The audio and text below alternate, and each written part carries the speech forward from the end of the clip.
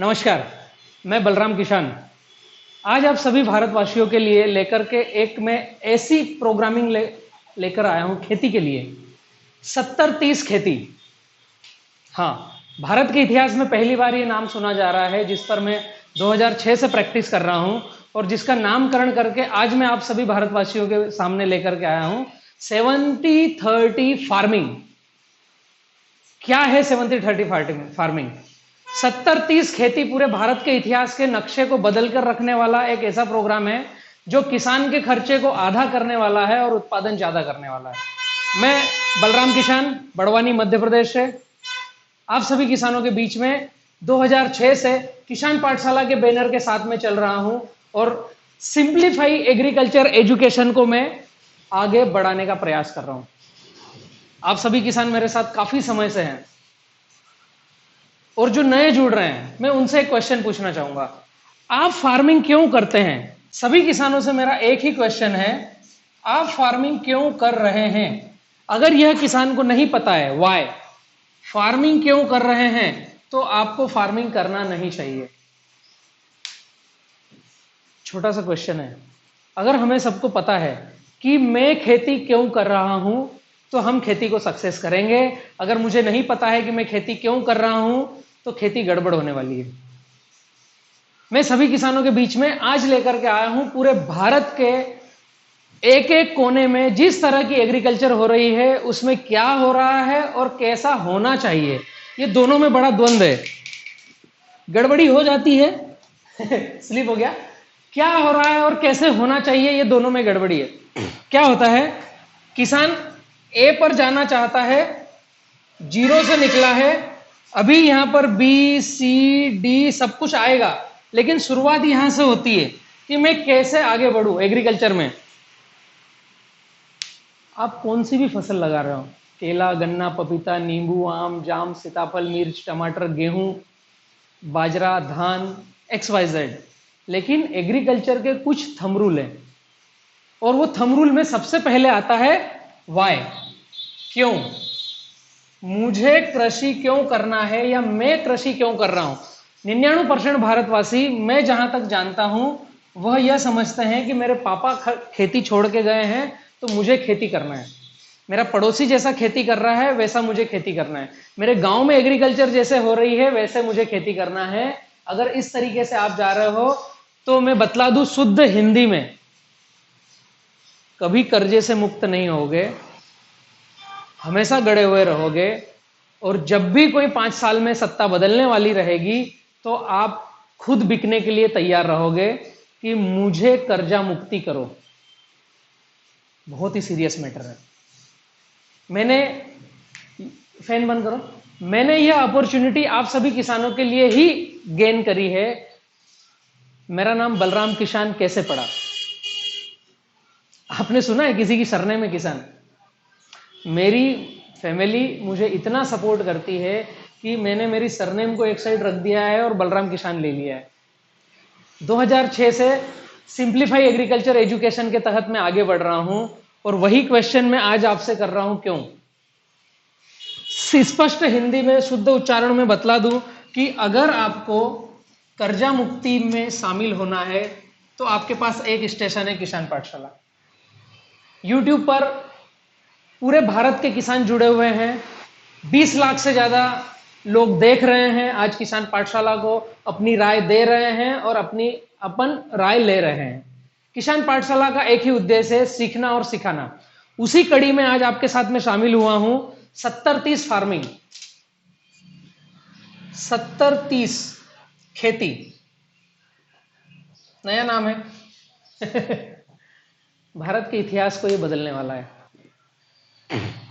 मैं हर उस किसान को कहना चाहूंगा जो मेरी बाइट्स को देख रहा है, काटन, मिर्च, टमाटर, मूंगफली, अदरक, गेहूं, सोयाबीन, केला, पपीता, गन्ना, नींबू, आम, जाम, सीताफल, अनार, मिर्च, XYZ, आप कोई सी भी फार्मिंग कर रहे हो, अगर आपने ये 70-30 वाला रेशो अप्लाई किया है तो आपकी फार्मिंग सिंप्लीफाई के तरीके से आप कर पाओगे।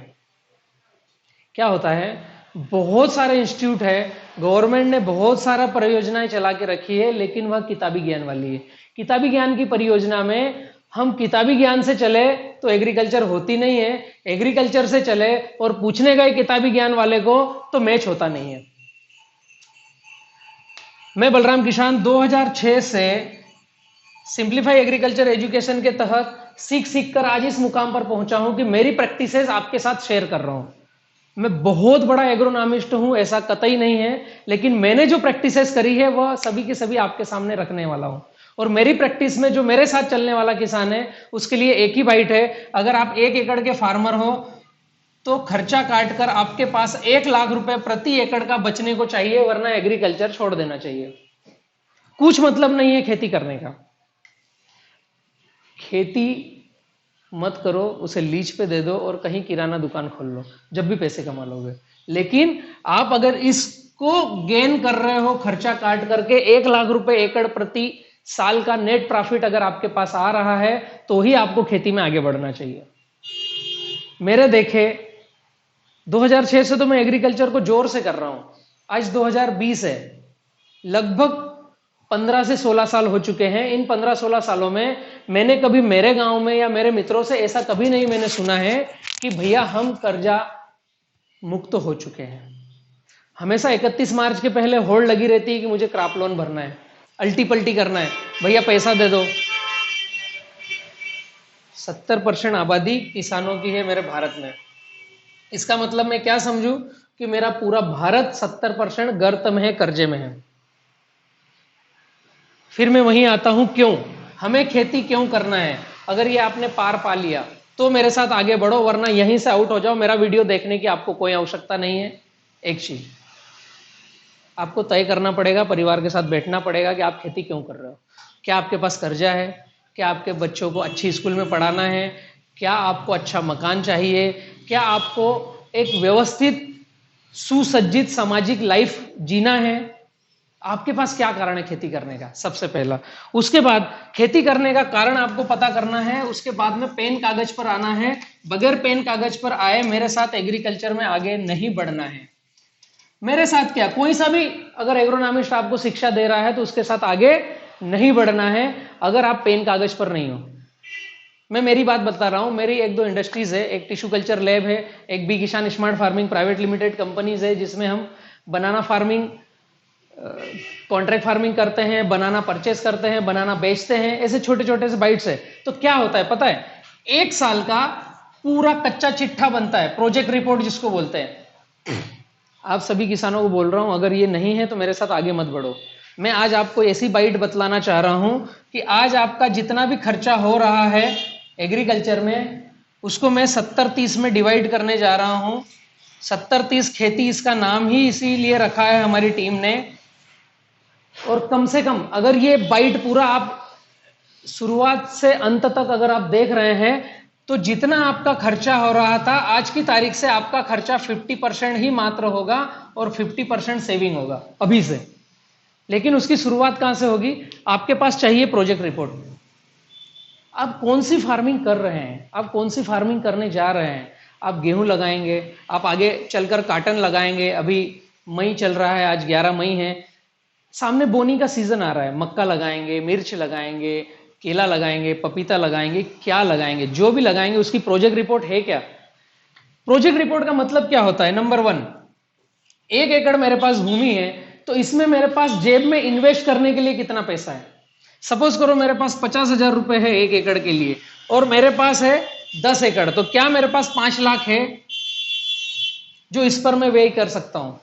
दूसरी बात, क्या ये 5 लाख अभी मैंने व्यय किया और आगामी सेशन में वापस कोविड-19 जैसा कुछ प्रकोप आया तो मैं सरवाइव कर सकूंगा क्या? क्या मैं आगे बढ़ सकूंगा?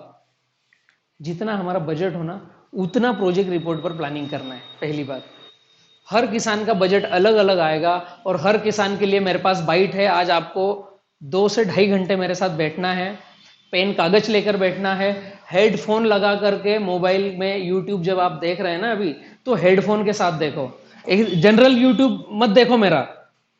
आधा बाउंसर जाएगा, आधा अंदर जाएगा, बाकी बाहर की चहल पहल सुनाई देगी। अगर आपको खेती को सक्सेस करना है, आपको अपनी एग्रीकल्चर को 100 कंप्लीट करना है, तो क्या करना है? जो मोबाइल आप यूट्यूब पर बाइट्स मेरी देख रहे हो, उसमें जैक पिन लगाओ और हेडफोन अपने कानों में लगाओ और फिर बाइट देखना चालू करो और नोटपैड लेकर के बैठो जिसमें आप नोट्स बना सको। मेरा कहने का मतलब है, आपको पहले प्रोजेक्ट रिपोर्ट बनाना है कि मेरे पास कितना बजट है, मैं किस तरीके से एग्रीकल्चर को आगे बढ़ाऊंगा, मेरे खेती को आगे बढ़ाऊंगा, क्या क्या महीने में क्या क्या कठिनाइयां आ सकती है। आप जिसको अपना हितैषी, अपना एग्रोनॉमिस्ट मानते हैं उससे पूछिए, या फिर किसान पाठशाला पर ढेर सारे वीडियोस है, वहां पर फ्री लर्निंग, फ्री एजुकेशन लीजिए, वहां पर पता चलेगा। मेरा कंप्लीट होने के बाद मैं बेचूंगा किस मार्केट में, ये इसको बोलते हैं पूरी प्रोजेक्ट रिपोर्ट। अगर ये आपके पास है तो एंट्री कीजिए, अगर ये नहीं है तो बी किसान स्मार्ट फार्मिंग आपको गाइड करने के लिए तैयार है। आज की तारीख में हम कुछ 3 चीजों पर काम कर रहे हैं: केला, पपीता, गन्ना। आगे अगर आप लोगों का सहयोग रहा और कुछ थोड़ा बहुत मेरे अंदर ज्ञान अर्जित हुआ तो मैं आगे और फसलों को लेकर के आऊंगा। मैं जस्ट इस बाइट से ये बतलाना चाह रहा था कि आपको पता होना चाहिए कि बलराम के साथ क्या है आगे और कैसे चलना है। ओके, यहां तक क्लियर हुआ? आप अगर क्लीन है आपके माइंड में कि आपको खेती क्यों करना है, तो मैं यहां से आगे बढ़ता हूं। मेरा पहला ही चैप्टर था कि आपको एग्रीकल्चर क्यों करना है। अपनी नीड को जगाओ, अपने गोल को जगाओ, 100 काम करो अपने गोल के ऊपर। अगर आपके पास 3 एकड़ जमीन है तो 3 एकड़ जमीन का क्यों निकाल लो। इस 3 एकड़ जमीन से आपके पास कितना कर्जा है, या कर्जा मुक्त हो तो क्या करना है, आपका गोल बना लो। उस गोल को अपने बेडरूम में जहां सोते हो उसके सामने ऐसा लगा लो। अगर ये है ना मित्र, तो सुबह उठते से आपको गोल दिखेगा और आपकी एग्रीकल्चर को 100 आप सफल कर पाओगे। मेरी शुरुआत यहीं से होती है। अगर आप पेन कागज पर हो, पेन कॉपी ले लिया है आपने, नोटबुक ले लिया है, ठीक है, आगे बढ़ूं मैं? ओके, अभी मैं आपको छोटी छोटी बाइट्स में बतलाना चाहूंगा कि पूरे भारत की खेती को हम सिंप्लीफाई कैसे करें, जो एकदम टफ हो रखी। आज की तारीख में है क्या पता है? यहां पर है मेरा किसान, वो सोच रहा है कि मैं क्या करूं, किधर जाऊं, कैसे चलूं, कैसे किससे मदद लूं। उसके माइंड में ना बहुत सारे क्वेश्चंस है, समझ नहीं आ रहा है कि मुझे क्या करना चाहिए। एकदम क्वेश्चंस का भंडार है उसके माइंड में। जाना है यहां पर, उसको पता है कि यहां पर मेरा गोल है, लेकिन सीधे पथ की बजाय उसके पास बहुत ही टेढ़ा मेढ़ा रास्ता है। अभी पता नहीं वो कैसे इस रास्ते को फेस कर रहा है, कैसे चल रहा है, कब पहुंचेगा, कहां पहुंचेगा पता नहीं, किस तरीके से कितनी दूर पहुंचेगा। फिर से कहता हूं, पेन कागज ले लिया हो तो मैं प्रोग्राम चालू करता हूं। अभी प्रोग्राम चालू हुआ नहीं है। चलो ठीक है, आप कबूल कर रहे हो, ले लिया है, मैं आगे बढ़ता हूं। मैं पूरे भारत के लिए लेकर के आया हूं 70-30 फार्मिंग, खेती। क्या है ये 70-30 खेती? पहले ये कॉन्सेप्ट समझा दूं आगे बढ़ने से पहले। 70-30 खेती, मैं पूरे खेत को डिवाइड करके फार्मिंग करवा रहा हूं किसानों से जो बलराम किसान के साथ जुड़ रहे हैं एग्रीकल्चर में। मेरे साथ खेती में जुड़ने का क्या बेनिफिट्स है? सिंपल सा बेनिफिट्स है कि जितना करोगे उसका 70% बेनिफिट आएगा, 30% खर्चा होगा। दूसरा सबसे बड़ा बेनिफिट, पूरे खेत को मैंने 70-30 के भाग में बांट दिया है। 70% पौधे के लिए जमीन है ये। हेलो, खेत किसके लिए होता है? पौधे के लिए होता है ना। 70% जमीन पौधे के लिए है और 30% जमीन किसान के लिए है जो खेत में काम करेगा। समझ में आ रहा है? यह एक फील्ड हो गया है, इसमें 70 पौधे के लिए, 30 किसान के लिए। आज तक पूरे भारत की खेती कैसे हो रही है, समझाओ मुझे। 70% जमीन पर किसान काम करता है और 30% जमीन पर पौधे लगे रहते हैं, और उनके लिए छोटी सी जगह रहती है जहां पर मॉइस्चर रहता है ड्रिप इरिगेशन से, और फ्लड इरिगेशन से है तो उसके लिए भी इतना ही। बाकी जमीन पर तो हम चल फिर करते हैं और काम करते हैं। ऐसा ही हो रहा है। 70% हम जो उपयोग कर रहे हैं वह पौधे को उपयोग करने दो। खेत के अंदर कल्टीवेशन, मशागत, निंदाई, गुड़ाई, खाद प्रबंधन, पानी प्रबंधन, जो भी हमें करना है वह 30% जमीन में हमें चल फिर करके काम करना है और 70% जमीन पौधे के लिए सेव रखना है ताकि वह अपनी डेवलपमेंट में आगे बढ़ सके और हमें उत्पादन ज्यादा से ज्यादा दे सके। समझ में आया 70-30 क्या है? यह पूरी बाइट आगे तक आखिरी तक मैं लेकर के जाऊंगा आप सभी किसानों के लिए। यह किसी पर्टिकुलर एक फसल के लिए नहीं है और यह पर्टिकुलर एक किसान के लिए नहीं है। मैं किसान खर्च आधा और उत्पादन ज्यादा के तहत इस पूरे आज के कॉन्सेप्ट को रन करूंगा और मेरी यह कोशिश रहेगी कि आप किसी भी स्टेट से हो, मैं पूरे 29 प्रदेश के किसानों को बोलना चाहूंगा, आप कोई सी भी फसल कर रहे हो, किसी भी प्रदेश से हो और आप किसी भी तरह की फार्मिंग कर रहे हो, अगर 70-30 को लागू किया तो किसान खर्च आधा और उत्पादन ज्यादा करने में आपको कोई नहीं रोक पाएगा।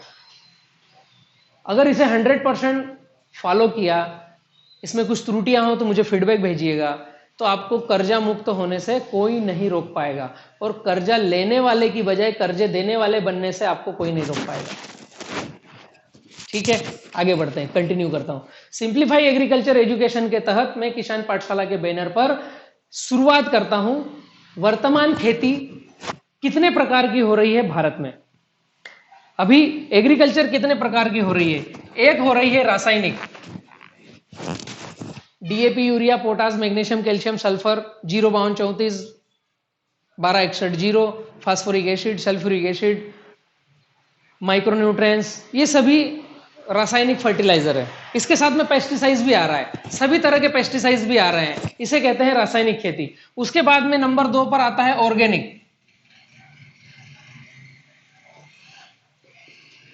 बहुत सारा जोर इस पर गवर्नमेंट भी दे रही है, बहुत सारी संस्थाएं भी दे रही है, तमाम तरह के कोई सेमिनार्स होते हैं या कुछ होता है तो वहां पर सिंपल सा निकल के आता है कि ऑर्गेनिक फार्मिंग करना चाहिए, ऑर्गेनिक फार्मिंग को बढ़ावा देना चाहिए। हम सब ओटले पर बैठकर ये बात भी करते हैं कि ऑर्गेनिक फार्मिंग होना चाहिए। मेरे गांव में 2 लोगों को कैंसर हो गया, ऐसा हो गया, फलाना हो गया, ढिमका हो गया, पैसा नहीं लगेगा। लेकिन आप सभी से पूछना चाहूंगा, कितने % लोग हैं जो ऑर्गेनिक फार्मिंग कर रहे हैं बात करने के बाद में? शायद कोई नहीं। पूरे भारत में से एक छोटे से प्रदेश को गवर्नमेंट ने चिन्हित किया, सिक्किम, जिसको ऑर्गेनिक राज्य घोषित किया और वहां पर पेस्टिसाइड फर्टिलाइजर की दुकानें बाहर कर दी। बहुत अच्छी बात है, शुरुआत कहीं से होना चाहिए। हम ऑर्गेनिक की बात करते हैं लेकिन हम कितने % करते हैं? बहुत सारे एग्रोनॉमिस्ट हैं जिनके मीटिंग सेमिनार्स होते हैं, 3-3 हजार लोग रहते हैं, 2-2 हजार लोग रहते हैं। मेरे गुरु सुभाष पालेकर जी के मध्य प्रदेश में, भारत में हमने सेमिनार्स कहीं कहीं करवाए। इंदौर में सेमिनार करवाया था, पहले 300 टिकट बिके, फिर 800 हुए, फिर 1200 हुए, फिर 2300 हुए, फिर 3000 टिकट हो गए। ये हॉल लिया था, फिर बड़ा किया, फिर बड़ा पूरा रिसोर्स ले लिया। प्राकृतिक कृषि 5 दिन का शिविर, 0 बजट। पालेकर जी का मैं कायल हूं, क्या गजब की स्पीच है और क्या बेहतरीन वह समझाते हैं। 3000 लोग थे इंदौर में जब सुभाष पालेकर जी का कार्यक्रम हुआ था, 0 बजट प्राकृतिक कृषि। उन 3000 लोगों में से मुश्किल से 30 लोग भी अगर उन्हें फॉलो कर रहे हो तो मैं सार्थक समझूंगा पालेकर जी का जो सेमिनार हुआ उसको। पिन ड्रॉप साइलेंट रहता है उनके सेमिनार्स में। मैं कहना यह चाह रहा हूं, क्या हम इसे कर रहे हैं? अंदर झांक के बताओ, मेरे हिसाब से नहीं हो रहा है। नाम इसका चल रहा है, काम केवल रासायनिक खेती का हो रहा है। तीसरे नंबर पे आता है मिक्स फार्मिंग। तीसरे नंबर पे मिक्स फार्मिंग आता है। यह कृषि कौन कौन कर रहा है? मिक्स खेती सभी लोग कर रहे हैं। क्यों, कैसे? एक मित्र है गाजियाबाद में जिन्होंने डीकंपोस्ट की एक 20 रुपए की डब्बी निकाली। डीकंपोस्ट एकदम इजी शब्द। इसके पहले पालेकर जी का चल रहा था जीवामृत। क्षेत्रीय अलग अलग अनेक मित्र हैं जो कुछ न कुछ बैक्टीरिया खेती पर जोर देते हैं। हम देते हैं यूरिया, डीएपी, पोटास, और मन समझाने के लिए, हमारे मन की संतुष्टि के लिए 15 दिन में एक बार, 30 दिन में एक बार डीकंपोस्ट की 20 रुपए की डब्बी 200 लीटर पानी में घोलते हैं, ड्रिप से चलाते हैं या फ्लड से देते हैं नीचे कॉक खोल करके। इसे मैं कहूंगा कि दोनों का मिश्रण, मिक्स फार्मिंग। 3 तरह की खेती भारत में हो रही है, जिसमें सबसे ज्यादा हो रहा है मिक्स फार्मिंग। यस, इसके आगे अगर एक कदम आगे और हम बढ़े तो कौन सी खेती हो रही है और होना चाहिए? कुछ लोग 1-8% कहीं कोने पर क्या कर रहे हैं पता है? प्राकृतिक।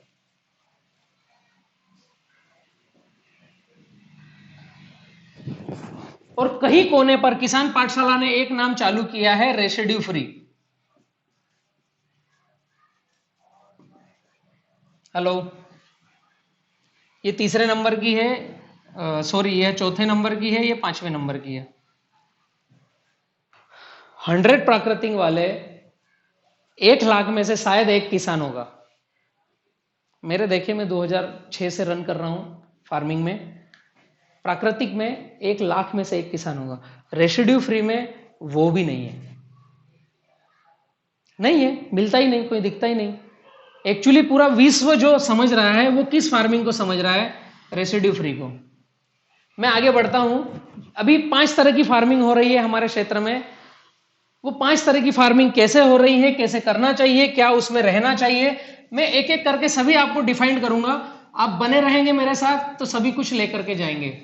आप आधे अधूरे में से उठ के जाना चाहते हैं, कोई दिक्कत नहीं। आप खुद ही कर्जे में रहना चाहते हैं, मेरी कोई परेशानी नहीं है। मैं ये चाहता हूं जो व्यक्ति मेरे साथ शुरुआत से अंत तक टिका हुआ हो ना, उसको आज की तारीख में मैं मनस्थिति से कर्जा मुक्त कर दूंगा। और 1 साल वो मेरे साथ रहा तो 1 लाख रुपए एकड़ का नेट प्रॉफिट कमाना कम से कम सीख जाएगा। ज्यादा की तो गारंटी है, सीखना ही है, मिनिमम 1 लाख रुपए एकड़ कमाना सीख जाएगा। अभी शुरुआत करता हूं मैं जमीन की तैयारी। ब्रदर पानी लेके आओ गिलास में। जमीन की तैयारी, लैंड प्रिपरेशन। कोई भी फार्मिंग करना है तो जमीन की तैयारी कैसे होना चाहिए?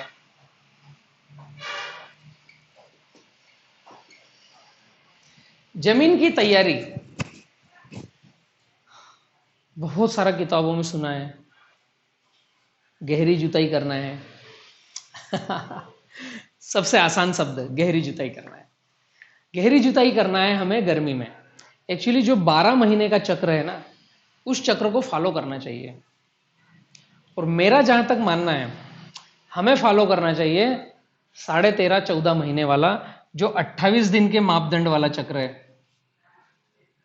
मेरी सारी बातें ना किसानों को लगेगी बलराम इधर खींच के ले जा रहा है, दुनिया इधर जा रही है। जो 30 से 32 दिन वाला चक्र है ना, एकदम गलत है।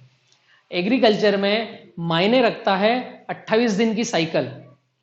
जो 14-15 दिन में अमावस्या और पूर्णिमा आती है, वह पूरी साइकिल चेंज करती है एग्रीकल्चर की। 1 सेकंड मैं पानी पी लेता हूं।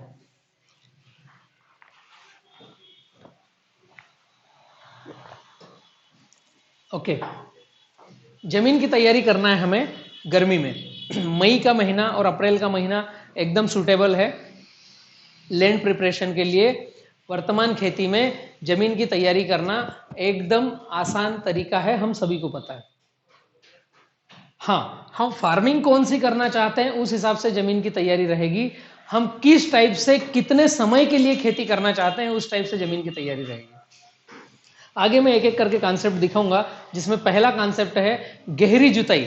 हमें सबसे पहले गहरी जुताई करना है जमीन की तैयारी करके, और मिनिमम से मिनिमम 15 दिन उसे धूप खिलाना है। सूर्य की रोशनी उस पर गिरना ही चाहिए, और संभव हो तो पलटी पलव करना चाहिए।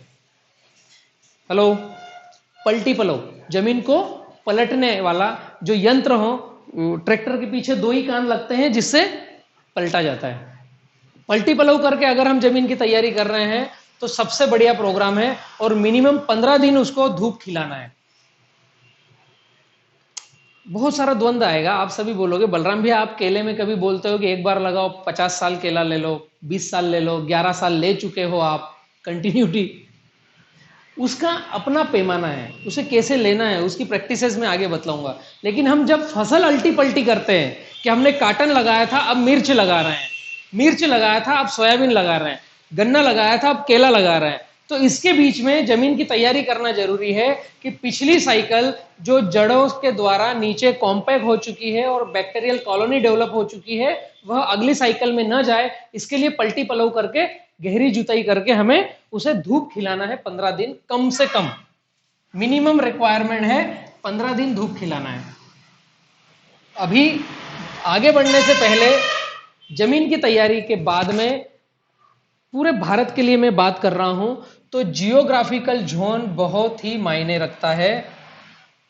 इस जोन के तहत अगर हम आगे बढ़े तो सभी को समझ में आएगा कि हमें कैसा काम करना चाहिए। यह है भारत का नक्शा। मैंने पूरे भारत को 5 डिवीजन में बांट के रखा है। कितना? 5। मैं अभी स्टेप चेंज कर दिया हूं। मैं जमीन की तैयारी के बाद आगे बढ़ना है। आपका जियोग्राफिकल जोन क्या है, आप कौन से क्षेत्र में हो। मैं एक आदमी के लिए यह वीडियो नहीं बनाया है, मैंने यह बाइट बनाई है पूरे भारत के लिए। तो इसको 5 जोन में बांट रखा है। कैसे? उत्तर, दक्षिण, पूरब, पश्चिम, और ये आ गया आपका मध्य। अभी यहां हम देखेंगे पूर्व, पश्चिम, उत्तर, दक्षिण और मध्य। अभी इस पूरे भारत के जियोग्राफिकल जोन में अगर आप मेरे से भी सलाह ले रहे हो तो 5 तरह की बाइट्स आएंगी मेरी। पूर्व भारत का पूरा बाइट्स, गाइडलाइंस, काम करने का तरीका सभी कुछ अलग। पश्चिम भारत में मेन आता है आपका गुजरात। एक ही व्यक्ति है वहां पर, गुजरात। अभी मध्य भारत की मैं बात करूं तो राजस्थान आएगा, मध्य प्रदेश आएगा, महाराष्ट्र का कुछ कोना आएगा, आंध्रा कहीं थोड़ा बहुत आएगा, छत्तीसगढ़ पूरा का पूरा आएगा। यह मध्य भारत का जियोग्राफिकल जोन है। अभी दक्षिण भारत की मैं बात करूं तो आंध्रा के नीचे केरला, तमिलनाडु, ये जो नीचे वाला पोर्शन है। अभी उत्तर की बात में करूं तो आपका पंजाब, दिल्ली, उत्तराखंड, हिमाचल, और पूर्व में उत्तर में आपका यूपी भी आएगा, बिहार भी आएगा कुछ हद तक उत्तर भारत में। मेरा कहने का यह मतलब है कि मैं जब वीडियो लॉन्च करता हूं या आप किसान पाठशाला पर कोई बाइट सुन रहे हो या देख रहे हो तो आपको समझना पड़ेगा कि वह बाइट्स क्या दक्षिण भारत के लिए है तो उसे उत्तर भारत में एप्लीकेशन करने की आवश्यकता नहीं है। क्या वह बाइट पश्चिम भारत के लिए है तो उसे पूर्व भारत में एप्लीकेशन करने की आवश्यकता नहीं है। लेकिन मैं अभी आगे आपको जो थंब रूल कुछ देने वाला हूं, जैसे मैंने एक थंब रूल क्या दिया कि हमें फसल बदलना है। अभी कोई फसल लगा रहे हैं तो गहरी जुताई करके कम से कम 15 दिन हमें धूप खिलाना है। यह पूरे 5 जियोग्राफिकल जोन के लिए है कि हमें 15 दिन तक कम से कम धूप खिलाना है। ये जियोग्राफिकल जोन की वजह से आगे बढ़ूंगा मैं कि ये जियोग्राफिकल जोन अगर हम समझ गए कि मैं कहां पर हूं, मेरे क्षेत्र का क्लाइमेट क्या है, तो मुझे क्या ग्राफ लेना चाहिए। अभी मैं अगर उदाहरण देना चाहूं, एक चीज को मैं अगर पकड़ूं कि जैसे केला, उदाहरण लीजिए केला। केले को क्या लगता है? क्लाइमेट कंट्रोल 25 से 32 डिग्री टेम्परेचर और 60% ह्यूमिडिटी। अभी 25 से 32 डिग्री टेम्परेचर, 60% ह्यूमिडिटी कहां पर है? वहां सबसे ज्यादा उत्पादन आता है दक्षिण भारत में। यह ज्यादा से ज्यादा है। क्यों? क्योंकि दक्षिण भारत में तीनों तरफ समुद्र है और वहां का वातावरण, वहां का क्लाइमेट 40 तक जाता नहीं, 40 के अंदर रहता है। हवा में नमी रहती है 40%, 50%, 60% कहीं कहीं पर। तो यहां का केले का उत्पादन अलग है। तो यहां का ग्राफ भी अलग होगा प्लांटेशन का। अगर मैं पश्चिम की बात करूं, पूर्व की बात करूं, उत्तर की बात करूं या मध्य की बात करूं, तो 5 स्टेशन पे अलग अलग ग्राफ रहेगा क्योंकि क्लाइमेट कंट्रोल। अभी केले को जो क्लाइमेट चाहिए वह हम कैसे बना सके, यहीं पर मैं, अगर आप विचलित हो गए कि बलराम भैया केवल केले की बात करते हैं, अगर मैं बात करूं मिर्च, मैं बात करूं मिर्च की या काटन की, अभी हम गंटूर में अगर जाएंगे तो वहां का क्लाइमेट इतना गजब का है कि मिर्च एकदम शानदार होती है।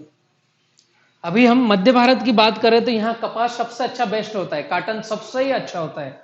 तो हमें यह समझना पड़ेगा कि मैं किस जोन में हूं तो मैं कौन सी फसल अप्लाई करूं। हेलो, जियोग्राफिकल जोन बताने का यह मकसद है कि आप कहां रहते हैं, उस क्षेत्र का बेस्ट क्या है क्लाइमेट, उस क्लाइमेट को कौन सी फसल सूट होती है, तो हमें वो करना चाहिए। अभी ऐसा नहीं है कि केला पूरे भारत में लगता है या नहीं है, केला पूरे भारत में लगता है, 29 राज्यों में सभी में लगता है, 20 स्टेट में तो मैं देखा ही हूं, सब दूर लगता ही है, होता ही है। लेकिन उसके हिसाब से हमें क्लाइमेट कंट्रोल करना पड़ेगा, उसके हिसाब से हमें ग्राफ चयन करना पड़ेगा, जब हम आगे बढ़ पाएंगे। अभी जियोग्राफिकल जोन की स्थिति देखकर अगर आपने चयन किया है कि मैं मेरे क्षेत्र में कौन सी फसल रखूं, अभी फसलों को लेकर के द्वंद है। जैसे उत्तर भारत में ठंडी है, पानी की कोई टेंशन नहीं है, दो चीजें हैं, तो वहां धान गेहूं ये फसलें बहुत ज्यादा होती है, लेकिन किसान उब गया है ये फसलें कर करके, अब मुझे अलग करना है, अलग करना है तो केला पपीता इस पे जा रहा है। गन्ना बहुत ही प्रीमियम होता है उत्तर भारत में, गन्ना कर करके किसान उब गया है, अब मुझे केला पपीता करना है, वेजिटेबल करना है मुझे, तो नहीं होगा ऐसा नहीं है, लेकिन उसके लिए आपके क्षेत्र का क्लाइमेटिक जोन क्या है और मैं जो फसल लगा रहा हूं उसमें क्लाइमेट की आवश्यकता क्या है, उन दोनों को मर्ज करके मुझे आगे बढ़ना पड़ेगा, वरना गड़बड़ी होगी। बात छोटी सी है, अगर मैंने इसे नहीं क्लियर किया कि मैं जो फसल लगा रहा हूं उसके लिए क्लाइमेट क्या आवश्यक है, पूरे मेरे सिस्टम में सबसे पहले मेरा रहता है क्लाइमेट कंट्रोल, सेकंड नंबर पे वाटर मैनेजमेंट, उसके बाद में फर्टिगेशन। तो आपको भी यही समझना पड़ेगा कि मैं जिस क्षेत्र में हूं वहां पर क्या क्लाइमेट है, अगर मैं उस क्षेत्र के अपोजिट कोई फसल लगा रहा हूं तो फिर मुझे उसका ग्राफ तय करना पड़ेगा क्या चाहिए, और उस पर क्लाइमेट कंट्रोल विधि मुझे तय करना पड़ेगी कि क्या क्लाइमेट कंट्रोल रखूं मैं इसका, ताकि यह प्रोडक्शन में ज्यादा से ज्यादा आगे आए। अभी आपका मिर्च हो सकता है, टमाटर हो सकता है, केला हो सकता है, पपीता हो सकता है, लेकिन आपका क्षेत्र कौन सा है, उस क्षेत्र के हिसाब से उसको क्लाइमेट ठीक है, अगर नहीं है तो कैसे क्लाइमेट कंट्रोल करूं। ढेर सारे विकल्प हैं, किसान पाठशाला पर जाएंगे तो आपको समझ में आएगा। एक छोटी सी बाइट बतलाता हूं, अगर मैंने उत्तर भारत में केले की खेती करी है, उदाहरण में दे रहा हूं, इससे आप अपनी फसल को रिलेट करो, तो यहां पर ठंडी ज्यादा रहती है, यहां पर 14 महीने के ऊपर मेरी फसल हार्वेस्टिंग पे आएगी। अगर मैंने दक्षिण भारत में किया है तो 10 महीने में कट के खत्म हो जाएगी। अभी ये 4 महीने क्यों बढ़ रहा है, क्योंकि ठंडी है, तो ठंडी से मुझे कैसे प्रिकॉशन रखना है। नवंबर दिसंबर जनवरी ये 3 महीने उत्तर भारत के लिए है ही नहीं डिक्शनरी में केले के लिए, तो वहां पर जो फील्ड रहती है उसकी फील्ड पर मुझे बाउंड्री पर कुछ ऐसा करना पड़ेगा कि खेत के अंदर जाए ना, और प्लांट को स्वेटर पहनाना पड़ेगी। तो उत्तर भारत के लिए केलों के लिए मैंने क्या बोला है कि आपकी 5 लाइनें केले की, 1 लाइन गन्ना घास की, फिर 5 लाइनें केले की, 1 लाइन गन्ना घास की। ये अगर प्रिकॉशन रखते हो और पूरी मेड़ पर गन्ना घास कर देते हो तो आपकी फार्मिंग को हेल्दी बनने से, अच्छी होने से कोई नहीं रोक पाएगा, क्योंकि अंदर ह्यूमिडिटी होगी, ना ठंडी हवा ना गर्म हवा अंदर बाहर होगी। इसी तरीके से अगर आप वहां पर कोई ऐसी फसल कर रहे हो जैसे पपाया है या मिर्च है या काटन है, तो आपको क्लाइमेट कंट्रोल करना पड़ेगा। जैसे महाराष्ट्र है, छत्तीसगढ़ है, मध्य प्रदेश है, यहां का क्लाइमेट गर्मी रहती है लेकिन ठंडी नहीं रहती है, ठंडी बस गिनती के 15 दिन के लिए आती है, इतने दिन में कोई फसल को दिक्कत नहीं होती। तो ये छोटी छोटी बातें हैं, इसको समझने के बाद अगर हम आगे बढ़े कि हमारी फसल का ग्राफ क्या होना चाहिए, जियोग्राफिकल जोन को लेकर के हमें ग्राफ तय करना पड़ेगा। आगे बढ़ रहा हूं मैं, नया टॉपिक पॉइंट आ गया मेरा, ग्राफ। ग्राफ मतलब पौधा हम जो भी लगा रहे हैं उसके लाइन से लाइन की दूरी और पौधे से पौधे की दूरी क्या होना चाहिए, इसे कहते हैं ग्राफ। आप कौन से क्षेत्र में हैं तो आपको पता चलेगा कि आपको क्या ग्राफ रखना है। अभी मैं अगर बात करूं गन्ने की, गन्ना, तो हमें थोड़ा सा पहले समझना पड़ेगा कि गन्ना हमें कहां पर लगा रहे हैं। हम गन्ना हम कहां पर लगा रहे हैं, तो उसका ग्राफ क्या होना चाहिए। पर्टिकुलर पहले तो हम जो फसल लगा रहे हैं उसको क्या ग्राफ चाहिए, फिर हमारा क्षेत्र कौन सा है तो हमें क्या ग्राफ रखना चाहिए। यहां से आगे बढ़ ही नहीं सकते, खेती स्टार्ट ही नहीं हो सकती। अगर मैं यहां पर बात करूं कपास, मैं अगर पश्चिम भारत में हूं, गुजरात में हूं और मुझे कॉटन लगाना है, कपास लगाना है, तो मेरे कपास का ग्राफ क्या होना चाहिए, कपास को क्या टेम्परेचर चाहिए और मेरे क्षेत्र का टेम्परेचर क्या है और मैं क्या इसको सर्वाइव करवा सकता हूं। अगर मैं गन्ना लगा रहा हूं पश्चिम भारत में, तो मेरे गन्ने का ग्राफ क्या होना चाहिए, गन्ने को कितना स्क्वायर फीट जगह चाहिए। वहां से छोटी छोटी बाइट्स आगे निकलती है। ये मैं सब आपको क्वेश्चन दे रहा हूं। आप यह क्वेश्चन आप जिस एग्रोनॉमिस्ट को मानते हो, आप जिससे ही गाइडलाइन ले रहे हो आज तक, उसको पूछना पड़ेगा। जो किसान मित्र कपास लगा रहा है, उदाहरण में देता हूं कि आप अगर गुजरात में राजकोट में हैं और आपको कॉटन लगाना है, तो अभी तक आप जिससे गाइडलाइन ले रहे हो तो उसी से गाइडलाइन लो, लेकिन पहले फिजिकल पेपर पे आओ। क्या करना है कि कॉटन को ग्राफ क्या चाहिए, इंटरनेट भरा पड़ा है यार, ढूंढो कपास को क्या स्क्वायर फीट चाहिए। जिस एग्रोनॉमिस्ट को मानते हो उसको पूछो क्या स्क्वायर फीट चाहिए, वहां से निकल के आएगा क्या स्क्वायर फीट चाहिए, इसको क्लाइमेटिक जोन क्या चाहिए, और मेरे गुजरात में राजकोट में क्लाइमेटिक जोन क्या है, तो मैं किस ग्राफ से लगाऊं। समझ में आ रहा है, लिंकिंग हो पा रहा है या ज्यादा हो रहा है। अगर हेडफोन लगा के बैठे हो और नोटबुक पास में है और एंट्री करते जा रहे हो तो बाउंसर नहीं जाएगा, वरना मेरी आधी बातें बाउंसर जाएगी। अभी मेरा सेशन चालू हुआ है, इंटरवल अभी आया नहीं है, ठीक है। मैं बतला रहा हूं कि आप जो भी फसल लगा रहे हो, आपके जियोग्राफिकल जोन के मुताबिक, उस फसल के क्लाइमेटिक कंडीशन के मुताबिक आपका ग्राफ होना चाहिए, लाइन से लाइन और पौधे से पौधा, सबसे पहली बात। और 99% केस में 28 डिग्री टेम्परेचर हर फसल के लिए सूटेबल है। 90% केस में, 99% केस में जो फसलें हम जनरल लगा रहे हैं, पूरे भारत में जो लग जा रही है, उसको 28 डिग्री टेम्परेचर चाहिए और कम से कम 25% ह्यूमिडिटी से प्लस चाहिए। अभी आपकी मैक्सिमम XYZ फसलें ले लो, जो केवल बर्फ में होता है, उन्हीं फसलों को छोड़ दो। केला, गन्ना, पपीता, अनार, नींबू, मिर्च, टमाटर, सीताफल, जाम, चीकू, XYZ।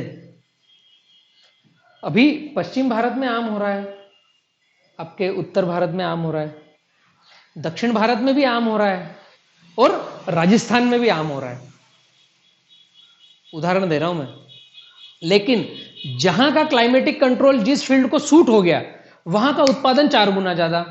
उसी तरीके से मैं अगर केले की बात करूं, तो केला पूर्व भारत में भी है, पश्चिम भारत में भी है, उत्तर भारत में भी है, दक्षिण भारत में भी है, और मैं जहां बड़वानी में रहता हूं मध्य भारत में भी है। लेकिन बहुत बड़ा शब्द है ब्रदर, लेकिन दक्षिण भारत में वहां का क्लाइमेटिक जोन ऑटोमेटिक सेफ है, तो वहां 50 किलो, 70 किलो, 100 किलो तक के बंच आते हैं। एक पौधे का वजन 50 किलो प्लस रहता है। तमिलनाडु, केरला, आंध्रा के नीचे हम जाएंगे, आंध्रा में 35 किलो, 40 किलो से नीचे कोई बंच आता नहीं है। वही अगर मैं बात करूं, उसी कंपनी का पौधा, वही किसान अगर मध्य भारत में केला लगा रहा है, तो 20 से 35 किलो के बीच में आएगा। जो 35 किलो के ऊपर आ रहा है, वो यहां पर 20 से 35 किलो आएगा। रीजन है अपने अपने। तो हम वही 35 किलो को यहीं पर हम 40-50 किलो कर सकते हैं। तो उसके लिए वहां पर जो क्लाइमेटिक जोन चाहिए, वैसा ग्राफ रखो, वैसा क्लाइमेट कंट्रोल बनाओ। मैं एक चीज बोल दूं कि यह होना चाहिए, तो यह संभव नहीं है। हर एक की परिस्थिति अलग अलग है, लेकिन आपको लर्निंग एटीट्यूड लेकर के सीखते हुए आगे बढ़ना है। जिस एग्रोनॉमिस्ट से सीख रहे हो, उसको पूछो, मैं ये फार्मिंग कर रहा हूं, मेरे खेत का ग्राफ क्या होना चाहिए, इसको इतना कैंडल रोशनी चाहिए और ये परिस्थिति है। क्या हो रहा है बतलाऊं मैं आपको एक छोटी सी बात जो मैंने समझी है। मेरे किसान मित्रों के बच्चे जो अच्छा 10वीं 12वीं कॉलेज कर लेते हैं, उनको मेरा किसान भाई किसी और के यहाँ नौकरी करने भेजता है, नौकर बना करके 10,000, 20,000, 50,000 रुपए महीने के लिए, और जो उसका बच्चा पढ़ाई में अंगूठा छाप है उसको बोलता है बेटा तू जा खेती कर।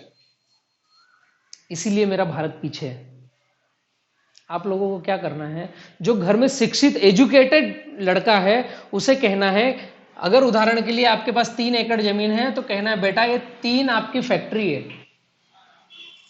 जो पढ़ा लिखा है ना उसको खेती करवाओ, और जो पढ़ा लिखा नहीं है उसको उसका असिस्टेंट बनाओ, पीए। देखो आपकी एग्रीकल्चर में क्या प्रोग्रेस आती है। आज की तारीख में मैं बतला दूं, इस लॉकडाउन के चक्कर में भी आज 11/5/2020 सारी इंडस्ट्री को ताला लगा है। केवल एक ही इंडस्ट्री ऐसी है, कृषि एग्रीकल्चर इंडस्ट्री ऐसी है जिसमें कभी ताला लग नहीं सकता। कितना ही कोरोना भयानक हो जाए, एग्रीकल्चर बंद हो नहीं सकती, हम कर नहीं सकते, और विश्व एग्रीकल्चर पे ही डिपेंड है। आगे का भविष्य आप लोगों को पता नहीं है क्या होने वाला है एग्रीकल्चर का। मैं ये बाइट क्यों दे रहा हूं आज आपको पता है? इस बाइट के पीछे बड़ा रीजन है, पूरे विश्व की नजर है भारत पर। 70% केवल एक ऐसा देश है जहां पर एग्रीकल्चर हो रही है उसकी पूरी जमीन की, और 70% लोग ऐसे हैं जो एग्रीकल्चर कर रहे हैं लेकिन अनभिज्ञ तरीके से कर रहे हैं। अपने बच्चे को एमबीए करने भेजा है तो दूसरे के यहाँ होटल पर नौकरी करने क्यों भेज रहे हो? अपने खेत में 3 एकड़ पर काम करवाओ ना। कहां पर दिक्कत है उस एमबीए वाले को? उसका दिमाग जो इतना वो शार्प करके आया है कि मैंने एक पौधा लगाया है एक मुहाने पर और इस लाइन में 50 पौधे हैं, मेरे खेत में 50 लाइन है, तो 23वें नंबर की लाइन का 25वें नंबर का पौधा क्या कर रहा है? वह एमबीए वाला लड़का पेन कागज पे आकर के खेती करेगा तो आपकी खेती को 100 सक्सेस बनाएगा। इस तरीके से आगे बढ़ने की कोशिश करो। मैंने एक चीज समझी है कि 3 एकड़ को अगर 3 फैक्ट्री मान करके आप चले हो तो मेरा वादा है खर्चा काट के 1 लाख रुपए एकड़ आपके पास नेट प्रॉफिट आएगा। अगर नहीं आया तो मुझे सुनना देखना बंद कर दो। मेरे चैनल को जो आपने सब्सक्राइब कर रखा है उसको अनसब्सक्राइब कर दो, मत देखो। फिर आप जो कर रहे हो वो ठीक है। आगे बढ़ता हूं। इसी कड़ी में मैं आगे थोड़ा सा एक जंप और लेता हूं। एग्रीकल्चर में छोटी छोटी बाइट्स हैं,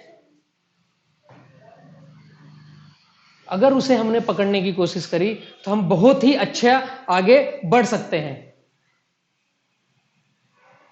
यहां पर एक छोटी सी बाइट यह मिस हो रही है कि काम करने का तरीका हम क्या रखें। मैं मुद्दे पर आता हूं जिसके लिए मैंने बाइट्स रखी है। अभी मैंने आपको बताया जमीन की तैयारी, गहरी जुताई करना है, 15 दिन तक उसे धूप खिलाना है। जियोग्राफिकल जोन, हम किस क्षेत्र में हैं उस क्षेत्र के मुताबिक हम जो फसल ले रहे हैं उसका ग्राफ रखना है। अभी ग्राफ रखने के बाद में हमें खेती को आगे कैसे बढ़ाना है और प्लांटेशन कैसा करना है, उसका जीन इंप्रेशन क्या करना है, काम करने का तरीका। अगर यह छोटी सी बाइट हमें नहीं समझ में आ रही है तो हमें आगे बढ़ने का कुछ अधिकार नहीं है। अभी प्लांटेशन, किसी भी फसल को प्लांटेशन करने का तरीका क्या है? पौधे हो या बीज हो या हम गन्ने जैसा डंडा लगा रहे हो, किसी भी फसल को प्लांटेशन करने का तरीका अगर हमने समझ लिया तो हमने 100 पार लिया, हमने प्लांट को 100 सेटिंग कर दी। अभी मैं बात बतला रहा हूं पौधों को, कि पौधों को हमें प्लांटेशन कैसे करना है।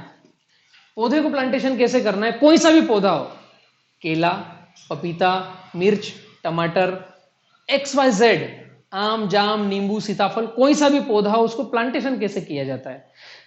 यह हमारी जमीन है, यहां पर हमने मार्किंग किया है कि यहां पर पौधा लगाना है। तो यहां पर क्या करना है, एक कुदावली मारना है और उसको वापस निकालना है। तो यह जमीन ढीली हो जाएगी, मिट्टी को नहीं निकालना है, केवल उसमें कुदावली मारना है, वापस निकालना है। ठीक है। अभी यहां पर ये क्रैकिंग आ गया, ढीली हो गई जमीन। अभी जमीन ढीली हो गई, इसमें डालना है 500 ml से 1 लीटर तक पानी। इसको बनाना है कीचड़। क्या करना है, कीचड़ बनाना है। कीचड़ बनाना है, हमने 1 लीटर पानी डाला, उसको मथ लिया, कीचड़ बनाया। कीचड़ को हटाना है, जो पौधा लगाना है उसे रखना है और कीचड़ छोड़ना है।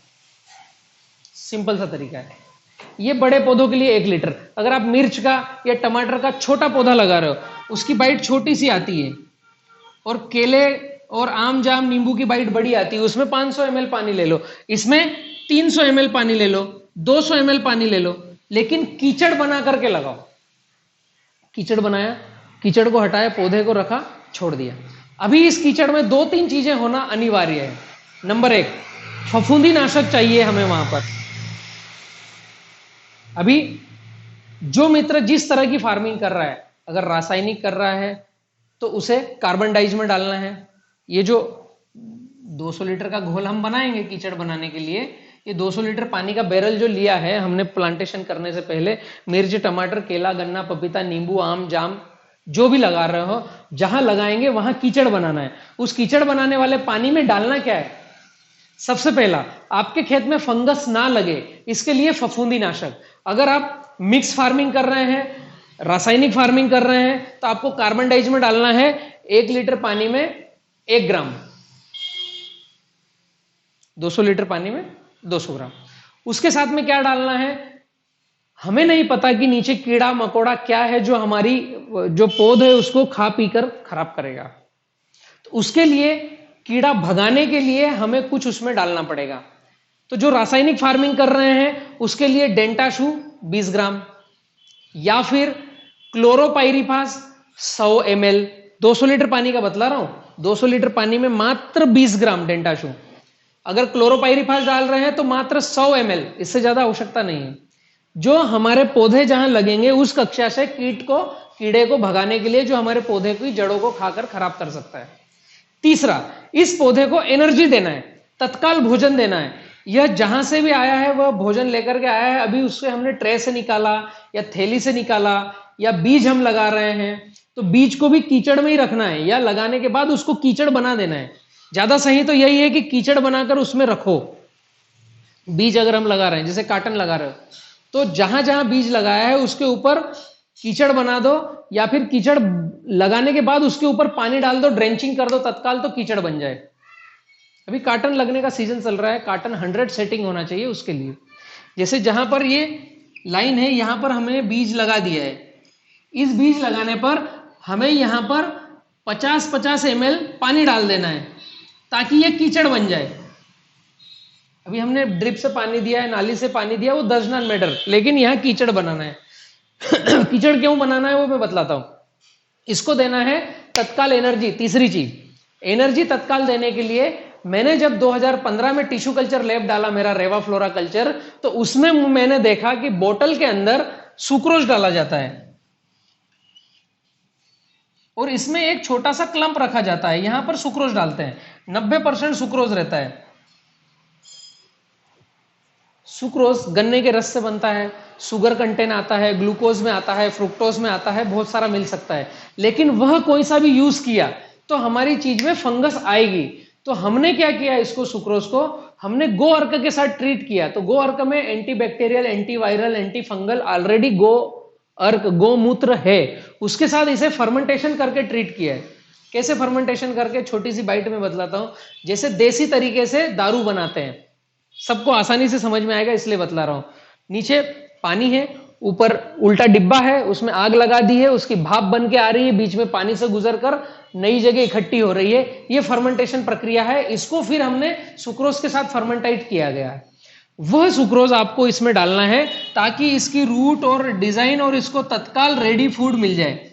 अभी पूरे भारत में आप अगर सर्च करोगे तो एनपीके या बैक्टीरियल फार्म या ऑर्गेनिक फार्म, ये 3 तरह की चीजें आएगी। इनमें किसी में भी ऐसा कोई मदर भोजन नहीं है जो पौधा तैयार अपनी रूट को डेवलप करने के लिए बाहर जड़ को निकाले और वो पौधा झट से एनर्जेटिक हो जाए और फट से बाहर आ जाए। रासायनिक फार्मिंग कर रहे हो तो 19-19 डालोगे, जड़ें मर जाएगी।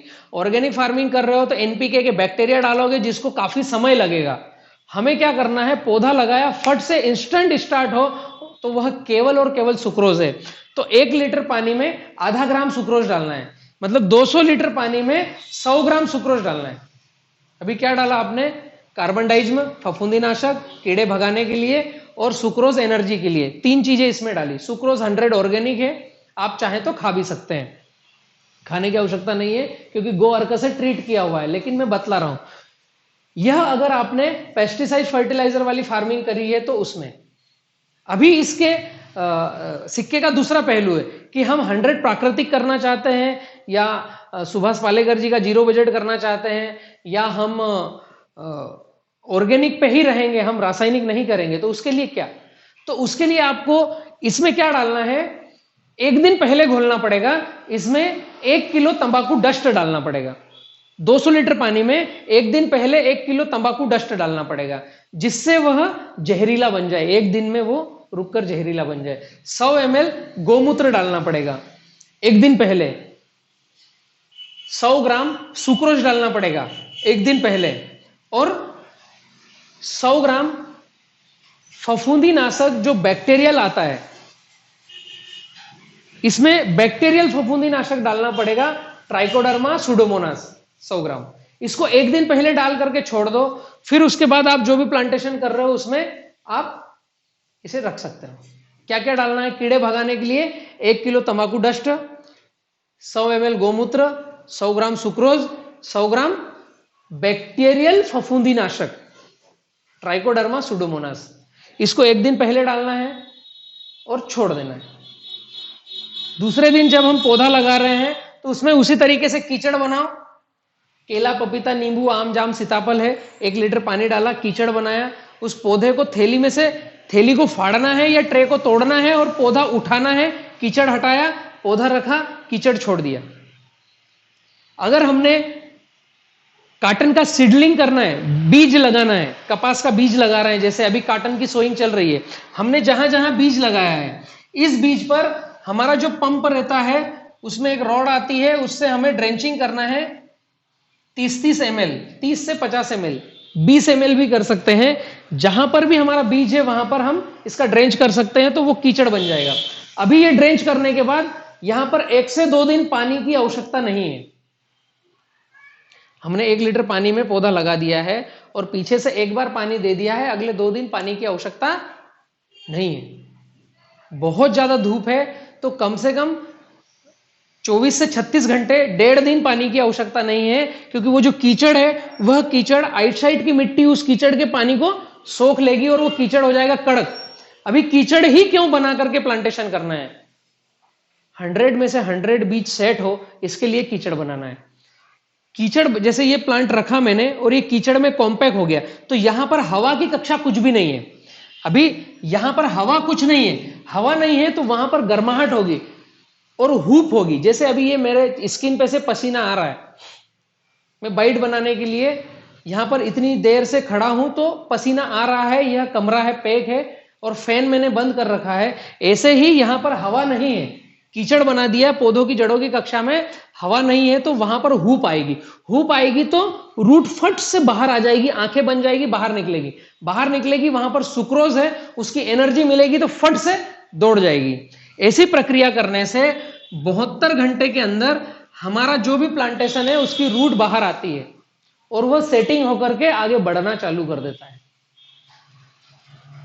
आज तक भारत के इतिहास में कीचड़ बना करके कोई भी प्लांटेशन किया नहीं जा रहा है।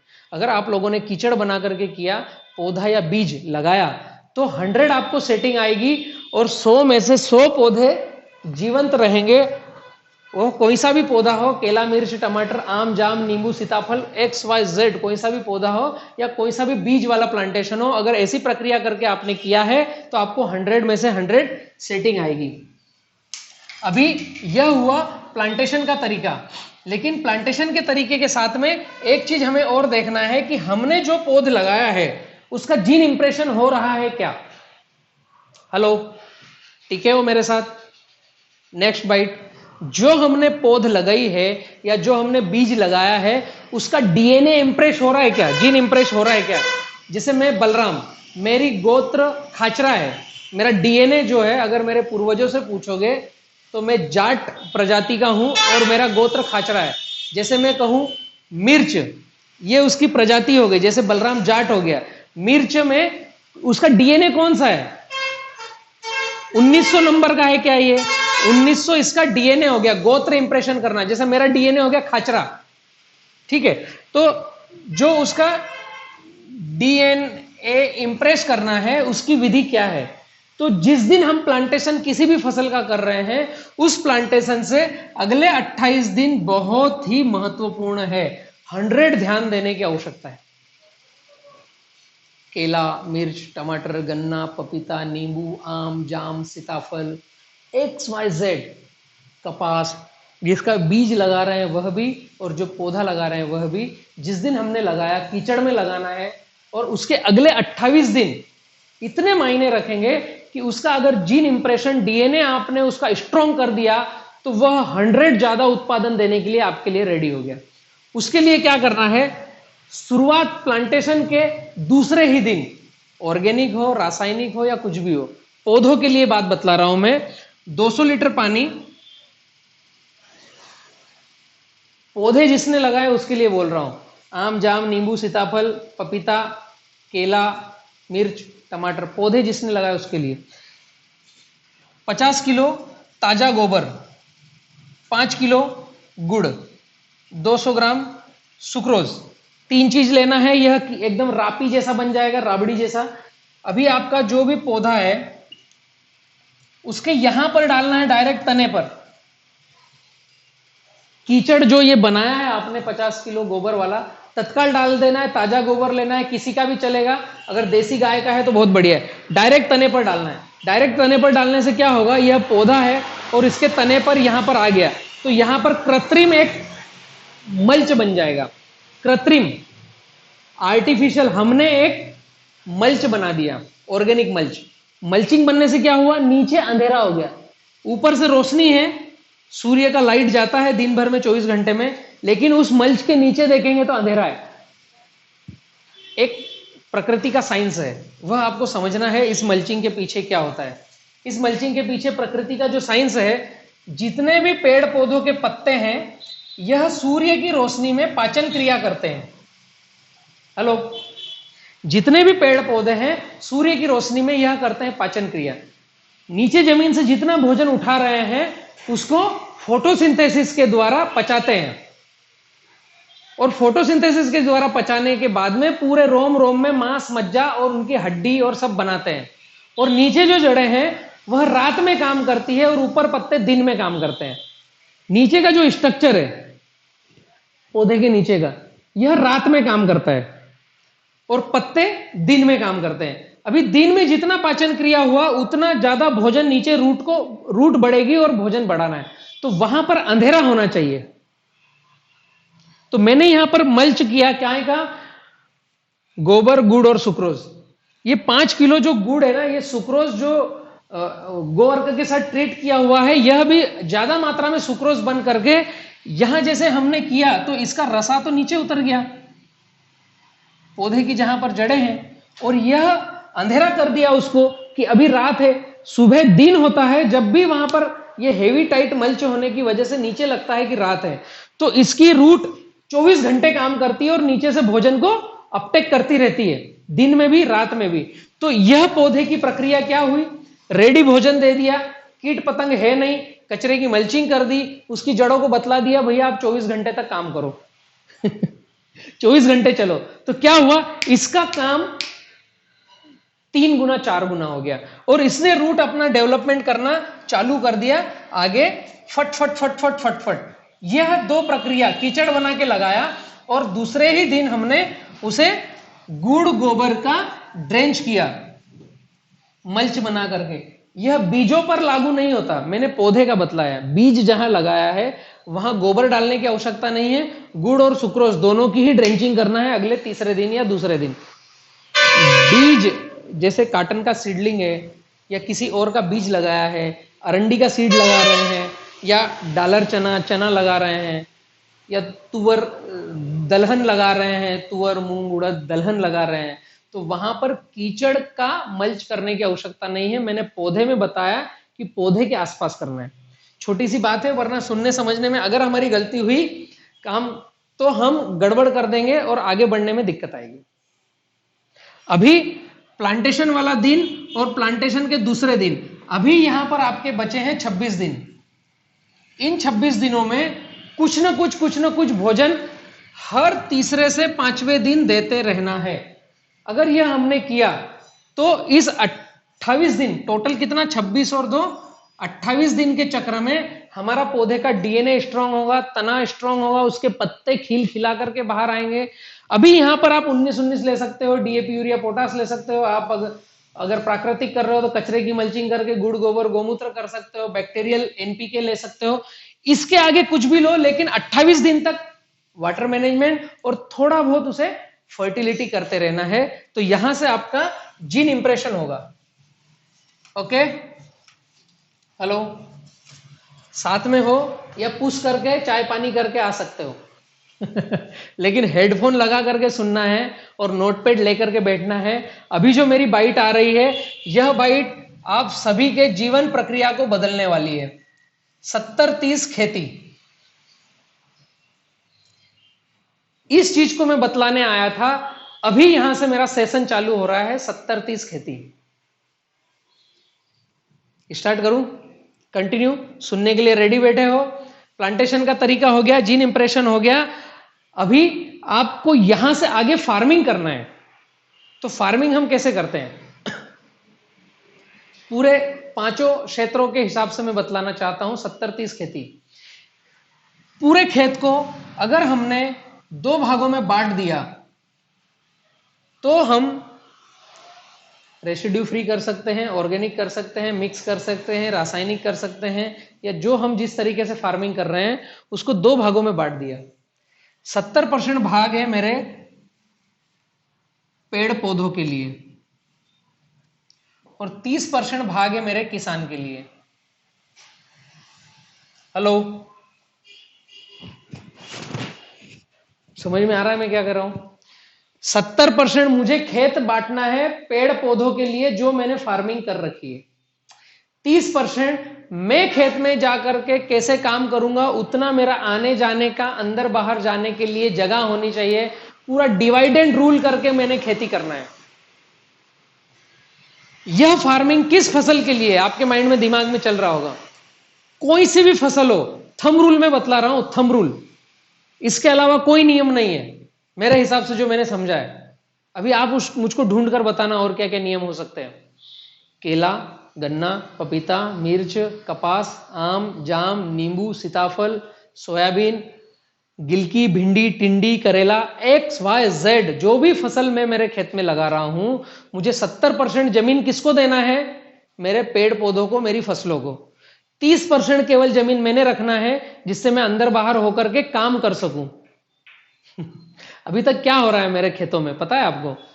70% जमीन मैं किसान रख रहा हूं और पौधे को बोल रहा हूं तेरी मर्जी हो तो इस 30% जमीन में काम कर। बतलाता हूं, अभी आप हाँ बोलोगे। मैं पहले 2-3 तरीके से फार्मिंग हो रहा है। एक ड्रिप फार्मिंग हो रहा है, एक स्प्रिंकलर फार्मिंग हो रहा है और एक फ्लड इरिगेशन, नाली से पानी देने की विधि हो रही है।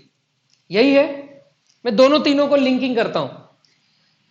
जैसे ये नाली से पानी देने की विधि है या ड्रिप डला हुआ है, मैक्सिमम 2 विधि है। स्प्रिंकलर वाला बहुत कम जगह पर है, तो मैं दोनों को टच करने की कोशिश करता हूं। उदाहरण के लिए यहां पर 5-5 फीट पर नाली है। एक फसल चयन करता हूं मैं, कपास, काटन, ठीक है। अभी 90% मैंने देखा है कपास की सोइंग कैसे होती है कि ड्रिप डाल रखी है 5 फीट पर और 1.25 फीट पर हम काटन लगा देते हैं या 1.5 फीट पर लगा देते हैं। हेलो, समझ में आ रहा है? अगर नाली से मैंने पानी दिया तो भी नाली 5-5 फीट पर डाल रखी है और 1.25 से 1.5 फीट या 2 फीट पर मैंने काटन का बीज लगा दिया। उदाहरण दे रहा हूं, आपकी फसल कोई सी भी हो सकती है, उसको आप लिंकिंग करने की कोशिश करना। अभी मेरा क्षेत्रफल यहां पर है 43,560 स्क्वायर फीट। 1 एकड़ क्षेत्रफल है, 43,560 स्क्वायर फीट। इसमें अगर मैंने 5 फीट पर ड्रिप डाली है या 5 फीट पर मैंने नाली करी है जिसमें मैंने काटन लगाया है, तो यह दूरी आती है 2750 मीटर। 43,560 स्क्वायर फीट में 2750 मीटर।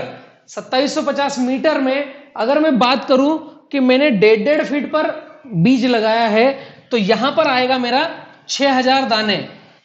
हेलो, मैं इसलिए बोल रहा हूं ये सारे मेरे रटे हुए हैं, मैं कई सारे सेमिनार ले चुका हूं, ये फैक्ट है। इतना ही एकड़ आता है, ये किताबों में लिखा है, गवर्नमेंट ने नॉर्म्स बना रखा है। और इसमें 5 फीट पर डाला तो इतने ही मीटर आएंगे, और इसको 1.5 फीट पर भाग दिया तो इतने दाने लगेंगे 6000। अभी 43,560 स्क्वायर फीट जगह है। 1 स्क्वायर फीट में कितने स्क्वायर इंच आते हैं? 12 गुणित 12। कैलकुलेटर उठाना पड़ेगा, ठीक है। 120 और उसके आगे भी 12,000 प्लस 14 से 15,000 स्क्वायर इंच 1 स्क्वायर फीट में। मैं बोल रहा हूं 43,560 square feet, 1 by 1 square feet मतलब 12 इंच 12 इंच। अभी 140 स्क्वायर इंच हुई। अभी इसको मैं 10-10 पे लेकर के गया तो कितना, और 43,560 स्क्वायर फीट में लेके गया तो कितना? एक स्क्वायर फीट में 150 इंच के ऊपर नीचे अगर होता है तो 43,560 स्क्वायर फीट में गुणित 150 करेंगे तो अनलिमिटेड आएगा, जो मेरे को अभी ध्यान में नहीं है। और उसमें मात्र 6,000 स्क्वायर इंच में मेरा बीज लगा है, ठीक है। कैलकुलेशन में थोड़ा डीपली ले जाना चाह रहा हूं ताकि आपके जहन में उतर जाए। मैं फिर से कहता हूं, अगर पेन कागज लेकर नहीं बैठे हैं तो मेरे वीडियो को पुश करें और पॉज करने के बाद पेन कागज लेकर के आए और बैठे, ज्यादा अंदर गहरे से उतरेगा। और हेडफोन लगा करके सुनिए, जैक पिन लगाओ, हेडफोन लगाओ। खेती में 1 लाख रुपए एकड़ नेट प्रॉफिट चाहिए तो ये आपको करना ही पड़ेगा, क्योंकि मैं सिंप्लीफाई एग्रीकल्चर एजुकेशन के तहत आपको कुछ बाइट्स गाइड करवा रहा हूं। किताबी ज्ञान से नहीं जा रहा हूं, जो मैंने प्रैक्टिकल किया है वो बतला रहा हूं।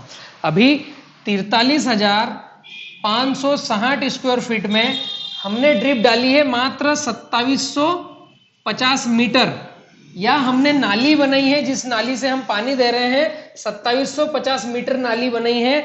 बाकी जो जगह है यह खाली है। हेलो, समझ में आ रहा है? बाकी जो जगह है यह खाली है, जो मैं किसान काम करता हूं वहां पर। अभी यहां से ध्यान देने की जरूरत है। पानी, पेशाब, चाय, कॉफी, जितना जो करना हो कर लो और वापस आके बैठ जाओ, पोस्ट कर दो वीडियो को। यहां से 70-30 खेती चालू होती है और आपका किसान खर्चा आधा और उत्पादन ज्यादा होना चालू होता है। अभी ये जमीन क्या है, यहां पर मैंने क्या किया है? कुछ भी नहीं। यहां पर मैं क्या करता हूं? मैं चल फिर करता हूं, कल्टीवेटर चलाता हूं, ट्रैक्टर से नागरटी करता हूं, जमीन को खेड़खाड़ करता हूं। फिर से मैं बतलाता हूं पूरा का पूरा कॉन्सेप्ट। आप पॉज करके गए थे, वापस आ गए हो, अभी मैं फिर से बतलाता हूं पूरा कॉन्सेप्ट। रिपीट इसलिए बोल रहा हूं कि आपके डीएनए तक मेरी बातें उतार दूंगा मैं। 70-30 जब भी मजा आएगा, मेरे भारत का किसान सफल होगा और सिंप्लीफाई एग्रीकल्चर एजुकेशन के तहत आगे बढ़ करके 70% पैसा बचाएगा और 30% ही खर्च करेगा। अभी 70% खर्चा कर रहा है, 30% बचा रहा है। अभी क्या किया हमने, जो बीज लगाया है, हेलो, केले का पौधा हो या काटन का बीज हो या मक्का हो या मिर्च हो या टमाटर हो या पपीता हो, अभी आपको समझ में आएगा 70-30 क्या होता है। 43,560 स्क्वायर फीट है जिसमें केवल 6,000 दाने हमारे दिख रहे हैं अगर काटन की बात करूं। अभी यहां पर हम फार्मिंग कैसे करते हैं, जैसे ही पानी गिरा इतनी जमीन को हम खेड़खाड़ करना चालू कर देंगे। हेलो, कल्टीवेटर चला रहे हैं, खरपतवार ना हो, समझ रहे हो? दिख रहा है आपको सभी को? इतनी जमीन हम काम कर रहे हैं हमारे, कि मैं खेत में जाऊं, ट्रैक्टर मेरा खेत में अंदर घुस जाना चाहिए। पता है सैकड़ों किसान मुझे क्या फोन करते हैं, भैया आप जो ग्राफ बताते हो उसमें ट्रैक्टर कैसे अंदर लेके जाऊं? आप जो खेती करवा रहे हो, तो भैया आपको ट्रैक्टर के लिए खेती करना है कि आपके खेत के लिए ट्रैक्टर लाए हो? यहां पर हम कल्टीवेशन कर रहे हैं। मैं इसलिए बतला रहा हूं कि यहां पर मुझे बताओ कि ये जमीन आपने ट्रैक्टर के लिए रख छोड़ी है या आपके पौधे की जड़ों के विकास के लिए और उत्पादन के लिए रख छोड़िए। अगर इतनी जमीन मेरे पौधे का विकास के लिए छोड़ी होगी तो वो उत्पादन कितना देगा? अभी मैंने जमीन कितनी रख छोड़ी है? यह बाइट है केवल मेरे पौधे के लिए। जहां पर पौधे की टखनी आ गई है, ये पौधे दिख गया है, तो मैं यहां से कल्टीवेटर निकालता हूं, यहां से कल्टीवेटर निकालता हूं, यहां से कल्टीवेटर निकालता हूं, यहां से निकालता हूं। ऐसा ही करते हैं हम।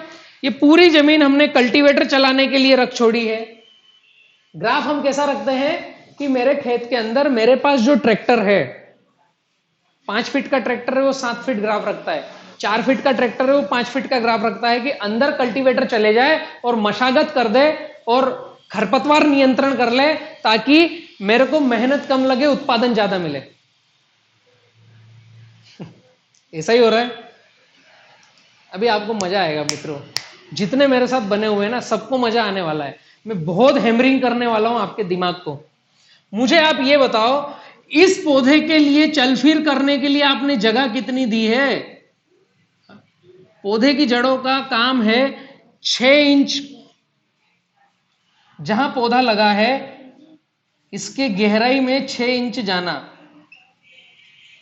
और चौड़ाई में फैलना। हेलो,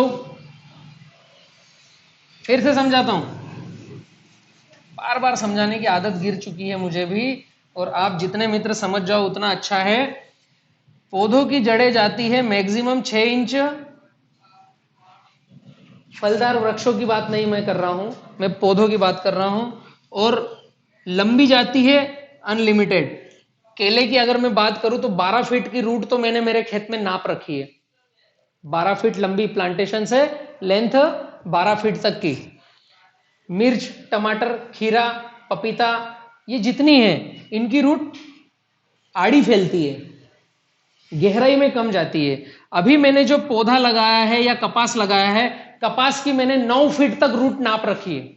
हेलो, राशि BG2 35 क्विंटल 1 एकड़ का सबसे हाईएस्ट रिकॉर्ड बड़वानी जिले का बलराम किसान के नाम पे लिखा हुआ है। 35 क्विंटल 1 एकड़ में से, जिसकी 7 से 9 फीट तक जड़ है कपास की, राशि BG2 की। यह बात है 2008 के लगभग की, 6 से 8 के बीच में। तो मैं ये बोलना चाहता हूं कि आपने कपास लगाया या पपीता लगाया या केला लगाया है ना। अभी यहां पर और एक मजेदार मैं बात बतलाता हूं। ये तो बीज वाली बात हो गई कि यह पास पास में लगाया। अगर मैंने यहां पर कोई सा पौध लगाया है तो पौध कैसा लगता है? 5 बाय 5, 6 बाय 6, 7 बाय 8, ये पौधा लगाया मैंने, ठीक है, इस तरीके से लगता है। तो यहां पर तो और मजा आता है आपको। यहां पर तो सिंगल पट्टी मिली है, यहां पर तो आपको काम करने के लिए ऐसा भी मिल गया है, ऐसा भी मिल गया है, ऐसा भी मिल गया है, ऐसा भी मिल गया है काम करने को, ऐसा भी मिल गया है। सभी दूर ट्रैक्टर चला दिया है पौधे की जड़ों को रगड़ते हुए। और कोई नासमझ ड्राइवर है, जैसा ये मैंने यहां पौधे को टच कर दिया, कोई नासमझ ड्राइवर है तो वह पौधे को उखाड़ते हुए भी ले जाएगा। अभी यहां पर मुझे कल्टीवेटर चलाना है। क्यों? क्योंकि यहां पर खरपतवार हो रहा है। मैंने यहां पर पौधा तो लगाया नहीं है, मेरे को यहां से तो उत्पादन लेना नहीं है। समझ में आ रहा है क्या कर रहा हूं मैं? यहां पर मैं कल्टीवेटर चला रहा हूं निंदाई गुड़ाई के लिए। हेलो, तो फिर मैंने पौधे को जगह दी कितनी, मुझे बतलाओ थोड़ा सा। यहां पर मैंने कल्टीवेटर चलाया है, पौधे को जगह दी कितनी? ये बस इतना सा, एक छोटा सा ओरा। मुझे चाहिए ज्यादा उत्पादन, किसान खर्च आधा और उत्पादन ज्यादा करना है, तो मैं क्या कर रहा हूं मेरे खेत में, ये समझना पड़ेगा। फिर से बतलाता हूं, 43,560 स्क्वायर फीट में मैंने मेरे पौधे को कितनी जगह दी है, यह मेरा क्वेश्चन है, मुझे बताओ। अगर मेरा केला, पपीता, नींबू है तो यह पौधा है, तो इसके आसपास 4-4 इंच की जगह दी है। 4 इंच इधर, 4 इंच इधर, 4 इंच इधर, 4 इंच इधर, क्योंकि ट्रैक्टर वहां गया तो पौधा उखड़ जाएगा। 4-4 इंच। बाकी मैंने पूरी जमीन किसको दी है? ट्रैक्टर को दे दी है, भैया तू खेड़खाड़ कर। मैंने बेलों को दे दिया है बख्खर चलाने के लिए कि तुम यहां अल्टी पल्टी करो, मेरे पौधे की कोई जड़ आने मत देना, मेरा पौधा थोड़ी सी भी जड़ बाहर लेके जाए तो उसको काट देना।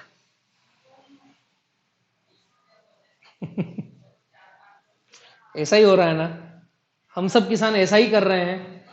तो ऐसा ही कर रहे हैं तो उत्पादन कहां से आएगा, मुझे थोड़ा बतलाओ।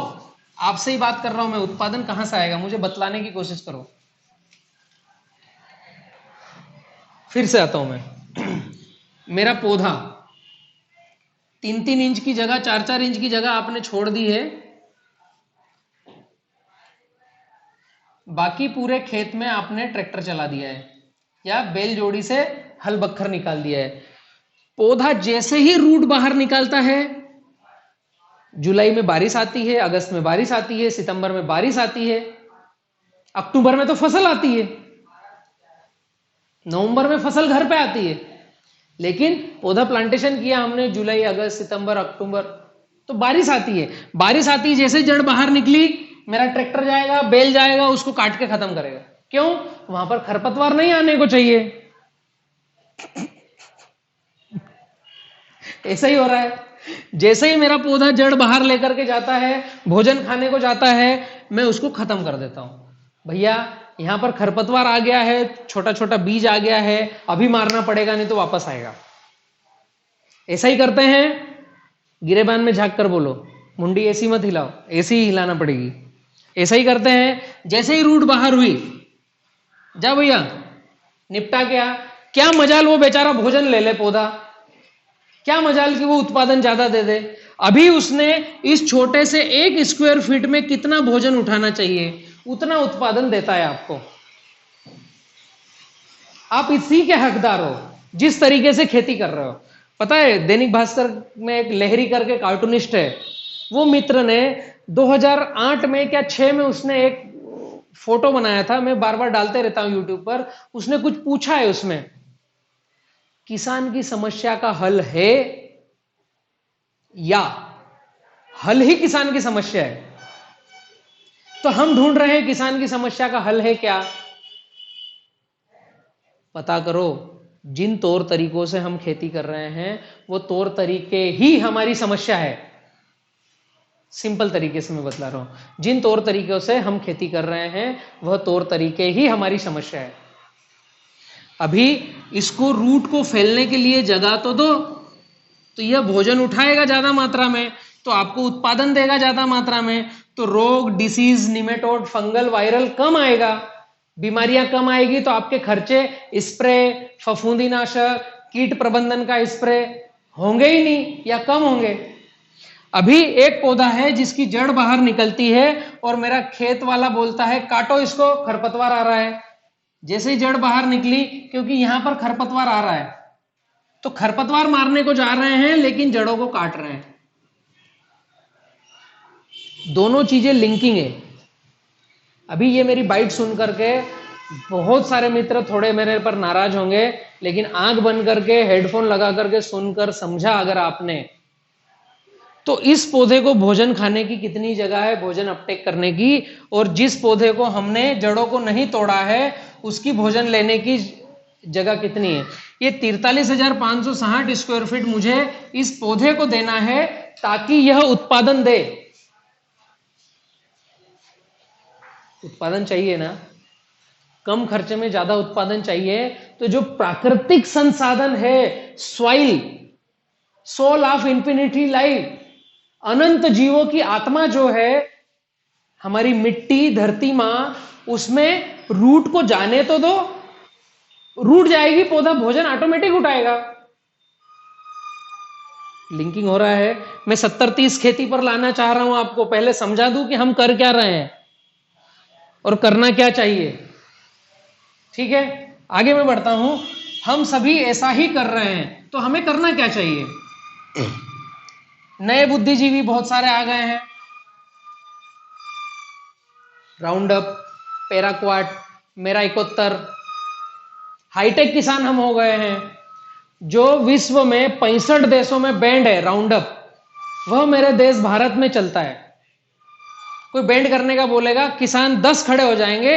हमारे यहां तो मजदूर नहीं है, हमारे यहाँ पानी ज्यादा गिरता है, ट्रैक्टर घर पे दूध दे रहा है, उसको हम भेज नहीं सकते खेड़खाड़ करने के लिए, हमको तो राउंड अप ही चलाना है। बलराम भाई का 70-30 को फॉलो नहीं कर सकते, हमको राउंड अप ही मारना है। पता है राउंड अप क्या है? मैं उस ब्रांड को नहीं बोल रहा हूं, मैं बोल रहा हूं जो खरपतवार नाशक, जो जीवंत पौधे को मार सकता है, डीएनए तक किल कर सकता है। मेरा 71 प्लांट का डीएनए तक वो चले जाता है, पत्ते पे लगा जड़ सहित मार देगा।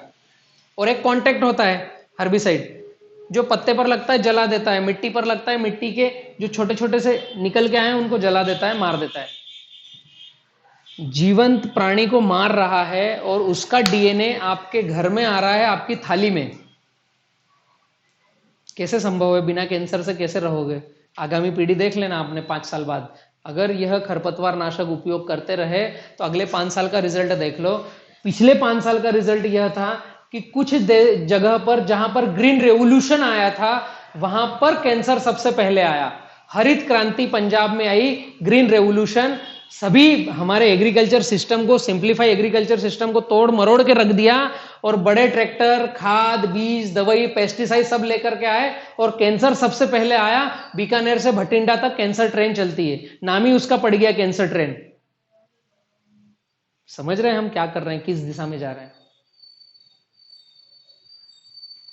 खरपतवार नाशक को घर से बाहर रखो, गांव से बाहर रखो, प्रदेश से बाहर रखो, देश से बाहर करो। मंत्री, संतरी, मित्र जो भी आप मुझे सुन रहे हो, बैंड करो इनको भारत से, कैंसर से बचना है तो।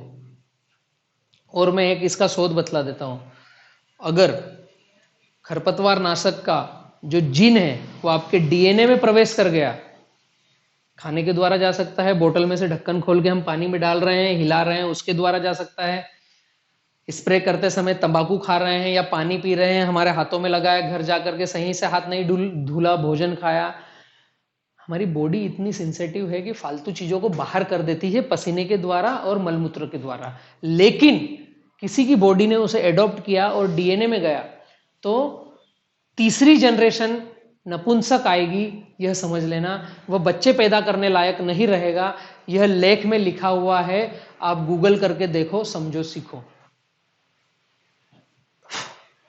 खरपतवार नाशक घर गांव से बाहर रखो। अभी मैं आता हूं, मैं ना थोड़ा सा भावुक हो जाता हूं क्या आप सभी को लेकर के, मेरे खुद को लेकर के। 70-30 फार्मिंग है क्या? अभी बलराम भाई ने बहुत सारे प्रवचन दे दिए, जड़ों को तोड़ो मत, तो करे क्या? मैं बतलाता हूं करें क्या। जो भी फार्मिंग करना है उसमें 70% जगह दे दो मेरे पौधों को। कैसे दोगे? अपने अपना दिमाग दौड़ाओ। 70-30 खेती के तहत अगर हम आगे गए तो किसान खर्च आधा और उत्पादन अनलिमिटेड ज्यादा। 70% जमीन चाहिए मुझे पौधों के लिए, 30% जमीन आप चाहें तो अपने काम करने के लिए रखें, किसान के लिए। ठीक है, सिंपल सा सूत्र बतला रहा हूं, सभी काम छोड़ करके हेडफोन लगा करके ध्यान से सुनने की आवश्यकता है। 70-30 खेती अगर आप समझ गए तो आप पूरे एग्रीकल्चर का ओरा समझ जाओगे और आगे बढ़ने की थीम समझ जाओगे। मैं केवल और केवल केला, गन्ना, पपीता 3 फसलों पर गाइड कर रहा हूं आज की तारीख में। आगे भविष्य में अगर पॉसिबल रहा तो सभी फार्मिंग को लेकर के आऊंगा मैं आगे, लेकिन मैं गाइड करता हूं 70-30 फार्मिंग के तहत, 70-30 खेती। क्या बलराम भाई बार बार 70-30 आगे बता ही नहीं रहे हो? मैं ये शब्द आपके डीएनए में घुसड़ना चाहता हूं, अंदर डालना चाहता हूं, दिल दिमाग में बिठाना चाहता हूं 70-30 फार्मिंग, ताकि मेरे देश का फार्मर कम खर्च में ज्यादा उत्पादन लेने वाला बन जाए। आओ आपके खेत में चलता हूं। यह है हमारा खेत, ठीक है। अभी मैं बात करता हूं वर्तमान में जो फसल लग रही, कपास या केला या आपकी जो भी फसल है उसको लिंकिंग कर लो। मैं रिलेट करता हूं कपास से। ये कपास का बीज लगाया, ठीक है। अभी मैंने लगाया 5-5 फीट पर, बेटा पानी पिला दे, 5-5 फीट पर काटन का बीज लगाया है, ठीक है। अभी मैं ड्रिप से लगाऊं या नाली से लगाऊं फर्क नहीं गिरता है। ठीक, दोनों में थीम वही काम करेगी। अभी मैक्सिमम ड्रिप है पूरे भारत में, तो मैं ड्रिप का बतलाता हूं, उसको फ्लड इरिगेशन से लिंकिंग कर दूंगा। ड्रिप से मैंने लगाया है तो यहां पर डाली है ड्रिप। ठीक है, मैं एक बॉक्स बनाता हूं जिसमें आप अभी तक जो कर रहे हो वो भी बतलाते जाता हूं। ये डाल रखी है ड्रिप और यहां पर लगा रखा है बीज। ठीक है, ऐसा ही होता है, ऐसे ही कर रहे हैं अभी तक। ऐसा करना बंद करो, पैसे कमाना हो, प्रोडक्शन ज्यादा लेना हो तो ऐसा करना बंद करो। फिर क्या करना है वो देखो। ड्रिप डालने का तरीका, बीज मेरा लगा है जिस तरफ, उसके एक दिशा कोई सी भी फिक्स कर ली, अभी दूसरी तरफ उसके अपोजिट दिशा में आएगा, अंदर ले रहा हूं मैं। हेलो, इसका पानी का निसरा इधर होगा, इसका पानी का निसरा इधर होगा। यहां पर क्या है, सभी का निसरा एक तरफ हो रहा है। आप वाली पद्धति में मैं जो बतला रहा हूं उसमें ड्रिप आपको अपोजिट डालना है। अगर यहां पर उत्तर में डाली है तो यहां पर दक्षिण में डालना है। पौधा वही है, उतना ही है, ड्रिप उतनी ही है, लेकिन अपोजिट दिशा में डालना है। यहां की ड्रिप फिर अपोजिट दिशा में आएगी। हेलो, ये उत्तर, ये दक्षिण, ये उत्तर, ये यहां पर आएगी दक्षिण। ठीक है, इस तरीके से ड्रिप आपको डालना है। एक सेकंड,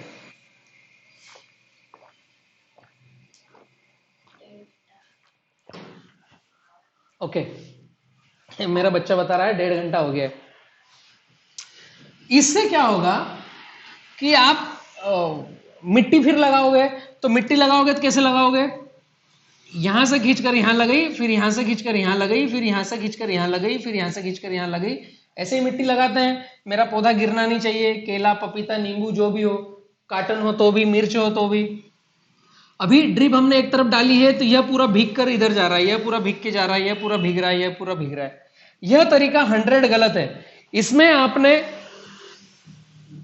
पूरी दूर पानी पानी किया है, खेत के अंदर जा रहे हो काम करने के लिए तो पूरी दूर चल फिर कर रहे हो, तो जहां मॉइस्चर है वहां आपका पैर लग रहा है तो जमीन पुश हो रही है, कोई वहां पर रूट डेवलपमेंट होगा नहीं।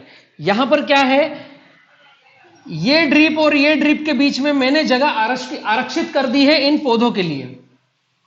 अभी यहां पर मैंने नाली करी है, फिर यहां पर नाली करी है, फिर यहां पर नाली करी है मिट्टी लगाने के लिए।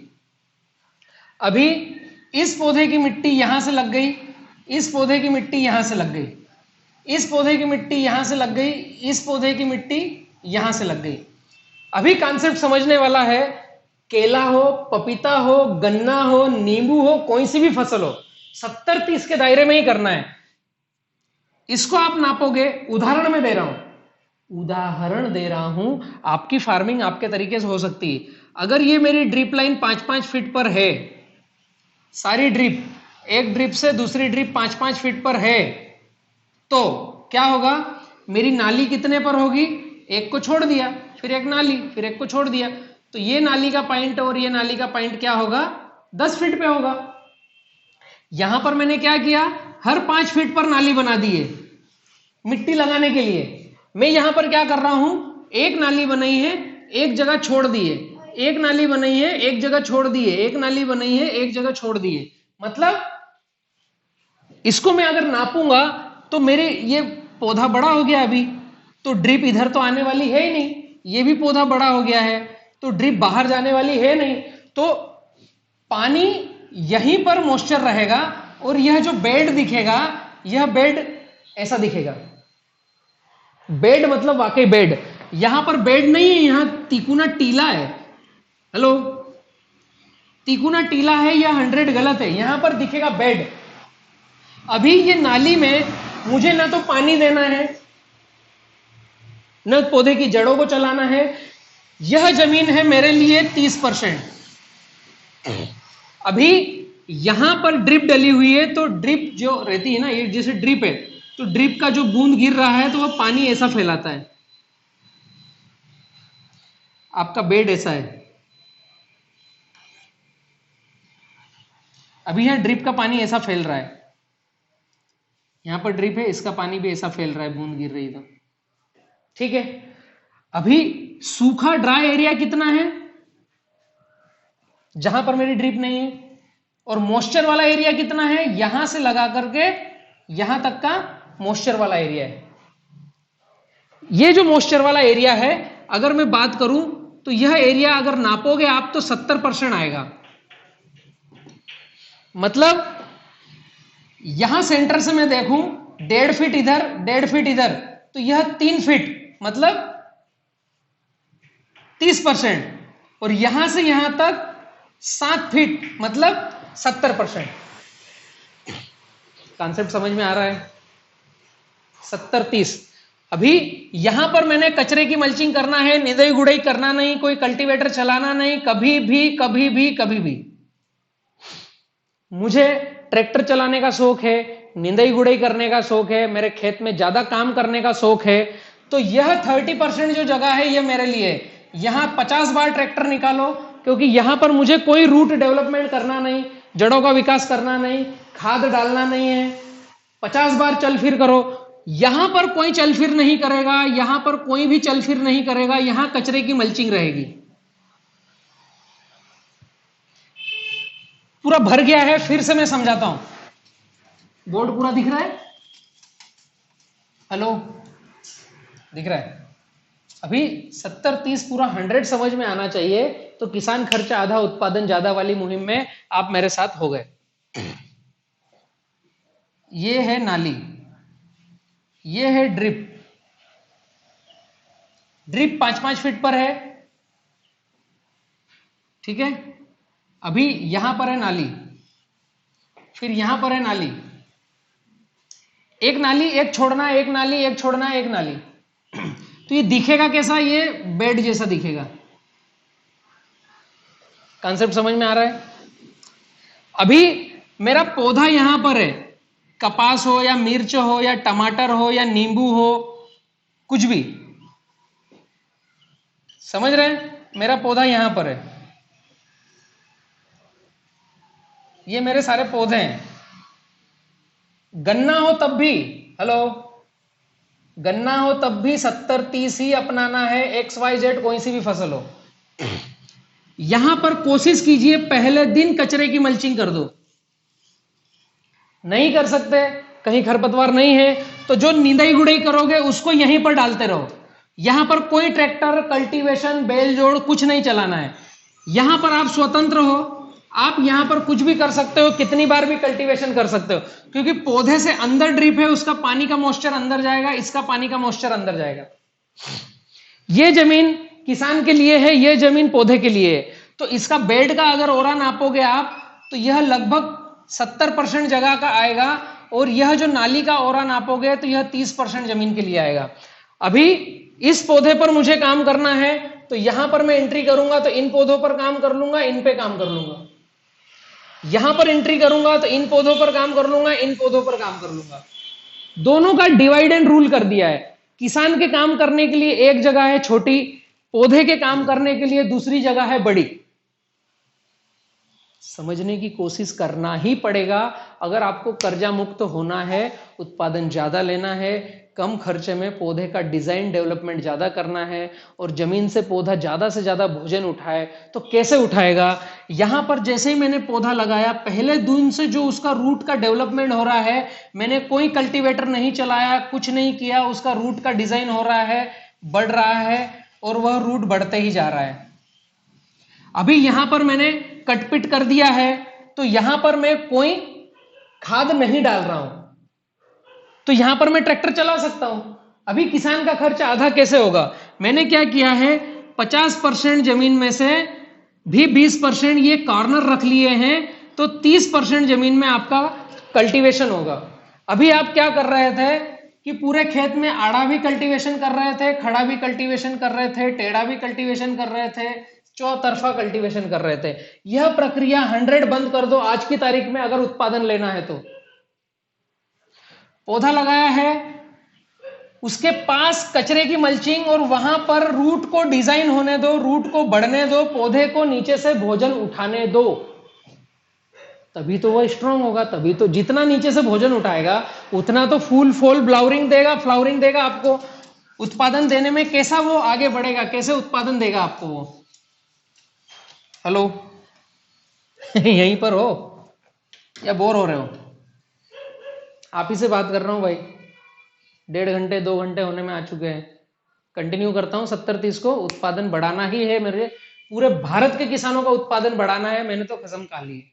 आपको सोचना है कि आपको आपकी खेती का उत्पादन बढ़ाना है या नहीं। फिर से समझाता हूं, 70-30 अति आवश्यक है समझने के लिए। यह आपकी फार्मिंग है, यह मेरे फार्मिंग की पद्धति है 70-30 खेती। ठीक है, मैंने बोला आपको यहां पर कल्टीवेशन कर सकते हो इतनी जगह पर, बस उसके अलावा कहीं पर नहीं कल्टीवेशन करना है। इतनी जगह मैंने आपको दे दी है। यहां पर आप क्या करते हो, आड़ा भी चलाते हो,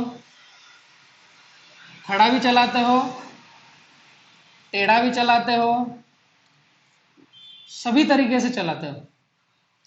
पौधे को काम करने के लिए केवल छोटा सा ओरा, जहां तक आपका हिम्मत होता है वहां तक दोनों चारों तरफ से जड़ें तोड़ ताड़ के खत्म। क्यों? खरपतवार हो रहा है। यहां पर खरपतवार नियंत्रण के लिए इतनी छूट मैंने दी है आपको 30% जगह के लिए।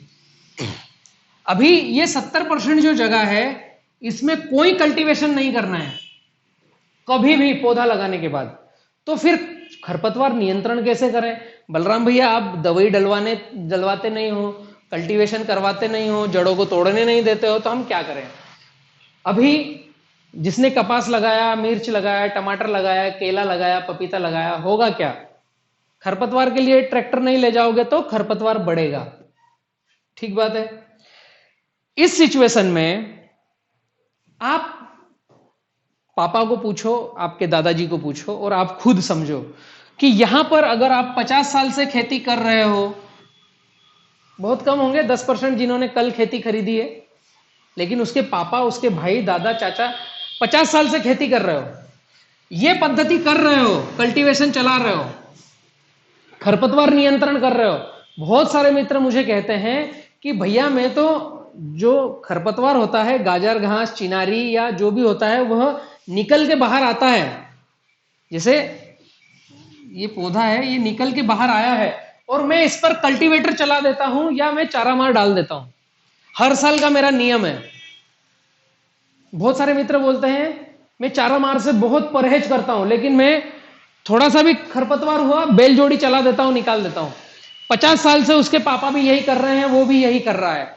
मेरा एक छोटा सा प्रश्न है, आप जो बीज निकल के बाहर आया वो वयस्क नहीं हुआ, वो बीज पर नहीं आया, उसके पहले उसकी काटपीट करके बाहर उसको कर दिया, उसको मार दिया और बाहर कर दिया, उसका नई जनरेशन आने नहीं दी, तो फिर अगले साल कैसे खरपतवार आ रहा है आपके खेत में? आना ही नहीं चाहिए। एक छोटा सा प्रश्न है, इसका उत्तर चाहिए मुझे।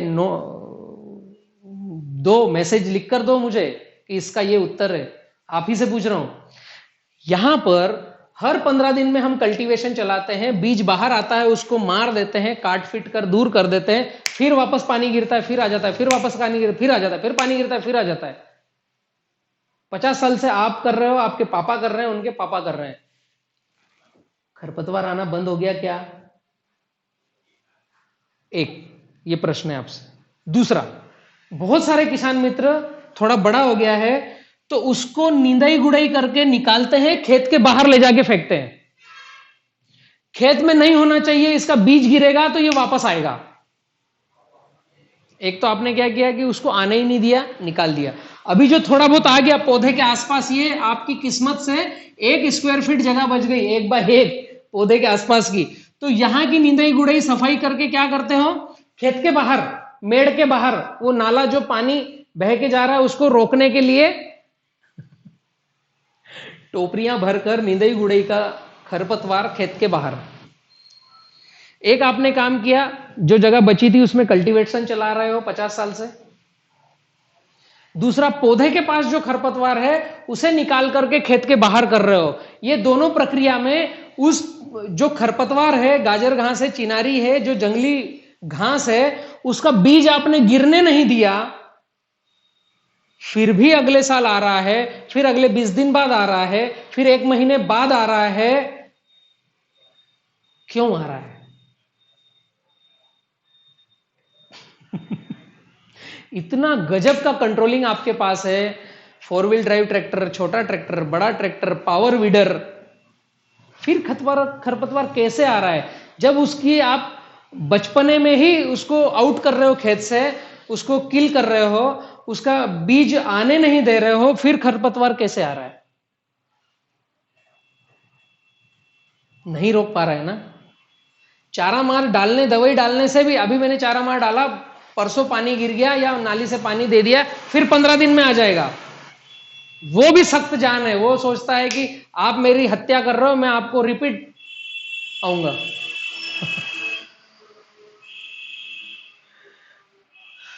सोचने वाली बात है। हम किस दिशा में जा रहे हैं, क्या कर रहे हैं, ये सही है क्या?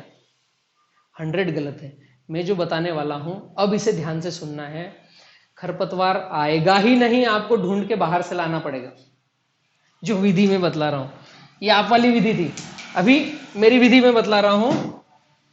केवल यहां पर हम काम कर सकते हैं, रोटावेटर चला सकते हो, कल्टीवेटर चला सकते हो, निदाई गुड़ाई कर सकते हो, चारा मार मत डालना। चारा मार तो घर गांव से बाहर करो। अभी इस जगह पर कुछ नहीं करना है। यहां पर ये जो सारी जगह है, यहां पर कुछ नहीं करना है, पौधा लगाया है, बढ़ने दो। अभी क्या होगा, जैसे ही जुलाई आई, बारिश आ गई, बारिश आ गई तो यहां पूरे खेत में खरपतवार आ गया। अभी क्या करना बलराम भैया? चलो आप भी सुन ली हमने, ऐसा नहीं करेंगे तो क्या करेंगे? 70% जगह में पौधे को विकसित होने दो, बढ़ने दो, उसकी रूट को डिजाइन होने दो, जहां जाता है वहां जाने दो, जड़ों को लेकर के।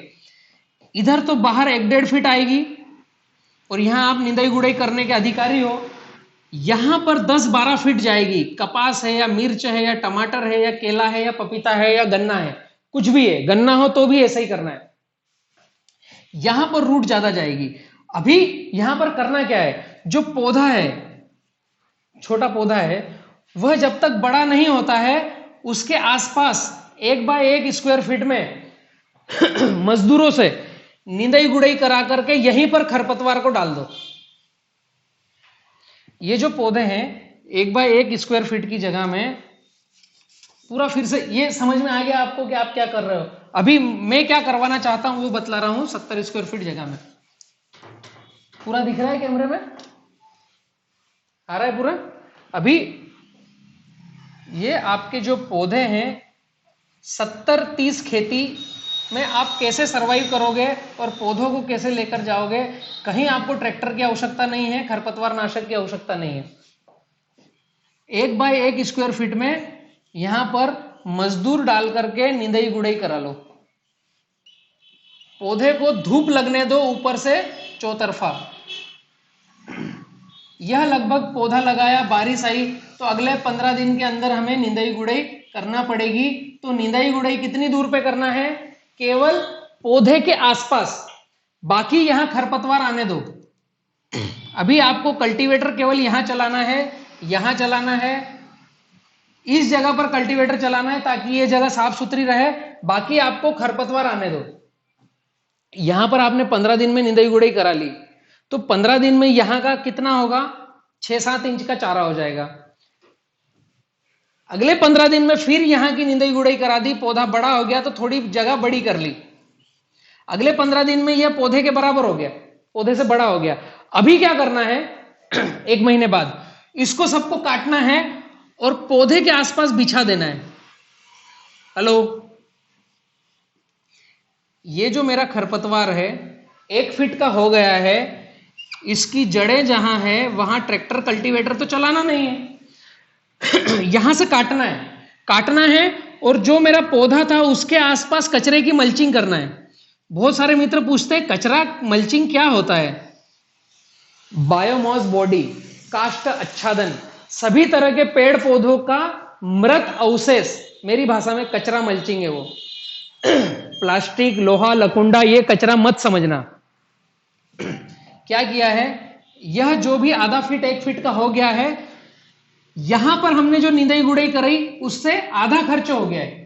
अभी यहां हमें 15-15 दिन में निंदाई गुड़ाई करना थी, उसकी बजाय मैंने बोला आपको 30 दिन में करना है। तो 30 दिन में इसकी हाइट हो गई बहुत ज्यादा, इसकी जड़ चली गई नीचे, यहां से काट दिया और पौधे के आसपास कचरे की मल्चिंग कर दी। खेत के बाहर फेंकना नहीं है, पौधे के आसपास कचरे की मल्चिंग कर दी। तो जितनी जगह छूटी हुई थी ये कचरे की मल्चिंग में आ गई। अभी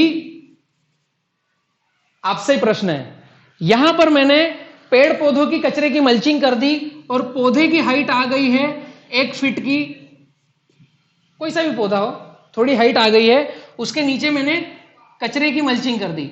अभी यहां खरपतवार आएगा क्या? हेलो, यहां पर जहां मैंने कचरे की मल्चिंग करी है यहां खरपतवार आज के बाद नहीं आएगा, क्योंकि जो मैंने सफाई कर दी और उसके ऊपर नया कचरा डाल दिया, तो यहां पर हूप लगना चालू हो गई, गर्माहट चालू हो गई। दूसरा, यहां पर मित्र बैक्टीरिया की कॉलोनी डेवलप होना चालू हो गई, जो आपकी एग्रीकल्चर के लिए 1000 गुना आवश्यक है, जो आपने आज तक नहीं किया। कचरे की मल्चिंग के नीचे पीएसबी, केएसबी, राइजोबियम, एजोटोबैक्टर, मित्र बैक्टीरिया की छांव के नीचे ही मित्र बैक्टीरिया डेवलप होंगे, उनका घर आपने बना के दे दिया। एक क्या किया, यहां अब नया खरपतवार आएगा नहीं। दूसरा, आपने मित्र बैक्टीरिया के लिए कॉलोनी डेवलप करने के लिए जगह दे दी। तीसरा, इसके ऊपर अगर आपकी ड्रिप है और इस कचरे के ऊपर बूंद बूंद बूंद पानी गिरेगा और जब ये कचरा डल होगा और इसका रसा नीचे जाएगा, लाल पानी, उसको बोलते हैं ह्यूमस।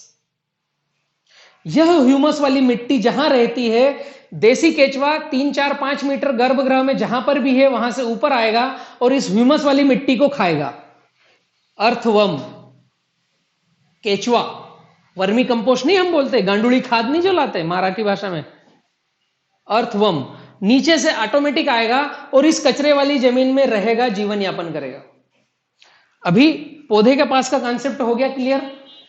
जहां पर आपने कचरा डाला है, खरपतवार डाला है, निकाला हुआ, ये काट के जो डाल दिया आपने, यहां पर अब अगला कोई आने वाला नहीं है, क्योंकि यहां पर गर्माहट चालू हो गई, हूप आ गई है, बैक्टीरियाज आ गए हैं, देसी केचवा आ गया है। यहां पर जो भी बीज होंगे खरपतवार के उसको भी खा जाएगा, सड़ा देंगे।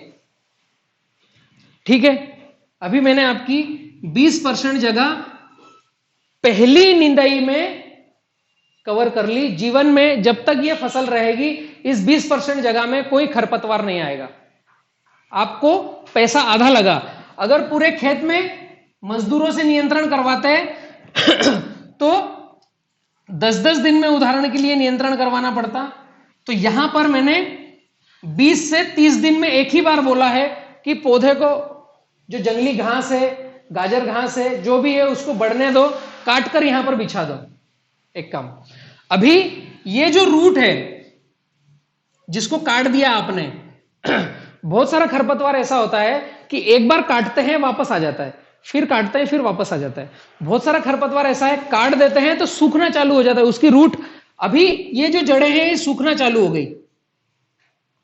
यहां पर कचरे की मल्चिंग करने से देसी केचवा और मित्र बैक्टीरिया इकट्ठे हो गए, उसको कच्चा माल यहां जितना मिला वो खाया। उसके बाद यह सतह के नीचे जो रूट, पौधा जितना बड़ा है उतनी नीचे रूट रहेगी, यह खरपतवार के नीचे जो रूट है यह रूट सिकुड़ना चालू हुई। इस सिकुड़ी हुई रूट मृत बायोमास बॉडी को खाने के लिए देसी केचवा, दीमक, कीट पतंग आया, उसका भोजन है। अभी आपने क्या किया, उसके लिए घर बना दिया, अभी ऊपर से काटा तो उनके लिए भोजन तैयार कर दिया कि आपका भोजन यही है, अब आप कहीं मत जाओ। पहले कचरे की मल्चिंग करके आपने क्या किया, घर बना दिया। अभी उसको काटने से नीचे जो जड़ें सिकुड़ रही है, मर रही है, वह उसका भोजन दे दिया। अभी यहां पर बैक्टीरियल कॉलोनी डेवलप होना चालू, मित्र कीट पतंग कॉलोनी डेवलप होना चालू। यह जो 70% जगह का वातावरण है यह 100 सॉइल कहलाएगा, सोल ऑफ इंफिनिट लाइफ, अनंत जीवों की आत्मा क्या कहलाएगा। यह कंडीशन जो आपने बनाई है, अगले फिर 30 दिन में जो कट कर दिया था ये बढ़ के आ गए, फिर इसको काट करके यहां बिछा दो, अपने खेत का ही खरपतवार काटकर वहीं बिछा दो, खेत के बाहर करना नहीं। आपको खेत के अंदर यहां पर खरपतवार है, कुछ न कुछ आ रहा है, तो यहां पर चल फिर करने में आसानी नहीं होगी। तो आप कहां चल फिर करोगे? इस जगह पर जहां मैंने आपको छूट दे रखी, रोटावेटर चला सकते हो, कल्टीवेटर कर सकते हो, बैलजोड़ी से निंदाई गुड़ाई करा सकते हो, खरपतवार नाशक नहीं डाल सकते हो, घर गांव से बाहर करो। तो ये जो जगह है इस पौधे पर और इस पौधे पर काम करने के लिए आपके लिए ये जगह दे दी है, इस पौधे पर और यहां के पौधे पर काम करने के लिए ये जगह दे दी है। हर पौधे के पास आपको जाना पड़ेगा जब एग्रीकल्चर सस्टेनेबल अच्छी होगी। उसके लिए मैंने काम करने के लिए 30% जगह छुड़वा दी है। वहां रोटावेटर चला दो, पूरा क्लीन करो। वहां न तो मुझे खाद डालना है, न वहां मैंने कोई बैक्टीरियल कॉलोनी डेवलप करना है, न मुझे वहां पर पौधे की जड़ों को डेवलप करना है, न वहां मुझे कोई पानी देना है। तो वहां आप चल फिर करो, उस जमीन को टाइट करो, हेवी करो। और जो 70% जगह है, इस जगह में मित्र बैक्टीरियल कॉलोनी को डेवलप होने दो। कपास हो, मिर्च हो, पपीता हो, मक्का हो, केला हो, गन्ना हो, अमरूद हो, जाम हो, नींबू हो, XYZ कोई सी भी फार्मिंग कर रहे हो, अगर ये 70-30 वाला फार्मूला लेकर के आपने फार्मिंग करी है तो किसान खर्च आधा नहीं खत्म हो जाएगा और उत्पादन अनलिमिटेड बढ़ जाएगा। क्योंकि इन पौधों की जड़ पहले दिन से बढ़ रही है, वह टूटने का नाम नहीं ले रही है। और यहां पर तमाम तरह के कीट पतंग, बैक्टीरिया, कीड़े मकोड़े सब आ गए हैं। उनकी विष्ठा जो निकलती है, उनका जो रसा निकलता है, वह सब आपके पौधे का भोजन है। अभी यहां पर आप ट्रैक्टर से कल्टीवेशन कर रहे हो और मैं बायोडायनेमिक कल्टीवेशन करवा रहा हूं। यह जो 70% जगह है, यह ऐसी स्पंज जैसी सॉफ्ट रहेगी। क्यों? क्योंकि यहां पर अनंत जीवाश्म वहां आकर बस गए हैं, वही श्वसन ले रहे हैं, श्वसन क्रिया कर रहे हैं। तो यहां जड़ों के पास गर्माहट रहेगी। अभी उत्तर भारत की जो मेन फॉल्ट में बताऊं, ठंडी चरम पर रहती है उत्तर भारत में। नवंबर, दिसंबर, जनवरी और 15 फरवरी तक ठंडी चरम पर रहती है। अगर यहां पर आपने कचरे की मल्चिंग करके रखी है और अनंत जीव यहां पर है, तो जो जीवंत रहता है उसमें एनर्जी रहती है और उसमें गर्माहट रहती है। बैक्टीरिया, कीट पतंग सभी जो यहां रहेंगे ना, उनकी बॉडी में गर्माहट रहेगी। वह गर्माहट आपके पौधे की जड़ों को लगेगी, तो ठंडी का कोई असर नहीं होगा।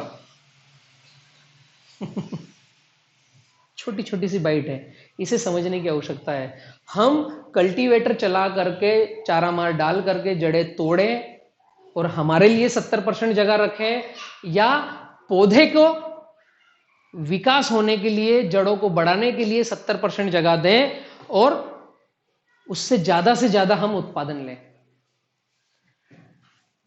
बहुत ही सरल छोटी सी बात है, जो 10, 20, 50 बार आपको रिपीट कर करके सुनने की आवश्यकता है। केला लगा लो, गन्ना लगा लो, मिर्च लगा लो, टमाटर लगा लो। यह थंब रूल है, 70-30 थंब रूल है। 70-30 क्या है? थंब रूल है। बोर हो रहे हो?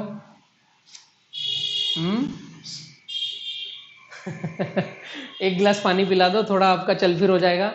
आपसे भी पूछ रहा हूं, आप बोर हो रहे हो क्या? पोस्ट करो, चाय पानी पी करके आओ, फिर चालू करो। नोटपैड लेकर के, हेडफोन लगा करके चालू करना है, सुनना समझना है। आगे बढ़ता हूं मैं। अभी 70-30 क्यों, 100 क्यों जरूरी है? प्रकृति की डिमांड है भाई। इसलिए प्रकृति ने इस सिस्टम को ऐसा रचा है कि 70-30 में ही खेती करो। प्रकृति ने तो 100 रचा है। जंगली खेती 100, कोई कल्टीवेशन नहीं, कोई रोटावेटर नहीं, कोई खाद बीज। जंगल में जाओ, कौन कल्टीवेशन करता है? कौन खाद देने जाता है? कौन पानी देने जाता है? फल फ्रूट आ रहे हैं, कंद मुंद आ रहा है। मैं आपको प्रकृति, राम जी की रचना समझाता हूं।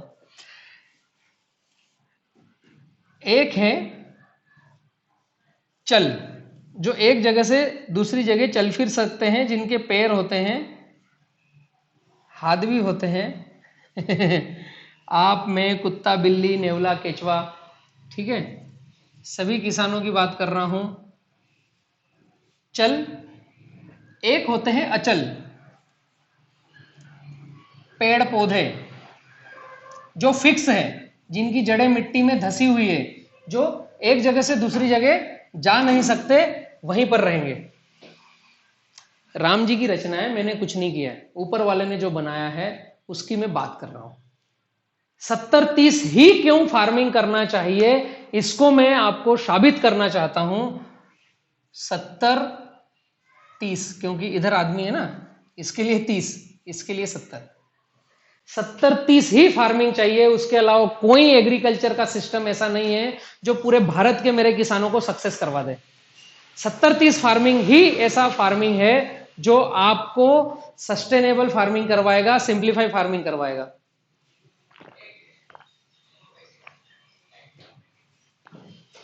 मेरा लाल मुझे बतला रहा है पापा 2 घंटे हो गए।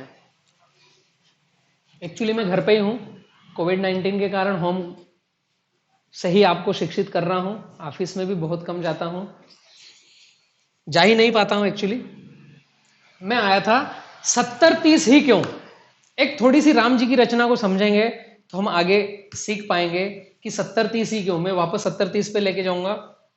अभी ये मैंने उदाहरण के लिए केले का पौधा लगाया है, साल भर तक इसने भोजन लिया अपनी जड़ों से, मैंने भोजन इसको खिलाया, पानी पिलाया। देखो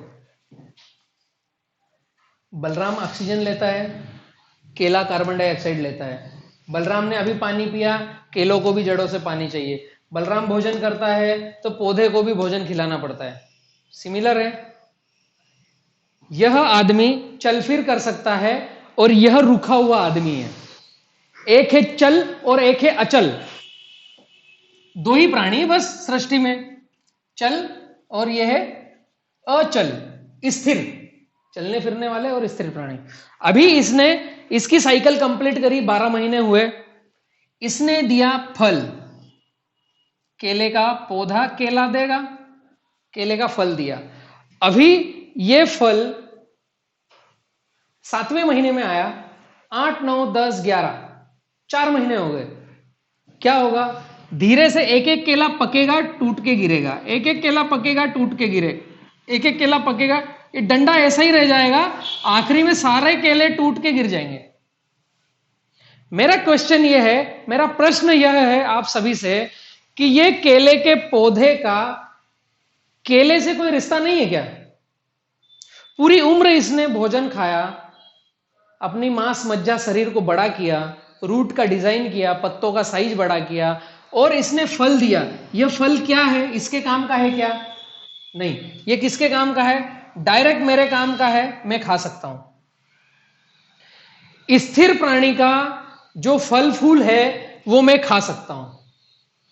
अभी मैं भी श्वास ले रहा हूं, मैं भी भोजन कर रहा हूं, पानी पी रहा हूं, मेरा जो फल है, हेलो दिख रहा है स्क्रीन पे, मेरा जो फल है वह स्थिर प्राणी का भोजन है। स्थिर प्राणी का जो फल है वह मेरा भोजन है। चलने फिरने प्राणी का वेस्टेज, गाय, भैंस, बकरी, कुत्ता, बिल्ली, बलराम, केचवा, नेवला, उनका सबका विष्टा, उनका वेस्टेज, चलने फिरने वाले प्राणी का वेस्टेज स्थिर प्राणी का भोजन है। स्थिर प्राणी का ये केला उसके कुछ काम का है क्या? कुछ भी नहीं। स्थिर प्राणी का वेस्टेज चलने फिरने वाले प्राणी का भोजन है। समझ में आया राम जी की रचना? यही 70-30 आपने अगर कर लिया, यह राम जी की रचना अभी आपने अगर सार्थक कर दी, आगे मैं आगे इसको बतला रहा हूं कि यह कैसे सार्थक होती है मेरी फार्मिंग प्रैक्टिस में 70-30 में। यहां तक समझ में आया? चलने फिरने वाले प्राणी का वेस्टेज स्थिर प्राणी का भोजन, स्थिर प्राणी का वेस्टेज चलने फिरने वाले प्राणी का भोजन। इसके अलावा दुनिया में कहीं खाना ढूंढने की आवश्यकता नहीं है। हम इसलिए भटक रहे हैं कि हमें तो लग्जरी लाइफ जीना है, दौड़ भाग करना है। चलो वापस टॉपिक पे आता हूं, मैं भटक जाता हूं बीच बीच में। 70-30 खेती, आज नींद नहीं आएगी पूरे भारत को है ये फार्मूला समझने के बाद। 70-30 खेती, फिर वहीं पर आता हूं।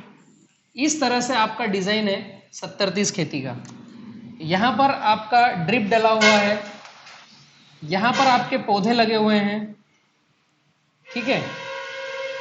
यहां पर पौधों की जड़ें विकसित हो रही है, विकास हो रहा है, और यहां पर थोड़ी सी आई है, बाद में काट दी है आपने, क्योंकि यहां हमारे काम करने के लिए 30 और यहां पौधे के काम करने के लिए 70।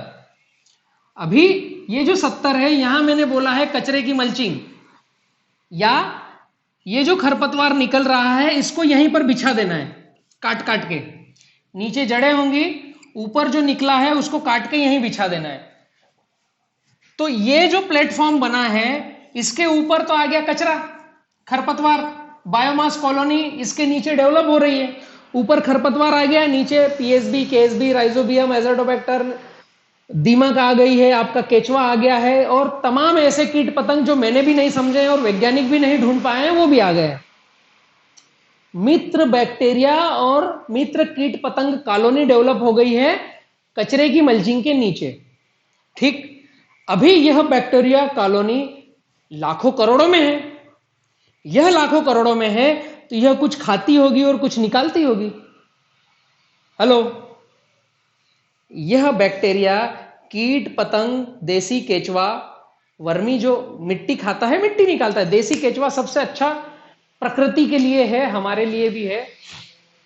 कचरे की मल्चिंग के ऊपर ड्रिप रखना है, वहां बूंद बूंद करके पानी गिरता है, वह जो लाल पानी नीचे मिट्टी में मिलता है उस मिट्टी को देसी केचुआ खाता है। अभी कचरे की मल्चिंग करी, इसके ऊपर ड्रिप डाल रखी है आपने, सॉरी ड्रिप अंदर की साइड आएगी, मैंने उल्टा दिखा दिया है, यहां पर ड्रिप आपने डाल रखी है। यह ड्रिप आपकी कचरे की मल्चिंग के ऊपर है, ड्रिप बूंद बूंद गिर रहा है तो केचुआ उस मिट्टी को खाने आता है तो वहीं रहता है। तो तमाम तरह के कीट पतंग है, जीवंत है। जीवंत है तो वहां पर गर्माहट है, गर्माहट है तो देसी केचुए ने कुछ खाया, पीएसबी ने कुछ खाया, एजोडोबैक्टर ने कुछ खाया, तो उसे निकालना भी तो पड़ेगा।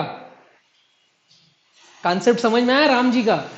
चलने फिरने वाले प्राणी का वेस्टेज, स्थिर प्राणी का भोजन, मेरे केले पपीता, मेरे गन्ने का भोजन। समझ में आ रहा? ये जो मेरे पौधे हैं इनका भोजन क्या है? ये जो मेरा पौधा है इसका भोजन क्या है? यहां पर जो जीवंत बैक्टीरिया, कीट पतंग जो रह रहे हैं, कॉलोनी मैंने जो डेवलप कर रखी है, ये जो भी खाते हैं मिट्टी को, कचरे को, एक दूसरे को जो भी खाते हैं, और जो वेस्टेज निकालते हैं, जो लिक्विड निकालते हैं, या जो उनका गोबर निकालते हैं, वह मेरे पौधे की जड़ों का भोजन है। तमाम तरह के माइक्रोन्यूट्रिएंट्स, तमाम तरह के हुमिक एसिड, फुल्विक एसिड, आपका माइकोराजा, ये सब मिलता है कहां पर? कचरे की मल्चिंग के नीचे। सिंपल सी बात है। मेरी धरती मां को जीवंत कर दो, जीवंत भूमि बना दो। यह जो 30% है इसे मृत रखोगे चलेगा। यह जो 70% है जहां से मुझे पौधे की जड़ों को भोजन खिलाना है, इसे जीवंत कर दो, जीवंत भूमि बना दो। सोल ऑफ इन्फिनिट लाइफ, इस नाम को सफल कर दो, सक्सेस कर दो। हम क्या कर रहे हैं? सभी दूर से काट पीट रहे हैं और केवल छोटी सी जगह रख रहे हैं पौधे को जीवन यापन करने के लिए। ये जरा सी दूर में जड़े क्या खा लेगी, क्या पी लेगी, न क्या आपको भोजन दे देगी। छोटी सी जगह में फिर डिसीज, रोग, फलाना ढिमका सब कुछ लेकर के आता है। जो बच्चा खेत में काम कर रहा है, धूप में हार्डन हो रहा है, जो बच्चा मशागत कर रहा है, उसको बीमारियां कम होती है। जो बच्चा शुरू से बचपन में एसी में रहा है, फिर उसे वैसा ही वातावरण चाहिए, वह दवाई गोली पर ही पलेगा। तो आपको रासायनिक पेस्टिसाइड, फर्टिलाइजर ही देना पड़ेगा, उसके अलावा इसको कोई विकल्प नहीं है। यहां पर किसान खर्चा आधा, उत्पादन ज्यादा में ही उत्पादन ज्यादा होगा। किसान खर्चा आधा में ही उत्पादन ज्यादा होगा। 70-30 समझ में आया कि नहीं ये बतलाओ? आपसे पहले मेरा बच्चा बोल रहा है, आ गया, रिदम को पहले समझ में आ गया। मित्रों, पूरा जीवन भी मैं अगर इसको सीखने में निकाल दूंगा तो कम है। आपने कितना सीखा है मुझे पता नहीं। इस बाइट को रिपीट 3, 4, 5 बार करके देखो। 70-30 खेती आपको सीखना ही है। केला, गन्ना, पपीता जो भी है उसके तहत आपको आगे बढ़ना ही है। मैंने अभी तक आपको जो बतलाया, cultivation, geographical zone, plantation, gene impression और 70-30 खेती। अभी इसके बाद में आएगा off season plantation. Off season plantation मतलब 70-30 नहीं आया हो तो 3-4-5 बार रिपीट करके देखो। अगला मैं सेशन ला रहा हूं ऑफ सीजन प्लांटेशन। यह काफी चलन में है पूरे भारत में। ऑफ सीजन प्लांटेशन मतलब दक्षिण भारत की फसलें मैं उत्तर भारत में लगा रहा हूं, पूर्व भारत की फसलें मैं पश्चिम भारत में लगा रहा हूं, या मुझे जो जून जुलाई अगस्त में लगानी थी उसे मैं अप्रैल और मई में लगा रहा हूं। तो क्लाइमेट कंट्रोल करना पड़ेगा ऑफ सीजन प्लांटेशन के लिए। जो भी पौधा मैंने लगाया है मैक्सिमम प्लांट को 28 डिग्री टेम्परेचर ही चाहिए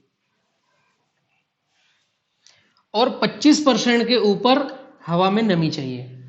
मैक्सिमम मतलब ज्यादातर आ चुके हैं ये, ज्यादातर ये ऐसा ही लगता है। ठीक है, लास्ट तक का दिख रहा है। ज्यादातर फसलों को यही चाहिए। अगर मैं मार्च अप्रैल मई में पूरे भारत में कहीं पर भी प्लांटेशन करूंगा तो टेम्परेचर ज्यादा रहेगा।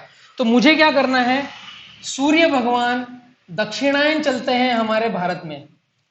अगर आप 12 बजे की धूप देखोगे तो थोड़ी सी तिरछी होगी छांव, आपकी धूप दक्षिणायन से रहती है। तो हमें क्या करना है, क्लाइमेट कंट्रोल के लिए सन पश्चिम तरफ से गर्म हवाएं चलती है और दक्षिण तरफ से धूप लगती है। एक आप सनहेम सन इसका प्रयोग कर सकते हो, कोई सी भी फसल हो। दूसरा, दोनों पौधों के बीच में मक्का का एक दाना लगा सकते हो। मक्का गर्मी सोखने के लिए कारगर है। इसके छांव में अगर हम पौधा लगा रहे हैं या सन की छांव में हम केला, पपीता, मिर्च लगा रहे हैं तो हम फार्मिंग कर सकते हैं ऑफ सीजन में भी। ठीक है। दूसरा, क्लाइमेट कंट्रोल करने के लिए भी इसी तरीके से हमें प्रैक्टिस करना पड़ेगी। ऑफ सीजन के मेरे बहुत सारे वीडियोस हैं, आप और किसान पाठशाला पर जाकर देख लीजिएगा। अभी क्लाइमेट कंट्रोल, अगर मैंने दक्षिण भारत का केला उत्तर भारत में लगाया है तो यहां पर 3 महीने ठंड आएगी, तो मुझे स्वेटर पहनाना पड़ेगा। कोई भी फर्टिलाइजर ऐसा नहीं है जो मेरे पौधे को स्वेटर पहना दे। ये ऑफ सीजन और ऑफ क्षेत्र प्लांटेशन की मैं बात कर रहा हूं। अभी गन्ना तो यहां पर सक्सेस है, लेकिन केला पपीता सक्सेस नहीं है।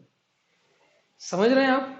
ठंडी में वहां पर पारा बहुत नीचे जाता है, एकदम पेसी बर्फ बन जाती है। तो वहां के लिए क्या मैंने बाइट बतलाई है 5 फीट पर केला, हर 5 लाइन के बाद एक लाइन गन्ना घास, गन्ने की बहन है गन्ना घास, इसकी हरी पत्तियां रहती है, और पूरी बाउंड्री पर गन्ना घास, फिर 5 लाइन केला, 1 लाइन गन्ना घास। यह क्लाइमेट कंट्रोल विधि है ताकि ठंड में गन्ना घास इतनी स्ट्रांग रहेगी कि आपका केला हो या पपीता हो या कुछ भी हो वह सेट होगा। 2 3 4 5, फिर गन्ना घास छठी, फिर 1 2 3 4 5, फिर गन्ना घास छठी लाइन, और बाउंड्री पर भी गन्ना घास। समझ रहे हैं? अभी यह फसल ठंड में भी रुकेगी नहीं, स्वेटर का काम करेगी। गन्ने घास जो गाय भैंस खाती है उसे एक तरह का चारा होता है, गन्ने का दूसरा रूप होता है और आसानी से मिलेगा। अगर गन्ना घास नहीं है तो यहां पर आप गन्ना प्लांटेशन कर सकते हो। 5-5 फीट पर है तो यह भी 5 पे है, यह भी 5 पे है, यह भी 5 पे है। हर 5 लाइन के बाद मतलब 25 फीट के बाद गन्ना, 25 फीट के बाद गन्ना। ठीक है, यह क्लाइमेट कंट्रोल विधि है। इस विधि से हम आगे बढ़ सकते हैं, लेकिन प्लांटेशन का तरीका, लगाने का तरीका हमें वैसा ही करना है जैसा हम 70-30 में बता चुके हैं अभी तक। ठीक है, अभी यहां से आगे मैं जाऊंगा तो हमें करना है आगे प्रैक्टिस में पानी प्रबंधन।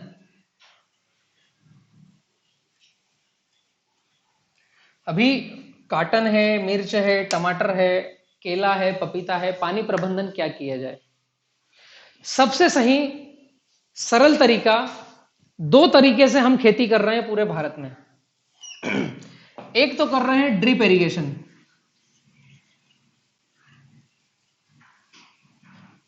दूसरा कर रहे हैं नाली पद्धति। अभी 70-30 को नाली में कैसे अप्लाई करेंगे वो भी मैं बतला देता हूं आपको। एक हो रहा है ड्रिप इरिगेशन, दूसरा हो रहा है नाली पद्धति। दोनों में पानी प्रबंधन अनिवार्य है। पौधे में 70% पानी होता है, पौधे में 70% से ज्यादा पानी होता है, 22% कार्बन होता है और 8% योगदान रहता है हमारे न्यूट्रिशन का, NPK का, कैल्शियम मैग्नीशियम सल्फर। तो हमारा पूरा भारत केवल इस पर ही ध्यान देता है, वाटर मैनेजमेंट और कार्बन पर ध्यान दे ही नहीं रहा है। देगा कब मुझे समझ में आता नहीं है। तो मैं आपको बतला रहा हूं पानी प्रबंधन 70% जो मायने रखता है वह कैसे हम ध्यान रखें। वाटर मैनेजमेंट, पानी प्रबंधन को 70% जो पानी प्रबंधन है, एक ही थंब रूल है, जो भी हमारा पौधा है उसकी जड़ों की कक्षा में वापसा कंडीशन होनी चाहिए। हमेशा पौधा प्लांटेशन किया वहां से लगाकर आखिरी तक, उसके मरणों उपरांत तक कीचड़ नहीं होना चाहिए, सूखा ड्राई नहीं होना चाहिए, भुरभुरा वापसा कंडीशन। वापसा कंडीशन देखने की तरकीब क्या है?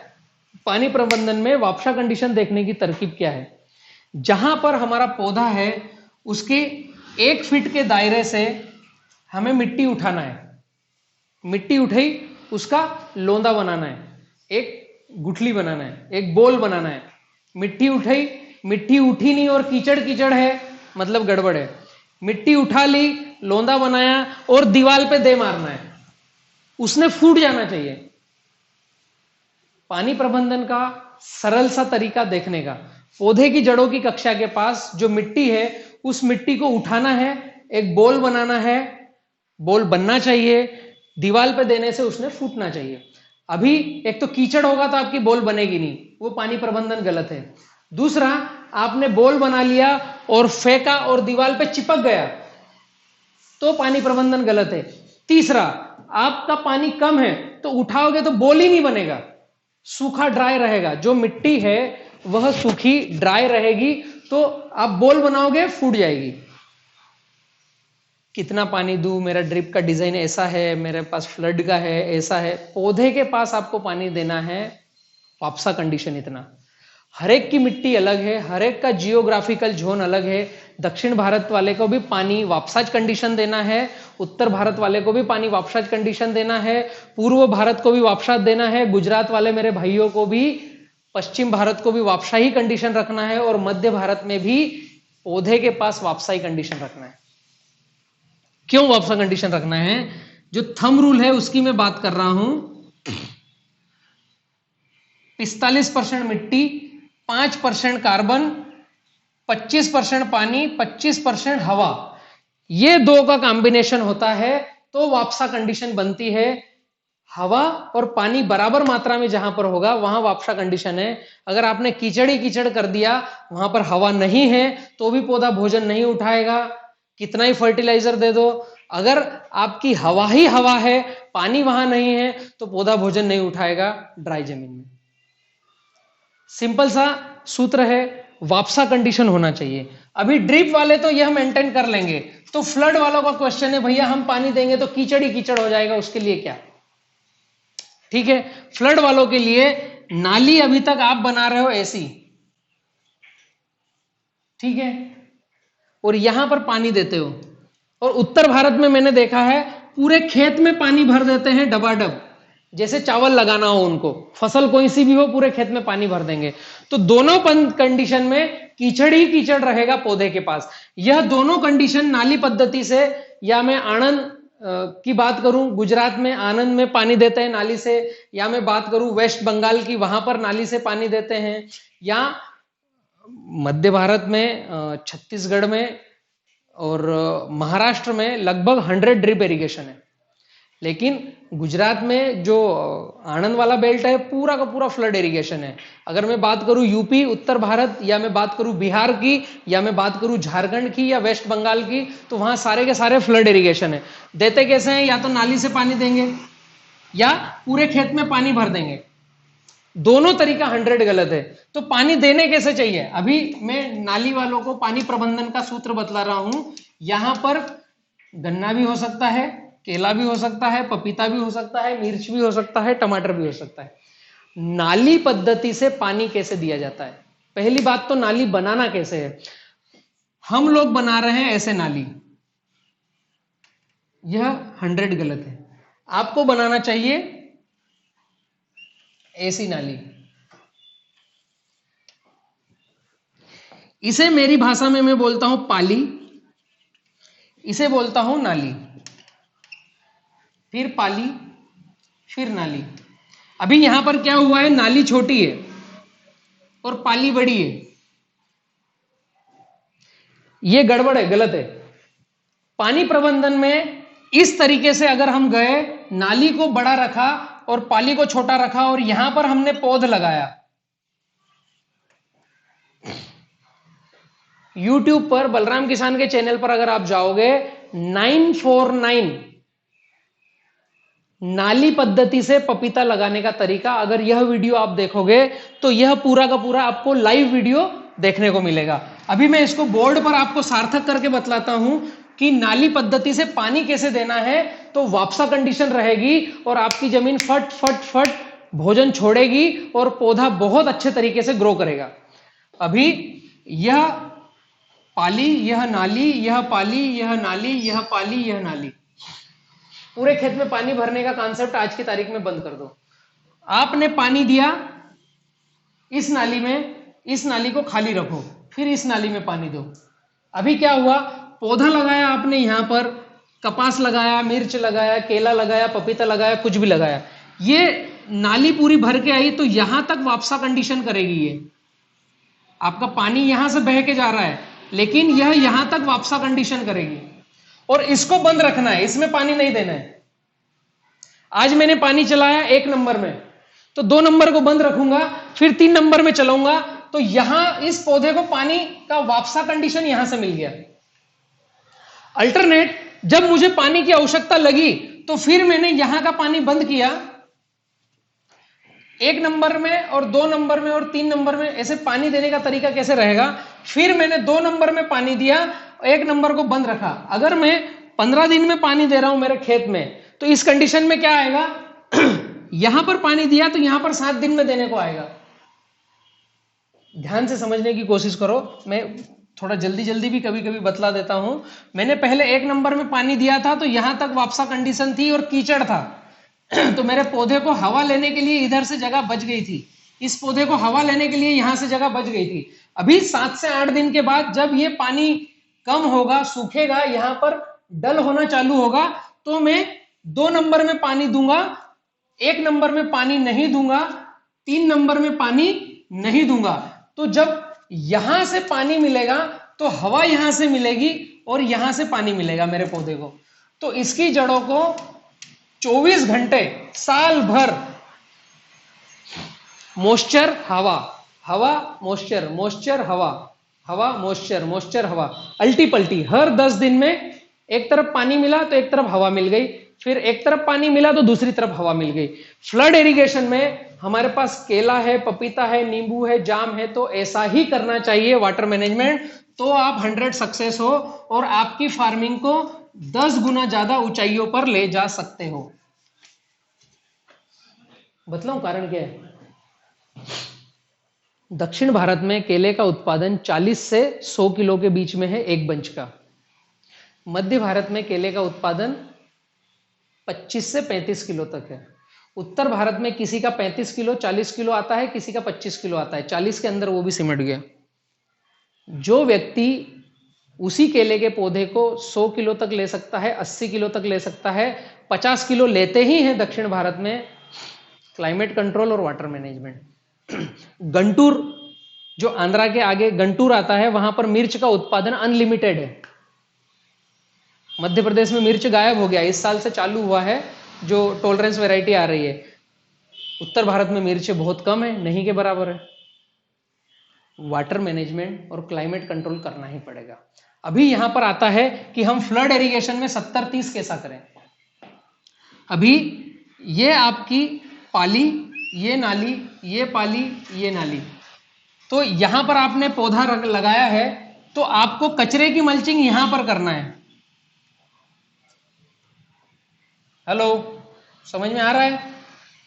ये पाली पर कचरे की मल्चिंग करना है। पाली की करवट से इधर से भी कचरे की मल्चिंग कर दी, इधर से भी कचरे की मल्चिंग कर दी, क्योंकि रूट डेवलपमेंट डिजाइनिंग तो यहां पर है, पौधे की जड़ें तो यहां डिजाइन हो रही है, यहां कोई कल्टीवेटर नहीं चलाना है। कल्टीवेटर चलाने की जगह आपकी कौन सी है? जहां से पानी भर के जा रहा है।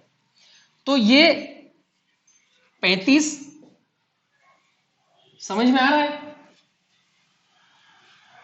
पूरा लिंकिंग करता हूं। ये जो पौधा है इससे 35 स्क्वायर फीट जगह ये हो गई, ये पौधे से 35 स्क्वायर फीट जगह ये हो गई, तो दोनों को मिलाएंगे तो 70, और बीच की 30% जगह ये हो गई। यह हमारे चलने फिरने के लिए, ट्रैक्टर को चलाने फिराने के लिए। पौधे का यहां पर कोई काम नहीं है, यहां कोई खाद नहीं देना है। अभी पौधे का खाद देना है यहां पर जहां हम कचरे की मल्चिंग कर रहे हैं, पाली पर। नाली में कोई कचरे की मल्चिंग नहीं। ड्रिप में मैंने क्या किया था, एक में कचरे की मल्चिंग करी थी, एक को खाली छोड़ा, फिर एक में कचरे की मल्चिंग करी। फ्लड में मैं क्या कर रहा हूं, यहां पाली पर कचरे की मल्चिंग कर रहा हूं मैं, और नाली को खाली छोड़ रहा हूं। समझ रहे हैं? दोनों में फर्क है। कचरे की मल्चिंग करना ही पड़ेगा, 70-30 को फॉलो ही करना पड़ेगा, जब ही हम आगे बढ़ पाएंगे, वरना गड़बड़ी आएगी। Water management, drip irrigation, flood irrigation, दोनों का मैंने बतला दिया। स्प्रिंकलर केवल बारिश में सक्सेस है, ठंडी में सक्सेस है। स्प्रिंकलर की खेती अगर आप 100 करोगे गर्मी में, तो स्प्रिंकलर की खेती नेगेटिव आएगी, रिजल्ट नहीं आएगा और प्लांट खराब होंगे, क्योंकि स्प्रिंकलर का पानी नीचे तक, जमीन तक जाता नहीं है। 3 तरीके से पानी दिया जाता है, ड्रिप इरिगेशन से, नाली से, फ्लड इरिगेशन से, और स्प्रिंकलर सिंचाई से। स्प्रिंकलर सिंचाई बारिश के महीने में बहुत कारगर है, क्योंकि बारिश भी आ जाती है और स्प्रिंकलर सपोर्ट कर देता है। या ठंडी में जब सूर्य की रोशनी से ज्यादा इवोप्रेशर नहीं होता है, तो उस समय स्प्रिंकलर की खेती काम कर दे सकती है। गर्मी में स्प्रिंकलर की खेती 100 फेल है, उसे करोगे तो नीचे रूट तक पानी नहीं जाएगा और गड़बड़ होगी। अभी 70-30 लगभग मैक्सिमम मैं समझा चुका हूं। इसके आगे एग्रीकल्चर में आता है कि आप जिस जमीन पर फार्मिंग कर रहे हो, अभी लगभग 60% हुआ है, 40% बचा है। 1 नंबर 2 नंबर जाना हो तो पॉज करो, होके आओ, पानी पी के आओ, चाय पी के आओ, भोजन करके आओ। ठीक है, मैं कंटिन्यू हूं, आज आपको पूरी बाइट दिखाना चाहता हूं, सुनाना चाहता हूं। ओके, आगे हम जाएंगे। तो जिस खेत में फार्मिंग कर रहे हैं, वहां का हमें महत्वपूर्ण बातें अब आ रही है। पीएच, कार्बन, टीडीएस और रिकवरी डे पता होना चाहिए। 4 चीजें। हम जो पानी का उपयोग कर रहे हैं उसका पीएच क्या है, हम जिस मिट्टी में फार्मिंग कर रहे हैं उसका पीएच क्या है, हम जिस मिट्टी में काम कर रहे हैं उसका कार्बन % क्या है, हम जो पानी उपयोग कर रहे हैं उसका टीडीएस क्या है, और इन सब से निचोड़ निकल के आता है कि हम जो फर्टिलिटी कर रहे हैं उसका रिकवरी डे क्या है। मैंने जो फर्टिलिटी करी है, मार्कर लेके आओ एक, मैंने जो फर्टिलिटी करी है उसका रिकवरी डे क्या है। मतलब जो खेत में खाद डाल रहा हूं वो कितने दिन में रिकवर होके मेरे पौधे को लगने लायक होगा। बी किसान स्मार्ट फार्मिंग पूरे भारत में रिकवरी डे के नाम से एक अनोखी तरह से किसानों को गाइड कर रहे हैं, जो आज तक हिंदुस्तान के इतिहास में किसी ने किया नहीं है, और उसी की आवश्यकता है। Number 1 pH, number 2 carbon, number 3 TDS, number 4 recovery day. सबसे महत्वपूर्ण है रिकवरी डे। ये निकल के कहां से आता है, आपकी जमीन का कार्बन और पीएच क्या है उससे निकल के आएगा कि आपका रिकवरी डे क्या है। पानी पिला दे बेटा। कार्बन होना क्या चाहिए, पीएच क्या होना चाहिए। किसी भी फार्मिंग के लिए मैं आज जो बाइट दे रहा हूं आपको, 70-30 खेती थंब रूल दे रहा हूं।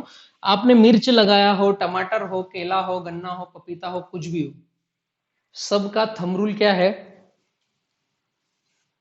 6 से 7 के बीच में आपका पीएच होना चाहिए।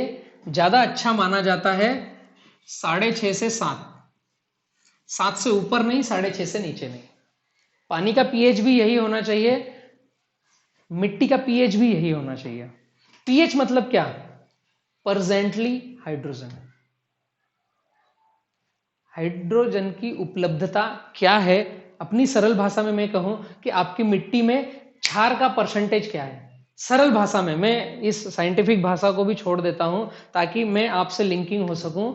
मेरे खेत में नमक की मात्रा कितनी है या क्षार की मात्रा कितनी है पानी में या मिट्टी में, जिससे मेरी जमीन कड़क कड़क कड़क कड़क कड़क कड़क हार्ड होती जा रही है, उसकी मात्रा कितनी है, उसको दर्शाने का एक मापदंड आता है जिसको साइंटिफिक भाषा में पीएच बोला गया है।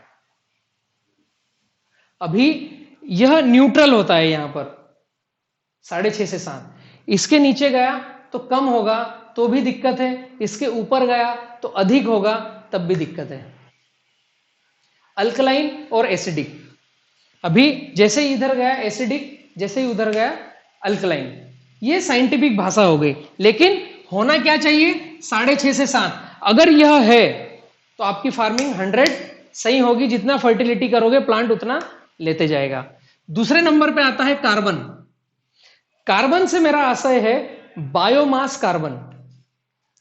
सभी तरह के पेड़ पौधों की मृत अवस्था के बाद जो सूखी बॉडी बचती है, उसका डिकम्पोस्ट होने के बाद काला कचरा, महिम, अब ये काला कचरा इससे ज्यादा डिकम्पोस्ट नहीं होगा, ये हवा में ह्रास हो जाएगा, घुल जाएगा, वायुमंडल में घुल जाएगा, उसको बोलते हैं बायोमास कार्बन। मैं बात कर रहा हूं बायोमास कार्बन की। गोबर में आता है, पेड़ पौधों का अवशेष अगर हम खेत में ही रख रहे हैं तो वह डिकम्पोस्ट होने के बाद बनता है। हमारी ह्यूमन बॉडी अगर खेत में ही है तो वह डिकम्पोस्ट होने के बाद में बनती है। इसे कहते हैं बायोमास कार्बन।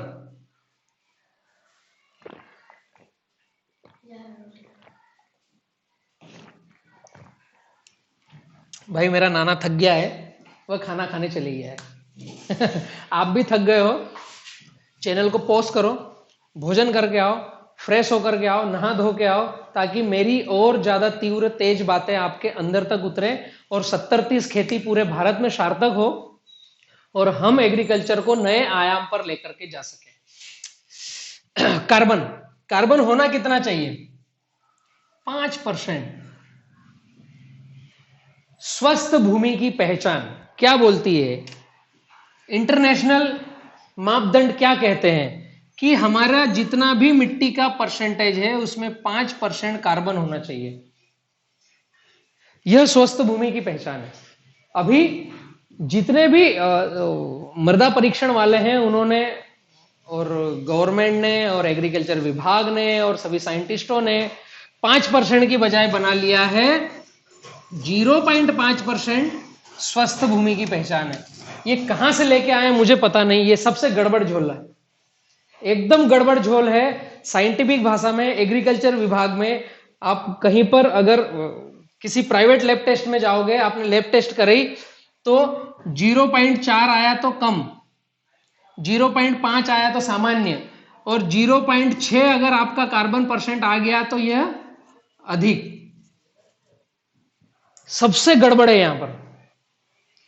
सामान्य की परिभाषा चालू होती है 1% कार्बन से और 5% तक सामान्य होता है, और जिस खेत में 10% कार्बन है वहां कोई फर्टिलाइजर डालने की आवश्यकता नहीं है, आपकी फील्ड ऑटोमेटिक पकेगी, केवल बीज डाल के आओ और पानी दे करके आओ।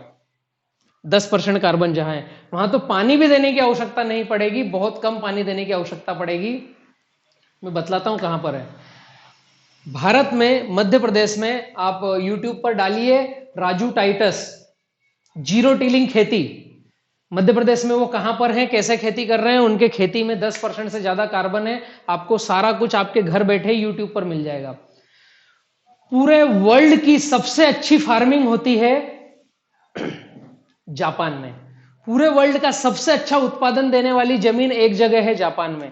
फुकुओका जी, आप डालो YouTube पर जंगली खेती, मिस्टर फुकुओका, उनके यहाँ जीरो टिलिंग जंगली खेती होती है, कभी वो कल्टीवेटर चलाते नहीं हैं, और पूरे वर्ल्ड की जमीन में जितना प्रोडक्शन का उत्पादन देने की क्षमता है, सबसे ज्यादा रिसर्च पेपर में लिखा हुआ है जंगली खेती फुकुओका जी के खेत में उत्पादन देने की क्षमता है। उन्होंने क्या किया है, क्या करते हैं वो? न तो पानी देते हैं, न खाद डालते हैं, न कल्टीवेशन चलाते हैं। नाम ही काफी है, जंगली खेती। खैर ऐसा हम सब आप नहीं कर पाएंगे, लेकिन उनके खेतों में 10% कार्बन है, वहां कोई फर्टिलिटी डालने की आवश्यकता नहीं है। मुझे आपके खेतों में कम से कम 1% कार्बन चाहिए, अच्छी फार्मिंग करना है उसके लिए। 5% तक कर दिया तो बहुत बढ़िया, 1% कार्बन चाहिए ही चाहिए। अभी तीसरे नंबर पे आता हूं, टीडीएस। टीडीएस मतलब टोटल डिसॉल्व सॉल्ट। पानी के अंदर घुलनशील लवणों की मात्रा कितने % है, उसको कहते हैं टीडीएस। सॉल्ट मतलब जो लवण है, वो खनिज तत्व है, वो कितना मात्रा में घुले हुए हैं। अभी इसका रेशो होता है 1 लीटर पानी में 1500 ग्राम घुल सकता है।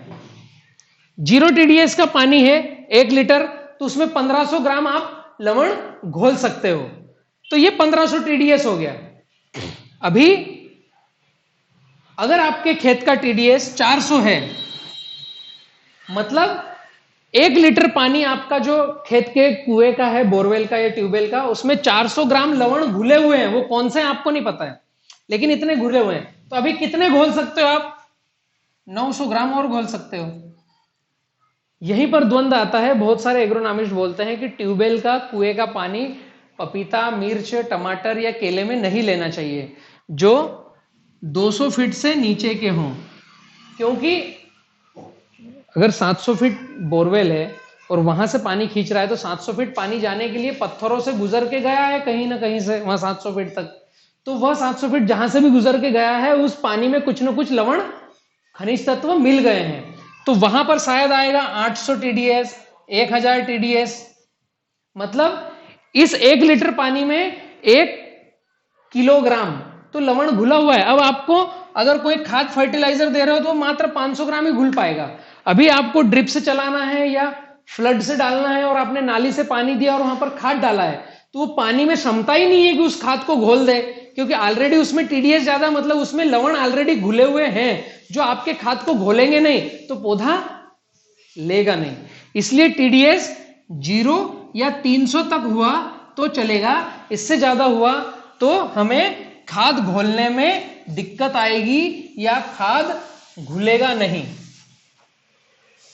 पीएच पानी का, मिट्टी का 6 से 7 के बीच में होना चाहिए। कार्बन % 1 होना चाहिए या 1 से अधिक होना चाहिए 5 तक। टीडीएस 0 से 300 तक हुआ तो बहुत अच्छा। और इन सब से ऊपर रिकवरी डे आपके खेत की क्या है, यह मायने रखती है। हेलो, मेरे साथ हो बने हुए? रिकवरी डे आपके खेत की क्या है, यह मायने रखती है। रिकवरी डे मतलब आपने जो फर्टिलाइजर डाला वह कितने दिन में रिकवर होके पौधे ने उठाने लायक कर लिया, रेडी हो गया। अभी यह 3-4 चीजों से होता है। जैसे अगर मैं बात करूं, पूरे भारत में सबसे ज्यादा क्या बिकता है पौधे के लिए? एसएसपी या डीएपी, सिंगल सुपर फास्फेट या डाई अमोनियम फास्फेट। इसमें आता है 16% फास्फोरस, इसमें आता है 18% नाइट्रोजन, 46% फास्फोरस, और पोटास आता है 0, 18-46। मैं बात कर रहा हूं सभी फार्मिंग के लिए फास्फोरस की अति आवश्यकता होती है। मैं उदाहरण दे रहा हूं, रिकवरी डे बतलाने की कोशिश कर रहा हूं क्या होता है। फास्फोरस की प्रॉपर्टी क्या है?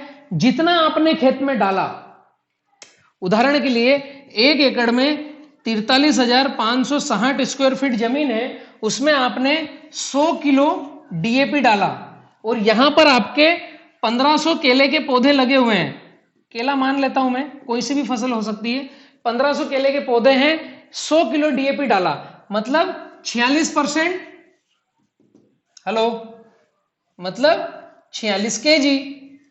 100 किलो डीएपी मतलब 46 केजी। अभी इसकी प्रॉपर्टी क्या है? जिस फॉर्मेट में इंडिया में बनता है, मात्र 20% लगेगा 80% फिक्सेशन में जाएगा, क्योंकि ये कुछ बॉन्डिंग करके बनाया जाता है। लगेगा कब? आज मैंने डाला तो 20 से 25 दिन बाद लगना चालू होगा, अगले 90 दिन तक लगेगा। आपसे क्वेश्चन है एक मेरा, यूरिया आपने डाला, नाइट्रोजन डाला, तो 3 से 4 दिन में असर दिख जाता है। एसएसपी डालो, डीएपी डालो, फास्फोरस का असर कब दिखेगा ये बतलाओ, सोच के बताओ, कमेंट्स में बतलाओ। फास्फोरस हम आज डालते हैं तो 25 से 30 दिन बाद लगना चालू होता है, अगले 90 दिन तक लगता है। इसको कहते हैं रिकवरी डे। जैसे मैंने 100 किलो फास्फोरस डाल दिया, ये 20 किलो लगेगा, तो लगेगा कब?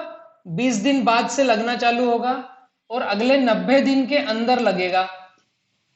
लगेगा कितना? 20%, 80% फिक्सेशन में जाएगा। तो यह जो आज डाला और 20 दिन में लगना चालू हुआ, ये जो पीरियड है रिकवरी डे है। मैंने जो फर्टिलिटी खेत में डाली, उसको बैक्टीरिया और कार्बन की माध्यम से वहां पर उसकी बॉन्डिंग टूटेगी और मेरा पौधा जड़ों के द्वारा लेना चालू होगा। इस सेशन को बोलते हैं रिकवरी डे। यह मायने रखता है 20 दिन कि आपके खेत का 6.5 से 7 पीएच है और 1% कार्बन है, तब कंडीशन अप्लाई। जीवन बीमा किन किन लोगों ने करवाया है? आप सभी को पूछ रहा हूं मैं। मोटरसाइकिल होगी, कार गाड़ी होगी, उसका बीमा तो हर साल करवाते होंगे। उसके नीचे बॉटम में छोटे छोटे से अक्षरों में लिखा होता है कंडीशन अप्लाई। आज मैंने डीएपी डाला, 20 से 25 दिन बाद लगेगा। कितना लगेगा वो बाद की बात है, लगना चालू ही 20 से 25 दिन बाद होगा। अगर मेरे खेत में 6.5 से 7 पीएच है और 1% कार्बन है, तब अगर ये 8 हो गया, 8.2 हो गया, 7.5 हो गया पीएच, या कार्बन 0.3 हो गया, तो यह रिकवरी डे 20 दिन की बजाय 25 दिन, 32 दिन, 70 दिन हो जाएगा। खाद डालना मेरे हाथ में है, उसका रिकवरी होना आपकी फील्ड की कंडीशन क्या है उस पर डिपेंड करता है कि वहां का कार्बन परसेंट क्या है, वहां का पीएच का परसेंटेज क्या है। अगर कार्बन और पीएच का परसेंटेज सही नहीं है तो वहां पर रिकवरी डे बढ़ के आगे चली जाएगी। समझ में आ रहा है? मैं इसको एक बार और विस्तृत से समझा देता हूं, रिकवरी डे क्या है। हिंदुस्तान में एकमात्र बी किसान स्मार्ट फार्मिंग, बतला दूं मैं आपको, रिकवरी की जांच करते हैं। उन्होंने सूत्र निकाला है, पीएच और कार्बन के कॉम्बिनेशन में रिकवरी डे की जांच करते हैं और आपको बतलाते हैं कि आपके फील्ड में जो फर्टिलिटी गई है वो कितने दिन में पौधा अपटेक करेगा। रिकवरी डे की जांच मैंने बतलाया, 1 एकड़ है, 1500 केले के पौधे हैं और आपने डीएपी 100 किलो डाला है, तो 100 किलो डीएपी में 46 केजी फास्फोरस आया है। अभी यह 20% लगेगा, अगले 20 दिन बाद लगेगा, 90 दिन तक लगता रहेगा 20%। तो कितना होगा यह कैलकुलेशन करना पड़ेगा। आपके पास मोबाइल है क्या? हाँ, लेके आओ। अभी आपसे टॉकिंग करूंगा, साथ में बैठे हुए से भी टॉकिंग कर लेता हूं। मेरे खेत में 1500 पौधे, आप कैलकुलेटर आप चलाओ, मैं पूछता हूं। 1500 पौधे हैं, 100 किलो डीएपी मैंने डाला है 1 एकड़ में, उसमें 46% फास्फोरस है, तो 100 केजी में 46 केजी फास्फोरस आया। ठीक है, 46 किलो का लगेगा 20%, 80% तो फिक्सेशन में जाएगा। 5% कार्बन होगा तब ये 80% लगेगा। समझ रहे हैं? वरना 1% कार्बन है तो 20% तक ही लगेगा। ये खासियत है। और हमारी फार्मिंग की पद्धति कहती है कि 0.5% कार्बन सेट है। नहीं, गलत है। रिकवरी डे कब होगा? जब आपका 5% कार्बन है। तो 80% तो लगना नहीं है, 5% तो जंगलों में होता है, आपके खेत में तो है ही नहीं कार्बन परसेंट इतना, तो आपके खेत में लगेगा 20%। 20%, 46 किलो का 20% कितना हुआ, निकाल के बताओ। 6 दूनी 12, 4 दूनी 8 और 1 9, 9 किलो 200 ग्राम। ठीक है, 100 किलो डीएपी डाला, उसमें से लगेगा कितना? 9 किलो 200 ग्राम। मैं मानता हूं मेरे खेत में 6.5 पीएच है और 1% कार्बन है, तो इतना लगेगा, अगर 6.5 pH से ज्यादा हो गया तो इससे कम लगेगा 1% कार्बन से कम हो गया तो इससे कम लगेगा। मैं मानता हूं आइडियल कंडीशन है मेरे खेत में 6.5 pH 1% कार्बन है, तो 9 किलो 200 ग्राम मैंने डीएपी डाला है। 1250 रुपए का डीएपी आता है, 2 बैग डीएपी 2500 रुपए। 2500 रुपए का डीएपी में लेकर के आया और खेत में गया 9 किलो 200 ग्राम। अभी 9 किलो 200 ग्राम 1500 पौधों में जाएगा, तो 9.2 भागित 1500 कितना आएगा? 9200 कर दो, ग्राम बन जाएंगे। 9200 भागित 1500,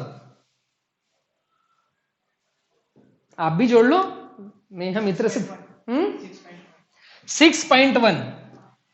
9200 में 1500 का भाग दिया तो एक पौधे को कितना गया? 6 ग्राम। हेलो, 6 ग्राम एक पौधे को डीएपी गया। अभी नंगा नहाएगा क्या और निचोड़ेगा क्या? क्या आपको उत्पादन देगा? ठीक है, आपके जेब से गए 2500 रुपए। आपके खेत में आइडियल कंडीशन है, गवर्नमेंट मापदंड के हिसाब से 6.5 pH है और 1% कार्बन है, तो एक पौधे को 6 ग्राम फास्फोरस लगा। हेलो, 6 ग्राम फास्फोरस डाला। 100 किलो, दिमाग की बत्तियां चल रही है, घर से पैसे गए 100 किलो के, पौधे को लगा 6 ग्राम, इसलिए उत्पादन कम आता है। और उसके आसपास हमने जड़ें तोड़ मरोड़ के रख दी है, हमको कल्टीवेटर ट्रैक्टर चलाना है, निंदाई गुड़ाई करना है, पौधे को हमने डीएपी फेंका, तो पौधे के पास में फेंका क्या? पूरे खेत में फेंक दिया। अभी उसकी जहां पर जड़ें हैं वहां से तो भोजन उठाएगा 6 ग्राम। ये भी डिपेंड करेगा कि आपके पौधे के पास जहां तक जड़ें हैं वहां से उठा रहा है, कहां से उठा रहा है डिपेंड करेगा। 8 pH है तो रिकवरी डे 20 दिन बाद हो जाएगा, तो वो और धूप में उड़ जाएगा या गड़बड़ हो जाएगी तो हमें क्या करना होगा ऐसी कंडीशन में? बलराम भाई, तुम क्या क्या बतला देते हो और हमें गड़बड़ी में डाल देते हो, हम डीएपी डाले कि नहीं डाले भैया डीएपी डालना पड़ेगा। वो आप अगर रासायनिक खेती कर रहे हो तो डीएपी डालो, प्राकृतिक कर रहे हो तो केवल कचरे की मल्चिंग करो, डीएपी की आवश्यकता नहीं है। मैं आगे बढ़ता हूं, रिकवरी डे समझा रहा था आपको। रिकवरी डे पूरे हिंदुस्तान में बी किसान स्मार्ट फार्मिंग एक ऐसा आपके पास स्टेशन है जहां पर रिकवरी डे की जांच होती है, आपको बताया जाता है। पीएच की जांच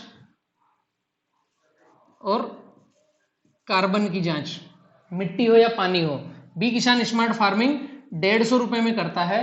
आपको बोर्ड लाइन नंबर पर बात करना है 94 245 38 222। आपके नजदीक करवा लो, हमें पीएच और कार्बन भेज दो तो आपका रिकवरी डे निकाल कर बतला देंगे क्या है, या फिर आप सैंपल आपकी मिट्टी का भेज दो, पीएच कार्बन हम आपको बतला देंगे क्या है, उसके साथ रिकवरी डे बतला देंगे। सबसे आसान तरीका है, 150 रुपए में मात्र हम जांच करते हैं। पानी की जांच और टीडीएस की जांच करवानी है तो उसका भी 150 रुपए का चार्जेस है। बोतल ऐसे कोरियर से भेजना है कि जल्दी से जल्दी हमारे पास आ जाए, वरना पीएच और टीडीएस जांच करने के लिए जो आपके नजदीक में आरओ का फिल्टर लगाते होंगे उनके जेब में ही मीटर पड़े रहते हैं, वो डालेंगे और आपको टीडीएस बतला देंगे। पीएच के लिए और दूसरा साधन होगा इजी अवेलेबल, वहां से आप जांच करवा लीजिए। बी किसान स्मार्ट फार्मिंग के पास भेजोगे तो 150 रुपए में जांच कर देंगे। रिकवरी डे इतना महत्वपूर्ण है कि मैंने 2 साल पहले एक खेतिया में, शाहदा नंदुरबार के पास में खेतिया, एक मध्य प्रदेश और महाराष्ट्र की बॉर्डर पर एक गांव है, वहां के एक मित्र की जांच करी थी जहां पर 70 दिन आया था, 72 दिन आया था रिकवरी डे। अभी उसने आज डीएपी डाला और मक्का लगाया है और उसको चाहिए कि मेरी मक्का उत्पादन ज्यादा दे और उसका रिकवरी डे 72 दिन आया है, तो 72 दिन में तो मक्का की लाइफ साइकिल ही खत्म हो गई। उसका डीएपी डालना नहीं डालना क्या महत्व रखा? इसलिए आपको रिकवरी डे मालूम होना चाहिए कि मेरे खेत में मैं क्या करूं। अभी इन सब का निचोड़ तोड़ मेरे देसी किसान का विकल्प, ये तो साइंटिफिक बातें हो गई, लेकिन देसी किसान का विकल्प कि मुझे पीएच पता नहीं, मुझे कार्बन % पता नहीं, मुझे टीडीएस पता नहीं, मुझे रिकवरी डे पता नहीं, मेरे को उत्पादन ज्यादा लेना है, तो क्या करूं? तो क्या करना है? आपको 70-30 फार्मिंग करना है। हेलो, 70-30 खेती। 70-30 खेती में क्या होगा, यहां पर नाली, यहां पर पट्टा, यहां पर नाली, और अगर आपका नाली पाली है तो यहां पर कचरा, यहां पर नाली, यहां पर कचरा। जहां जहां कचरा है वहीं आपकी पौधे की जड़ें हैं। अगर ये ड्रिप से है तो यहां पर कचरा है, यहां पर पौधे की जड़ें हैं, इस कचरे के ऊपर ड्रिप है। तो जहां पर पौधा लगा है उस जगह का मैं कार्बन और टीडीएस और पीएच मेंटेन कर सकता हूं। पूरे खेत का करने जाऊंगा तो मुझे टाइम लगेगा, समय लगेगा, मैं कर नहीं पाऊंगा। 70-30 खेती में मैंने कचरे की मल्चिंग सबसे पहले कहां करी, पौधे के पास। मैंने क्या बोला, ये कचरा काट करके सबसे पहले पौधे के आसपास कचरा डाल दो, कचरे की मल्चिंग कर दो। यहां पर कचरे की मल्चिंग हो गई, मित्र बैक्टीरिया कॉलोनी हो गई, वहां पर जीवात्मा, केचुआ, कचरे के ऊपर पानी गिर रहा है, उसका ह्यूमस निकल रहा है वो, तो इस जगह का कार्बन और पीएच यह मेंटेन कर देगा ऑटोमेटिक। आपको कहीं जांच करवाने की आवश्यकता नहीं है, दिमाग लड़ाने की आवश्यकता नहीं है। अगर 70-30 खेती आप कर रहे हैं तो आपको पीएच, टीडीएस कुछ जांचने की आवश्यकता नहीं। समझ में आया? अंदाज पंचे दामोदर खेती करो तब भी मजा आएगा। कब? जब आप 70-30 फार्मिंग करोगे, पौधे के आसपास कचरे की मल्चिंग करोगे, तो कहीं कार्बन जांचने की जरूरत नहीं है, कहीं पीएच जांचने की जरूरत नहीं है, क्योंकि यहां पर आपने बायोमास कॉलोनी डेवलप कर दी, उसकी वो विष्टा निकालेंगे, उसका जो वेस्टेज निकालेंगे, उनका जो गोबर निकालेंगे, वह इस वातावरण को शुद्धिकरण कर देगा और यहां की मिट्टी में कुछ भी कार्बन हो, कुछ भी पीएच हो, इसको बूस्टअप कर देगा। 70-30 खेती करी तो आपका पीएच कुछ भी हो, टीडीएस कुछ भी हो, पौधा भोजन उठाएगा। तो हम पौधे की कक्षा के आसपास मेंटेन कर सकते हैं, उसके आगे पीछे मेंटेन करने में हमें थोड़ी सी गड़बड़ी आएगी, हम कर नहीं पाएंगे। अभी यहां से आता है खाद्य प्रबंधन। यहां तक समझ में आया सबको? PH, carbon, pH, TDS, recovery day, ये 5 चीजों की जांच चाहिए। तो बी किसान स्मार्ट फार्मिंग पर आइए, 94-245-38-222 यह ऑफिस का नंबर है, 9424538222। 150 रुपए में जांच होगी, आपका नाम, पता, लेबल लगा करके 100 से 150 ग्राम का कोरियर आप इस नंबर पर एड्रेस निकाल करके भेज सकते हैं। गूगल पर जाओ, बी किसान स्मार्ट फार्मिंग लिखो, BKISAN, बी किसान स्मार्ट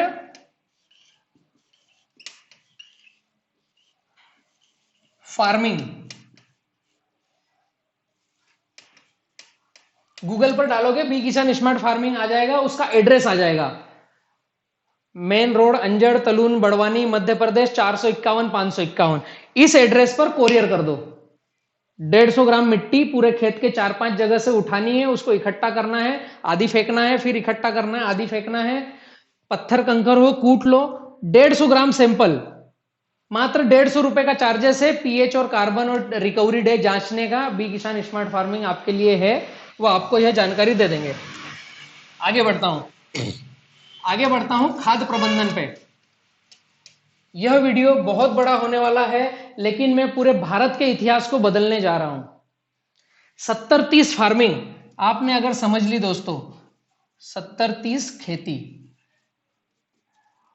कोई सी भी फसल हो, किसान खर्च आधा और उत्पादन अनलिमिटेड ज्यादा हो जाएगा। मोदी जी अनलिमिटेड बहुत सारी कार्यशालाएं चला रहे हैं, लेकिन सक्सेस हो नहीं पा रहे हैं।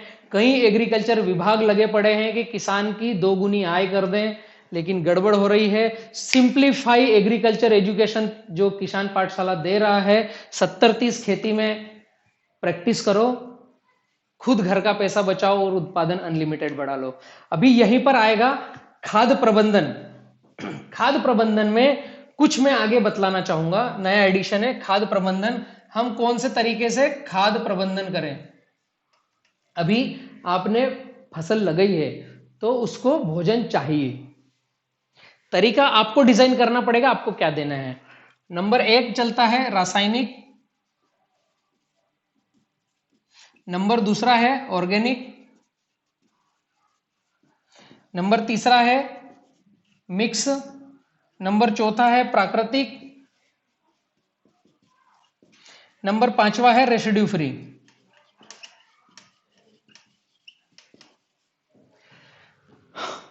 पूरे भारत में इन 3 तरह के फार्मिंग किए जा रहे हैं।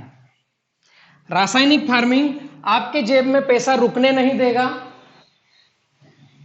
पूरे भारतवासियों को अन्नदाता कुछ गड़बड़ खिला रहा है, उनको ऐसा महसूस होगा। रासायनिक पेस्टिसाइड फार्मिंग करेंगे तो कैंसर के जनक हम ही कहे जाएंगे। बहुत सारी कंपनियों ने तो माथा उठा रखा है, विज्ञापन ऐसे देते हैं कि ठेले की सब्जी मत लो, फलाने की सब्जी मत लो, हमारे मॉल में आकर के सब्जी खरीदो, ये ऑर्गेनिक है। मुझे पता है आप मॉल में सब्जी कहां से लेकर के आ रहे हो, हमारे ही मध्य भारत से, उत्तर भारत से, पश्चिम भारत से जा रही है। हम ही किसानों के पास से ठेले पे भी जाती है, आपके मॉल में भी जाती है।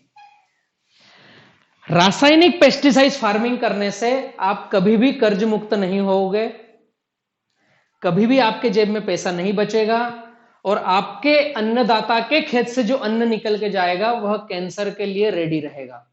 तो मेरा कहना है, इस फार्मिंग को अगर कर रहे हो तो आज की तारीख से बंद करो या धीरे धीरे कम करो।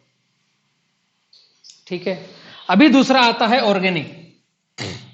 हाँ, इस फार्मिंग की गाइडलाइन चाहिए तो 94 245 38 222 BFS बैलेंस फर्टिगेशन सॉफ्टवेयर के तहत हम पूरे भारत में गाइडलाइन दे रहे हैं। गन्ना है तो 1000 रुपए एकड़ की गाइडलाइन लेते हैं, और केला पपीता है तो 1 रुपए प्रति प्लांट की गाइडलाइन लेते हैं 1 साल के लिए। सॉफ्टवेयर बेस्ड खेती की प्रणाली। अगर आपको रासायनिक पेस्टिसाइड फार्मिंग भी करना है तो पूरा 100 साइंटिफिक जाओ ना, अपना दिमाग बंद करो, सॉफ्टवेयर को अपना दिमाग लड़ाने दो। आपके खेत की सारी जानकारी सॉफ्टवेयर में डलेगी, सॉफ्टवेयर एक आईडी नंबर बनाएगा और आपको हर 30 दिन में मैसेज भेजेगा कि आपकी खेत की परिस्थिति क्या है, तो क्या फर्टिलिटी करना चाहिए। ओके, उसमें भी कंडीशन बनती है कि हम कैंसर मुक्त फार्मिंग कर पाएंगे रासायनिक में भी। दूसरा चल रहा है ऑर्गेनिक। यह रासायनिक से भी घातक है। हाँ, ऑर्गेनिक फार्मिंग रासायनिक से भी घातक है और बड़ी गड़बड़ है। ऑर्गेनिक के नाम पर मार्केट में हजारों प्रोडक्ट मिल रहे हैं। बड़वानी में अलग नाम है, अंजड़ में अलग नाम है, इंदौर में अलग नाम है, भोपाल में अलग नाम है, लखनऊ में अलग नाम का प्रोडक्ट मिल रहा है, महाराष्ट्र मुंबई में अलग नाम का प्रोडक्ट मिल रहा है, गुजरात राजकोट में अलग नाम का प्रोडक्ट मिल रहा है। ऑर्गेनिक के नाम पर कितनी लूट मची है, पीजीआरई प्रोडक्ट के नाम पर। न आपको पता है न मुझे पता है, वह जो कमा रहा है उसी को पता है। ऑर्गेनिक बोल करके क्या कंटेंट हमारे खेत में आ रहा है मुझको नहीं पता है। ऑर्गेनिक मतलब आपने डीएपी पोटाश छोड़ दिया और मार्केट से ऑर्गेनिक खरीद के लाए, तो फिर ओरिजिनल डीएपी पोटाश ही खरीद के लाओ ना, पौधे को भूखे क्यों मार रहे हो। समझ रहे हो। NPK, calcium magnesium sulphur nutrition देना पड़ेगा पौधे को। आप एनपीके से दो या प्राकृतिक तरीके से दो। ऑर्गेनिक ये बीच में जो आ गया, ऑर्गेनिक शब्द अच्छा है लेकिन भारत में गड़बड़ हो चुकी है पीजीआरई प्रोडक्ट के कारण। तो इसको तो 100 डिलीट कर दो, कुछ काम का नहीं। ठीक है, मिक्स बहुत ही काम का है और पूरे भारत में यह चल रहा है, यह अच्छी चीज है मिक्स फार्मिंग। क्या हो रहा है, सभी किसान मित्रों को, एक गांव में कोई कैंसर का पेशेंट अगर शमशान चले जाता है तो वहां जागरूकता अभियान चलता है, अब मैं ऑर्गेनिक करूंगा। तो ऑर्गेनिक तो होता नहीं है क्योंकि बैकलॉग जितना रहता है, जब तक पकता है 70-30 खेती करते नहीं हो तो वहां बैकलॉग साल दर साल बढ़ता रहे। हम तो कल्टीवेटर चलाने वाली खेती करते हैं और फिर वो पौधे की छोटी सी जड़ों की कक्षा में एनपीके भी नहीं डालते हैं और ऑर्गेनिक पीजीआरई ला करके डालते हैं, तो एक साल में भूत उतर जाता है और फिर मिक्स फार्मिंग पे आ जाते हैं। वापस डीएपी यूरिया पोटास 2-3 साल के बाद चालू कर देते हैं और मन समझाने के लिए दिल पर कड़ा पत्थर रख करके सुभाष पालेकर जी का गुड़ गोबर गौमूत्र अप्लाई करते हैं या फिर डीकंपोस्ट की 20 रुपए वाली डब्बी अप्लाई करते हैं।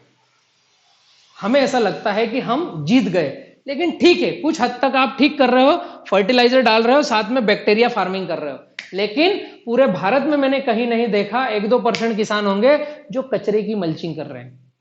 आप गुड़ गोबर गौमूत्र कितनी बार डालोगे, लिमिट है कुछ। बैक्टीरिया है ना, वो पीएसबी केएसबी राइजोबियम एजोटोबैक्टर सभी तरह के बैक्टीरिया है, माइकोराइजा, ये सब जो गाय के गोबर में मिलता है उसे आप गुड़ गोबर गोमूत्र करके 3 दिन रख करके फिर उसे खेत में डालते हो, हर 15 दिन में डालते हो, बहुत बहुत बड़ी बाइट देते हो कि इस साल मुझे इतना रिजल्ट मिला। 3 साल बाद कितना रिजल्ट मिला, वापस डीएपी पे आ गए।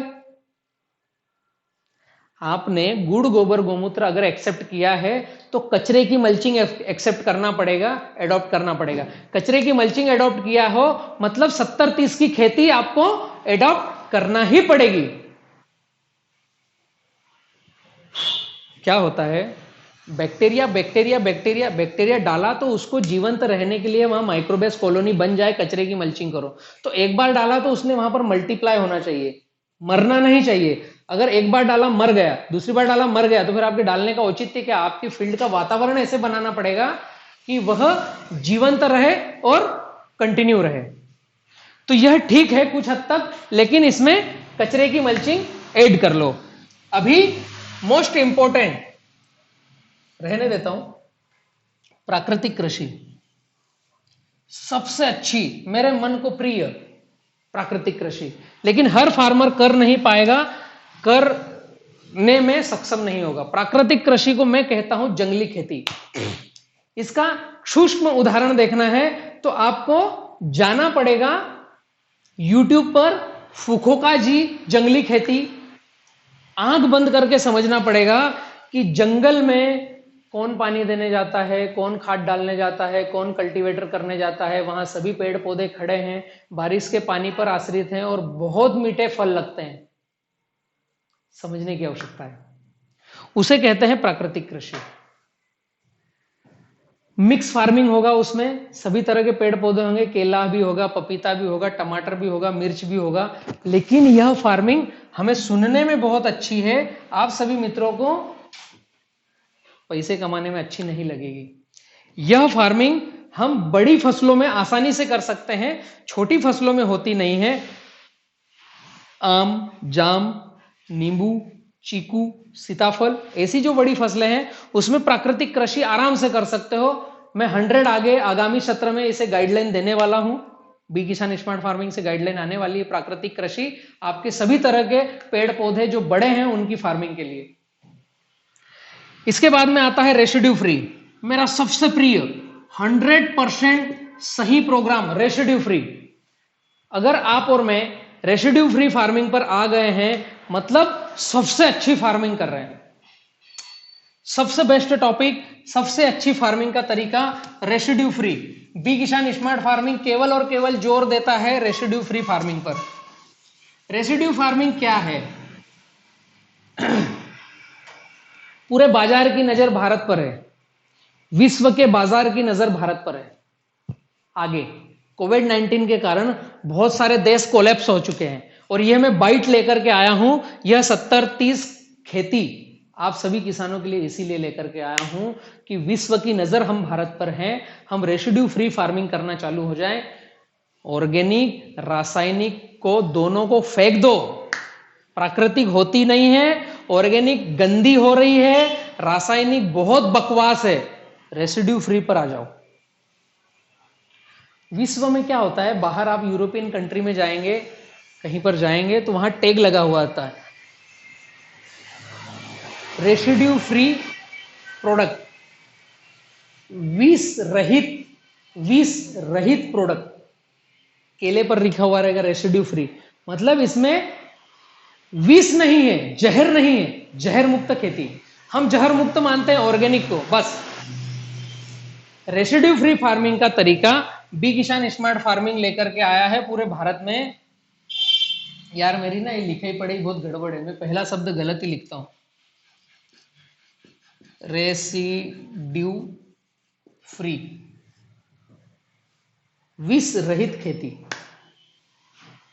पेस्टिसाइड फर्टिलाइजर समझ में आता है, ऑर्गेनिक समझ में आता है, ये बीच में क्या बला है रेसिड्यू फ्री।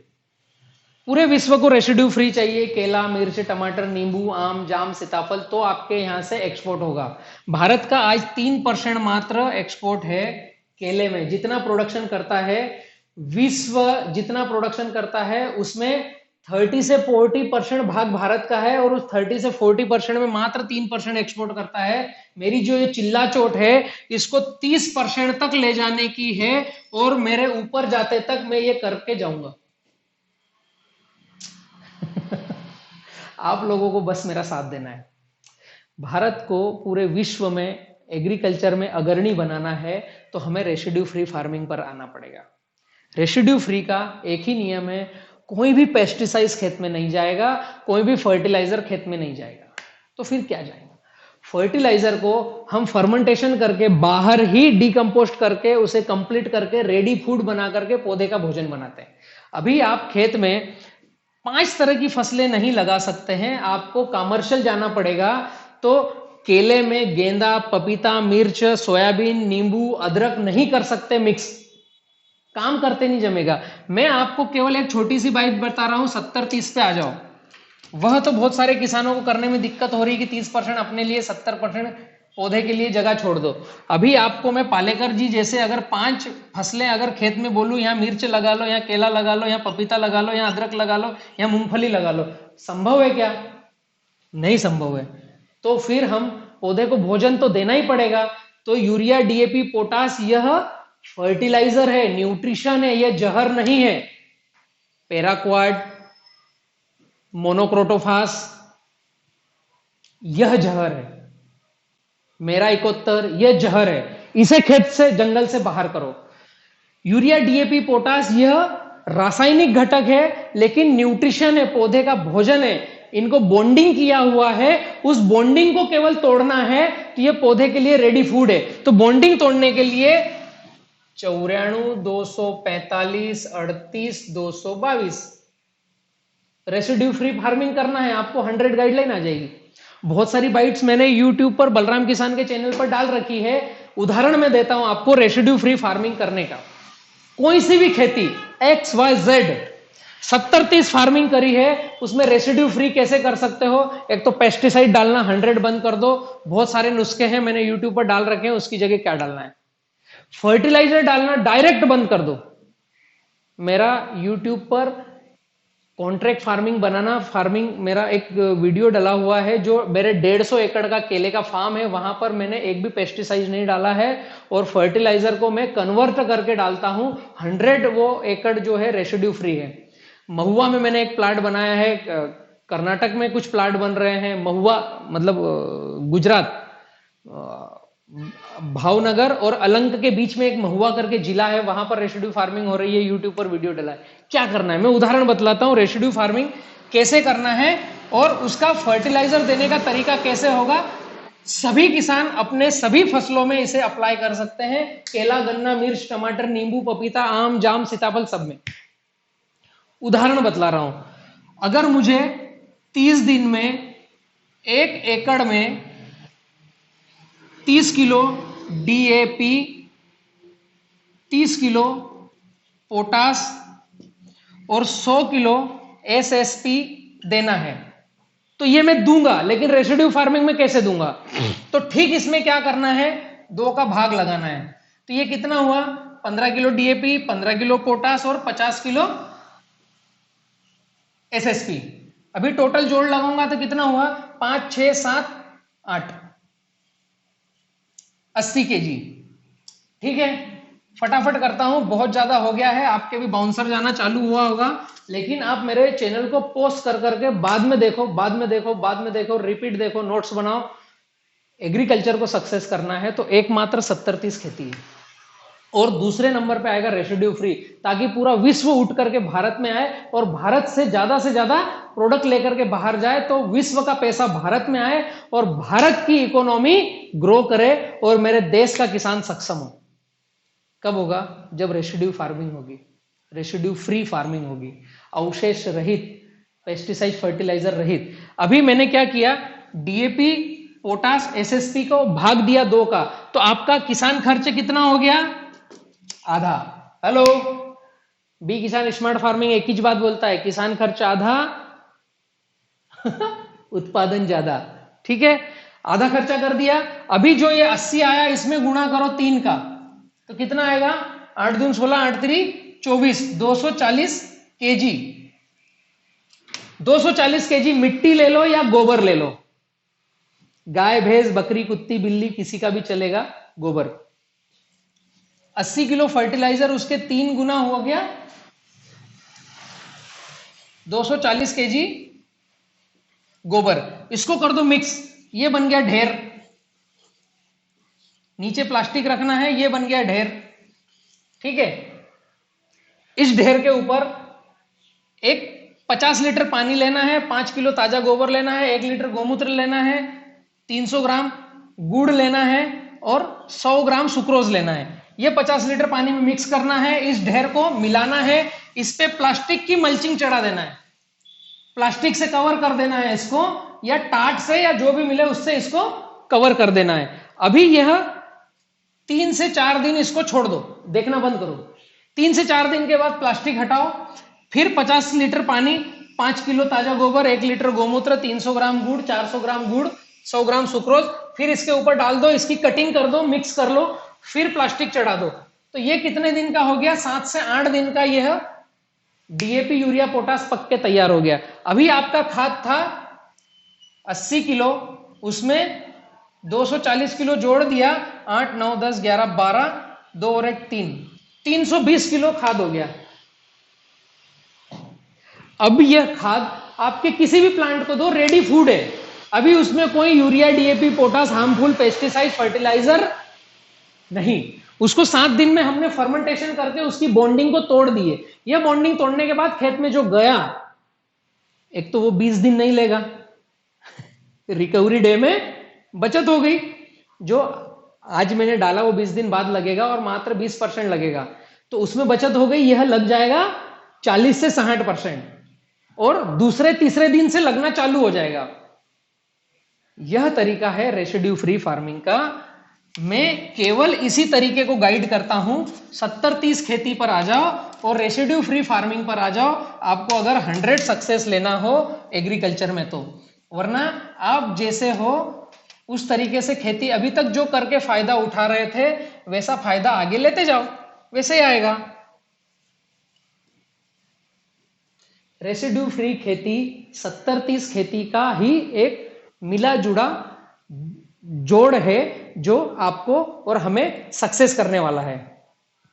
अभी यहां तक का सारा निचोड़ जो निकला है वह मैंने आपको दिया 70-30 खेती फार्मिंग करने का। इसके बाद में आता है हम जो भी फार्मिंग कर रहे हैं उसमें रोग, कीट, पतंग, पेस्ट, डिसीज और डेफिशिएंसी। अभी डिसीज मतलब बीमारियां, पेस्ट मतलब कीट पतंग जो लग करके हमारे पेड़ पौधों को खराब कर रहे हैं, और डेफिशिएंसी मतलब कमी, हमारे फर्टिलाइजर देने में कमी या पौधे को वहां से न्यूट्रिशन नहीं मिला। तो 1 नंबर पे आया डिसीज, साधारण भाषा में रोग।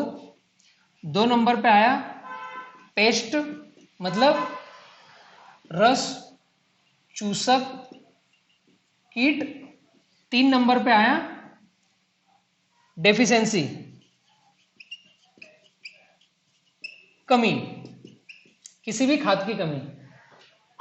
पूरा अभी तक का जो मेरा ओरा था उसमें मैंने आपका पौधा पका दिया, लेकिन बीच में या तो रोग आया या पेस्ट माइट्स कुछ आए या उसमें कमी आई। तो कब होगा? अगर आपने 70-30 फार्मिंग करी है तो ये कुछ भी नहीं आएगा, जीरो आया तो फट से कंट्रोल होगा थोड़े बहुत असर से। क्यों? क्योंकि आपने 30% अपने लिए रखा और 70% पौधे के लिए रखा है। तो पौधे की रूट डिजाइन के लिए बहुत सारी जड़ों को डेवलप होने के लिए जगह रखी है। और आप आंख बंद करके समझने की कोशिश करो, जंगल में कोई भी कीट, पेस्ट, डेफिशिएंसी, डिसीज नहीं आती है जंगलों में, क्योंकि वहां पर कार्बन परसेंट बहुत मात्रा में रहता है। और यहां कचरे की मल्चिंग करी और रूट का डिजाइन किया आपने, तो आपका यहां 70% जगह में कार्बन परसेंटेज और ह्यूमस बहुत ज्यादा है। कचरे को डल होने के बाद जो लाल पानी निकलता है वो ह्यूमस है, वह आपके किसी भी पौधे के लिए अमृत है। उसको कोई बीमारी आने ही नहीं देगा। बीमारी आई तो उसकी बॉडी इतनी रेजिस्टेंट पावर रहेगी, इम्यूनिटी पावर रहेगी कि वो उससे लड़ने की क्षमता रखेगा। थोड़ा बहुत जो जनरल स्प्रे आपने किया उससे कंट्रोल हो जाएगा। मैक्सिमम स्प्रे मैं आपको पहले तो डिसीज, रोग के बारे में बतला दूं। किसी भी पौधे में XYZ कितने भी पौधे हैं उनमें डिसीज क्या आते हैं? डंपिंग, विल्टिंग, निमेटोड, इन सबसे मिट्टी की जनित बीमारियां रहती है, इन सबसे रोग आते हैं, बीमारियां। लकवा आ गया, तो ये रूट के स्ट्रक्चर जो डिस्टर्ब रहते हैं उससे। अगर यहां पर आपके माइक्रोबैस कॉलोनी डिजाइन है, सभी तरह के कीट पतंग बैक्टीरिया है, तो रोग आना ही नहीं, आता ही नहीं है। आप YouTube पर जाओ, सोलापुर के एक किसान है जिन्होंने 11 साल से केले में केले कर रखा है, उनके यहां पर एक रोग आ गया था, झेंडू पौधा हो रहा था, अंदर पोंगा सड़ रहा था। अभी 1 महीने पहले का वीडियो डाल रखा है मैंने, उनको बताया 70-30 फार्मिंग करो भाई, एक नाली खाली करो, यहां पर सूखा क्रैकिंग करो, एक नाली में कचरा करो। यह प्लाट वापस सक्सेस हो गया और उनको मैंने बोला है अगले 110 साल तक हम केले में केला चलाएंगे, आपको निकालने की आवश्यकता नहीं है। 1 महीने पहले जो वीडियो था उसमें फिर 70-30 एप्लीकेशन किया, जो 11 साल से केले में केला कर रहा है, उसके बाद में उन्होंने 1 महीने बाद वीडियो भेजा कि भैया यहां पर ग्रो हो रहा है और मेरा प्लॉट ठीक हो रहा है। समझ रहे हैं? रोग आएंगे ही नहीं, आ गए तो ये विधि करने से ठीक होंगे। एक बार दूसरा, अब मैं आता हूं पेस्ट पर। थ्रिप्स, माइट्स, इल्ली, फलाना ढिमका, जो भी शाकाहारी जानवर हमारे शत्रु है। मांसाहारी जानवर जो थ्रिप्स को, माइट्स को, इनको खाएंगे, वह हमारे मित्र है। ठीक है, तो यहां पर जो हमने माइक्रोबेस कॉलोनी डेवलप करी है, इनको खाने के लिए यहां पर जीवाश्म है। इनको खाने के लिए क्या होता है, जीव जीवस्य जीवनम, प्रकृति की एक संरचना है। मैं किस पर आश्रित हूं, वो दूसरे पर आश्रित है, वो तीसरे पर आश्रित है, वो चौथे पर आश्रित है, वो पांचवें पर आश्रित है, वो मेरे पर आश्रित है, फिर मैं दूसरे पर आश्रित हूं। ऐसा एक साइकिल प्रकृति ने बना रखा है। तो यहां पर जो जीवात्म है उसको खाने के लिए मांसाहारी भी है, वही मांसाहारी आपके इन कीट पतंग पेस्ट को खाएंगे। रूट का डिजाइन डेवलपमेंट, और वहां पर हष्ट फुष्ट उसे भोजन मिल रहा है, रूट पहले दिन से तोड़ी नहीं है, तो पौधे में इम्यूनिटी पावर रहता है, रेजिस्टेंट पावर रहता है, पौधा स्ट्रांग रहता है। दीपांशु पानी पिला दे बेटा। बाइट चालू है क्या, ये भी देख ले, वीडियो बाइट चालू है क्या? अभी यहां पर कोई नहीं है तो मैं कैमरे के सामने जा नहीं पा रहा हूं, तो मुझे पता नहीं कैमरा चल रहा है, मैं जबरन हिल रहा हूं। ठीक है, पेस्ट कंट्रोल 70-30 फार्मिंग करी है तो पौधा रेजिस्टेंट पावर रहेगा और रोगों से लड़ने की क्षमता उसमें 100 ज्यादा रहेगी। और आप छोटा सा भी अगर पेस्ट कंट्रोल के लिए कुछ स्प्रे करते हैं तो पौधा सुरक्षित होगा, सक्षम होगा। इसके लिए मैं 2 दवाइयां आपको रेकमेंड करूंगा। अगर आपको पेस्ट कंट्रोल और रेसिड्यू फ्री में रहना है तो एक मॉलिक्यूल है स्पिनोसेड, मेरे घर नहीं बनता है। बहुत सारे लोग द्वंद्व चालू कर दिए हैं कि बलराम भाई आप सुक्रोज प्रमोट करते हो, घर बना के बेच रहे हो। तो भैया वर्ल्ड में कोई सुक्रोज बनाता नहीं है गोमूत्र के साथ, इसलिए मैं बना के दे रहा हूं। आप बना सको तो आप देना चालू कर दो, मैं आपका प्रमोट कर दूंगा। जैसे डव एग्रो ने स्पिनोसेट करके कंटेंट बनाया है जिसे वर्ल्ड हेल्थ ऑर्गेनाइजेशन ने ग्रीन टैग दिया है, उसके जैसा कोई मॉलिक्यूल ही नहीं है, वो पेटेंट है। और वह दवाई इतनी सेफ है कि आप पी लोगे तो भी कुछ नहीं होगा, लेकिन आपको पीना नहीं है। हेलो, खुद को नहीं पीना है। पेस्टिसाइड आ गई मतलब पियो मत, भले वो ग्रीन टैग है। उसका आप स्प्रे करोगे, थ्रिप्स कंट्रोल, इल्ली कंट्रोल, कुछ हद तक माइट्स कंट्रोल। वह क्या करता है, मारता नहीं है। इन पेड़ पौधों पर जो प्राणी हैं उनको भूख लगने से रोक देता है। अभी वो खुद भग जाते हैं दूसरी जगह। मैं पानी पी लेता हूं।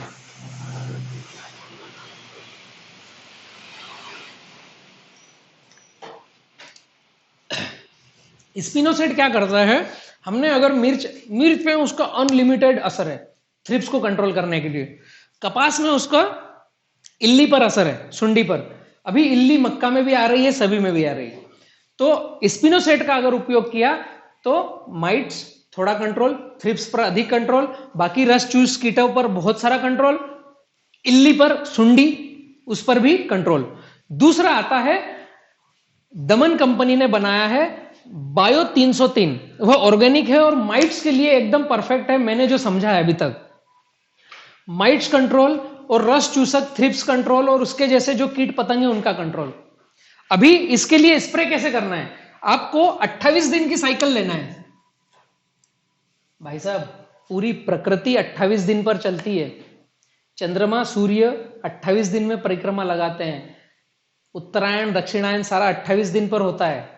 ग्रह नक्षत्र सब 28 दिन पर चलते हैं, हम किस व्यक्ति केवल 30 और 31 दिन पे चलते हैं। उसको छोड़ो, किसानों को सबको आना है 28 दिन पर। 28 दिन में से 2 पार्ट्स करना है। नंबर 1 पार्ट्स करना है अमावस्या, नंबर 2 पार्ट्स करना है पूर्णिमा। जितने आदमी बोलेंगे मैं नहीं मानता हूं, तो भी इसका इफेक्ट है।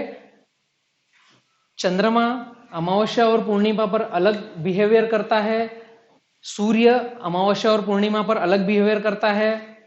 इन दोनों दिनों में अगर आपको समझना है कि हम पेस्ट कंट्रोल कैसे करें, तो अमावस्या के एक दिन पहले या अमावस्या के ही दिन आपने पानी का स्प्रे भी कर दिया, तो वहां जो कीट पतंग आपके खेतों में है उनकी साइकिल टूट जाएगी और आपको रिजल्ट मिलेगा। देख लो, कोई पेस्टिसाइड फर्टिलाइजर मत डालो अमावस्या के एक दिन पहले या अमावस्या के दिन, क्योंकि उस दिन चंद्रमा पृथ्वी के कितने नजदीक है, ज्वार भाटा बहुत चलता है, साइंटिफिक है। पूर्णिमा के दिन समुद्र कितना ऊपर उठता है बगैर कुछ करे, चंद्रमा को छूने की कोशिश करता है।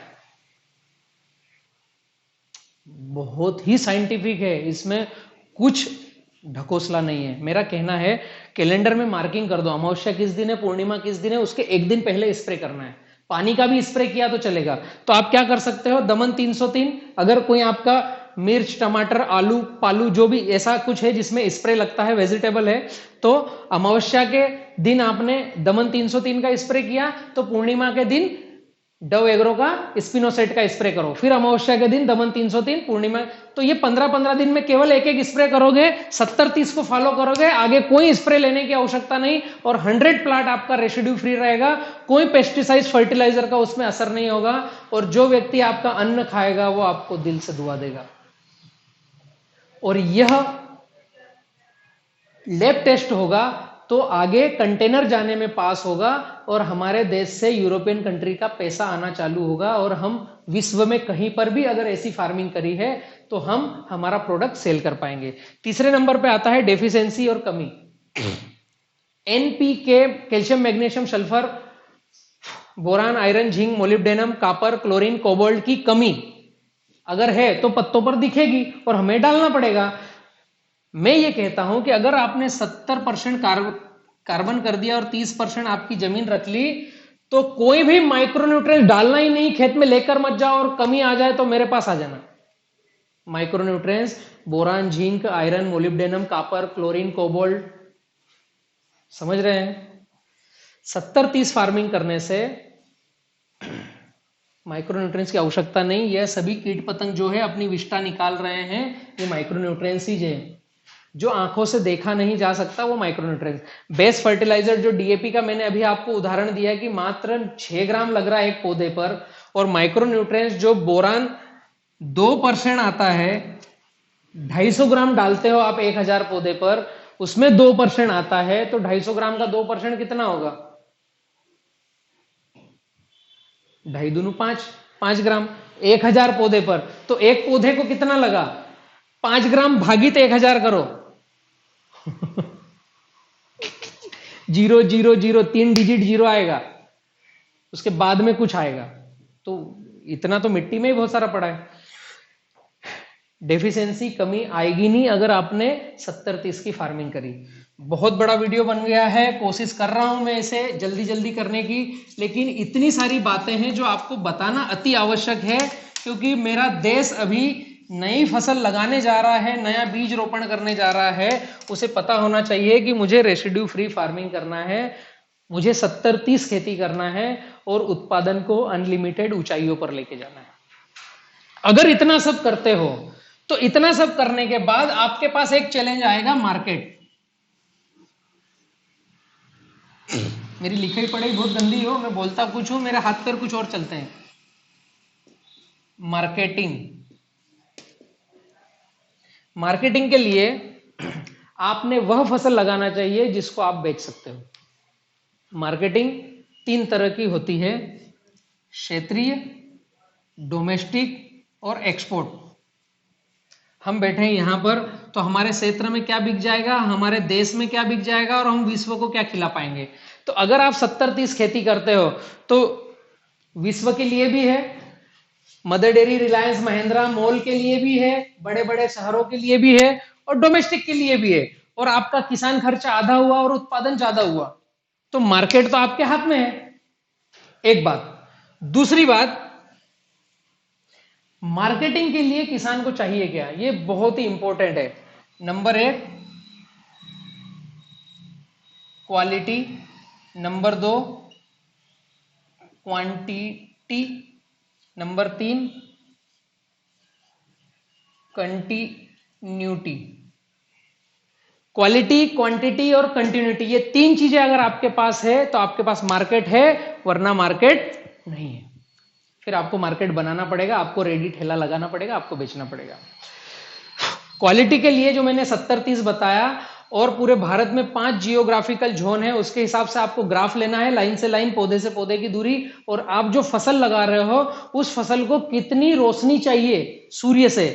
केला है तो 35 से 36 स्क्वायर फीट, पपीता है तो उसको और ज्यादा स्क्वायर फीट, चीकू है तो उसको और ज्यादा स्क्वायर फीट, मिर्च टमाटर है तो उसके हिसाब से स्क्वायर फीट। क्वालिटी आएगी आप कौन से जोन में हो और क्या स्क्वायर फीट लगा रहे हो। क्वांटिटी आएगी आपको ग्रुप फार्मिंग करना है। जैसे मैं तलुन में हूं, बड़वानी मध्य प्रदेश में तलुन गांव में हूं, तो मुझे कम से कम, अगर मुझे केला लगाना है तो यहां कम से कम 50 किसानों से संपर्क रखना है और 50 किसानों को एक दूसरे का डाटा शेयर करना है कि तेरे पास कितना एकड़, तेरे पास कितना एकड़, मेरे पास इतना एकड़, ऐसा करके सब अपने अपने करेंगे, लेकिन डाटा एक मेंटेन कर लो ताकि व्यापारी को भेज सको कि हम इस क्षेत्र में 50 किसानों के पास 200 एकड़ में केला है। इसको कहते हैं ग्रुप फार्मिंग। कुछ राइटिंग नहीं, एफर्ट नहीं, फलाना ढिमका करने की आवश्यकता नहीं, क्योंकि किसान इकट्ठा हो नहीं सकता। हाँ, हम आपकी बात कर रहा हूं, इकट्ठा होता ही नहीं है। गवर्नमेंट ने एफपीओ निकाल के रखा है, एफपीओ, फार्मर प्रोड्यूस ऑर्गेनाइजेशन, पिछले 10 साल से चिल्लाचोट कर रही है, पूरे भारत में है ही नहीं, 1-2 एफपीओ है जो सक्सेस है, बाकी कागज पे है। ये हमारे लिए तो फार्मर इकट्ठा नहीं होता है, लेकिन क्वांटिटी देना पड़ेगा। इसके लिए केवल डाटा तो मेंटेन कर लो, मत इकट्ठे हो। जिस दिन समझ में आए उस दिन इकट्ठे हो जाना। तो जो भी फार्मिंग कर रहे हो उस खेती का और कौन कौन से किसानों ने फार्मिंग कर रखा है वो आपके पास डाटा होना चाहिए। कितने कितने एकड़ में ये डाटा होना चाहिए, ताकि आप व्यापारी को बोल सको कि भैया हम यहां पर 200 एकड़ में केले वाले हैं और इस हिसाब से कटिंग आएगी। तो ये क्वांटिटी हो गई, आपकी तो उतनी होगी, लेकिन किसानों का क्लस्टर आप खुद डाटा बना सकते हो। और कंटिन्यूटी लगातार दे सकते हैं क्या, तो एक्सपोर्टर आपके घर गांव में मैं बिठा दूंगा केले के लिए। पूरे भारत में कहां पर कितने एक्सपोर्टर चाहिए, अगर आप क्वालिटी, क्वांटिटी और कंटिन्यूटी दे रहे हो तो सैकड़ों मेरे पास नाम है, वो आपके पास भेज सकता हूं। 70-30 खेती करोगे और रेसिड्यू फ्री खेती करोगे तो छोटी छोटी सी बाइट्स हैं, इसे फॉलो करो, समझने की कोशिश करो। बहुत आगे जा रहा हूं आज मैं शायद इस वीडियो में, लेकिन मैं यह सोच लिया है मैंने कि पूरे भारत के किसानों का कर्जा लेने का अभियान मुझे बंद करना है और गवर्नमेंट को बोलना है कि आपको कर्जा चाहिए तो हम किसान देने के लिए तैयार हैं। छोटी छोटी सी बातें हैं, हमें आपको समझने की आवश्यकता है। अगर हमने यह समझ लिया तो बहुत आगे निकल जाएंगे।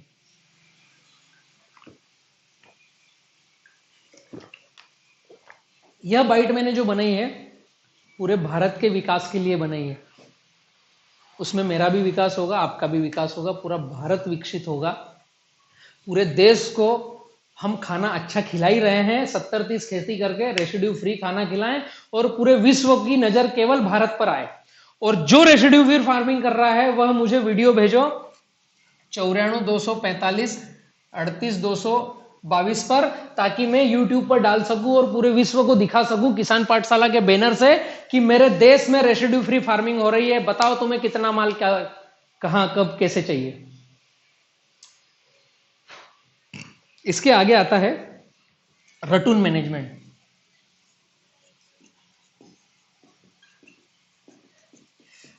दो चीजें बती, ज्यादा समय लूंगा नहीं, 15-20 मिनट में खत्म हो जाएगा। बहुत सारा समय आज आपने मुझे दिया है, बहुत बहुत शुक्रिया आपके खुद के लिए, आपने मुझे समय दिया है। रटून मैनेजमेंट, हर वो फसल जो 1 साल से ज्यादा आती है, केला, गन्ना, आम, जाम, नींबू, सीताफल, चीकू, यह इसमें सब में रटून मैनेजमेंट होता है। पपीता में भी 2 साल के लिए होता है रटून मैनेजमेंट, वो भी 2.5 से 3 साल चलती है जब तक आप निसन्नी लगाकर तोड़ सको। लेकिन हमने पपीता को बना ही ऐसा दिया है कि 1 साल में निकाल के बाहर करो, वायरस आएगा और उसके बाद खराब हो जाएगी। रटून मैनेजमेंट होता है। अगर आपने 70-30 फार्मिंग करी है तो यहां 70% में जो आपका पौधा है उसका बच्चा आएगा, कोई कल्टीवेशन करने की आवश्यकता नहीं। जो कीड़े मकोड़े, देसी केचवे, माइक्रोबेस कॉलोनी, उन्होंने कल्टीवेशन करके रखा है। और यहां पर क्रैकिंग है, इस बेड का पानी उधर नहीं जा रहा है, उसका पानी इधर नहीं आ रहा है, इसका पानी उधर नहीं, इसका पानी इधर नहीं, यहां बीच में क्रैकिंग है, दराड़े हैं, हवाएं हैं, अप्रैल मई में धूप खा लिया है। तो यह जो मिट्टी है पूरी की पूरी अपनी ताव दे करके रेडी रहती है। कहते हैं ना फसल चक्र करना पड़ता है, तो हमारी मिट्टी का स्वास्थ्य अच्छा रहता है। अगर आपने 70-30 फार्मिंग करी है तो एक ही खेत में एक ही फसल को 50 साल तक कर सकते हो, 1000 साल तक कर सकते हो। सुभाष पालेकर जी का कहना है कि केला और गन्ना ऐसी फसल है जिसे एक बार लगा दो, 1000 साल तक बदलने की आवश्यकता नहीं है। तो 70-30 फार्मिंग अगर करते हो तो यह नियम लागू होगा, वरना यहां से यहां तक पूरे खेत में पानी पानी रखा तो बैक्टीरिया, डिसीज, फंगल, वायरल सब आएगा। जैसे बिहार में आजकल विल्टिंग चालू हो गया है, पनामा आना चालू हो गया है, निमेटोड आ गया है, बीटल का प्रकोप आ गया है। ऐसी प्रक्रिया रखी, यहां पर क्रैकिंग, यहां पर मॉइस्चर, यहां पर क्रैकिंग। एक फसल को अनेक बार कर सकते हो, रटून मैनेजमेंट बहुत अच्छा आएगा। आम, जाम, नींबू, सीताफल में भी कुछ जगह क्रैकिंग, कुछ जगह कचरे की मल्चिंग। 70-30 है तो रटून मैनेजमेंट में कोई प्रॉब्लम नहीं है। 100 आपका सक्सेस आना है और सक्सेस होना है। इसके बाद में लास्ट में एक पॉइंट आएगा आप सभी किसानों के लिए, अंतर्वर्ती फसल। यह सभी किसान भाइयों की मन की बात है।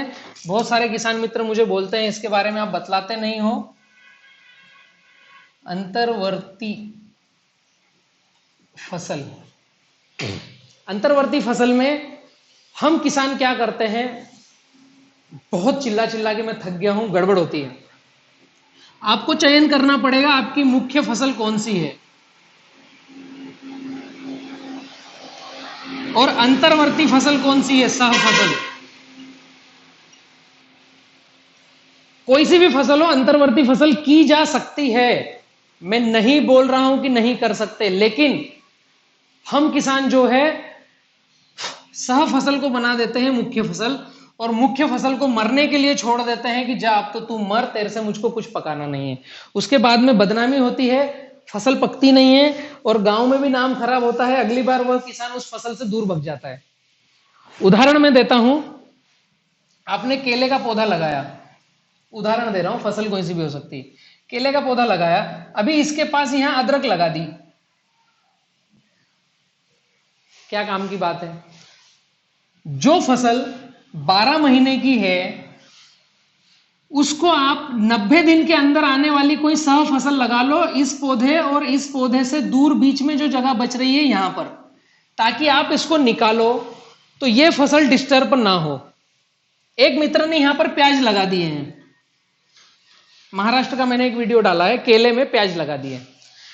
प्याज लगा सकते हो आप यहां पर प्याज लगाना कहां की समझदारी है। जब प्याज उखाड़ोगे तो केले की जड़ें उखड़ के बाहर आ जाएगी। आपको डिसीजन लेना पड़ेगा मुख्य फसल कौन सी है, सह फसल कौन सी है।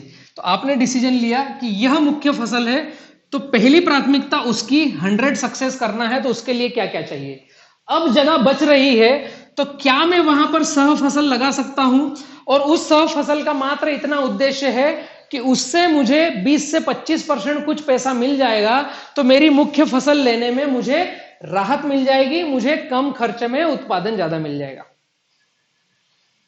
अभी चलन भरपूर पड़ा है कि मल्चिंग में तरबूज लगाओ और उसमें केला लगा दो। आत्महत्या करने जैसी बात है ये। केले की रूट नीचे नहीं जाएगी, ऊपर ही ऊपर रहेगी, केला गिरेगा। गर्मी में आप जनवरी फरवरी में तरबूज लगा रहे हो, उसको प्लास्टिक मल्चिंग कर रहे हो सिल्वर की, और तरबूज आपका मार्च अप्रैल में खत्म होता है। अभी केला खड़ा है, प्लास्टिक मल्चिंग से उसे रिफ्लेक्ट आ रहा है, केला मरने के लिए तैयार है, वो आपको देखता है भैया मेरा कुछ कर। आप खेत में जाते हो, आपके एग्रोनॉमिस्ट को गालियां देते हो, मेरा पौधा बचा नहीं रहा है, मैंने इतनी सारी दवाइयां डाल दी, फलाना कर दिया, ढिमका कर दिया। वहां पर आपकी मुख्य फसल तरबूज है, तो केले को तो डैमेज होना है। समझ रहे हैं? द्वंद्व है। मुख्य फसल जो है उसकी पूरी प्लानिंग करो, उसमें जगह बचती है तो हम सह फसल कौन सी लें, और उस सह फसल को केवल इतना रखो कि मुख्य फसल लेने के लिए कुछ सपोर्ट में वो पैसा दे दे। उल्टा करना बंद करो, ठीक है? बहुत बड़ा बाइट बना दिया है आप सभी किसानों के लिए। मैं आशा करता हूं आप 70-30 की खेती समझ चुके होंगे। मैं बलराम किसान बड़वानी मध्य प्रदेश से पूरे भारत के लिए समर्पित हूं। 70-30 खेती पे जल्दी से जल्दी आ जाइए और अपने खेत को सबल बनाइए। 70-30 फार्मिंग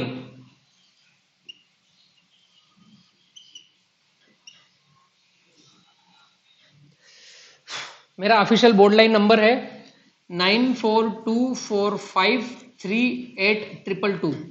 किसी को सलाह चाहिए यहां पर बात कर सकते हैं। मैंने बेड़ा उठा रखा है आप सभी किसानों को कर्ज मुक्त बनाना, पूरे भारत का एक्सपोर्ट एग्रीकल्चर में 30% बढ़ाना, 300% बढ़ाना, 3% से 30% पे ले जाना केले का, और अदर सभी का 300% बूस्ट करना।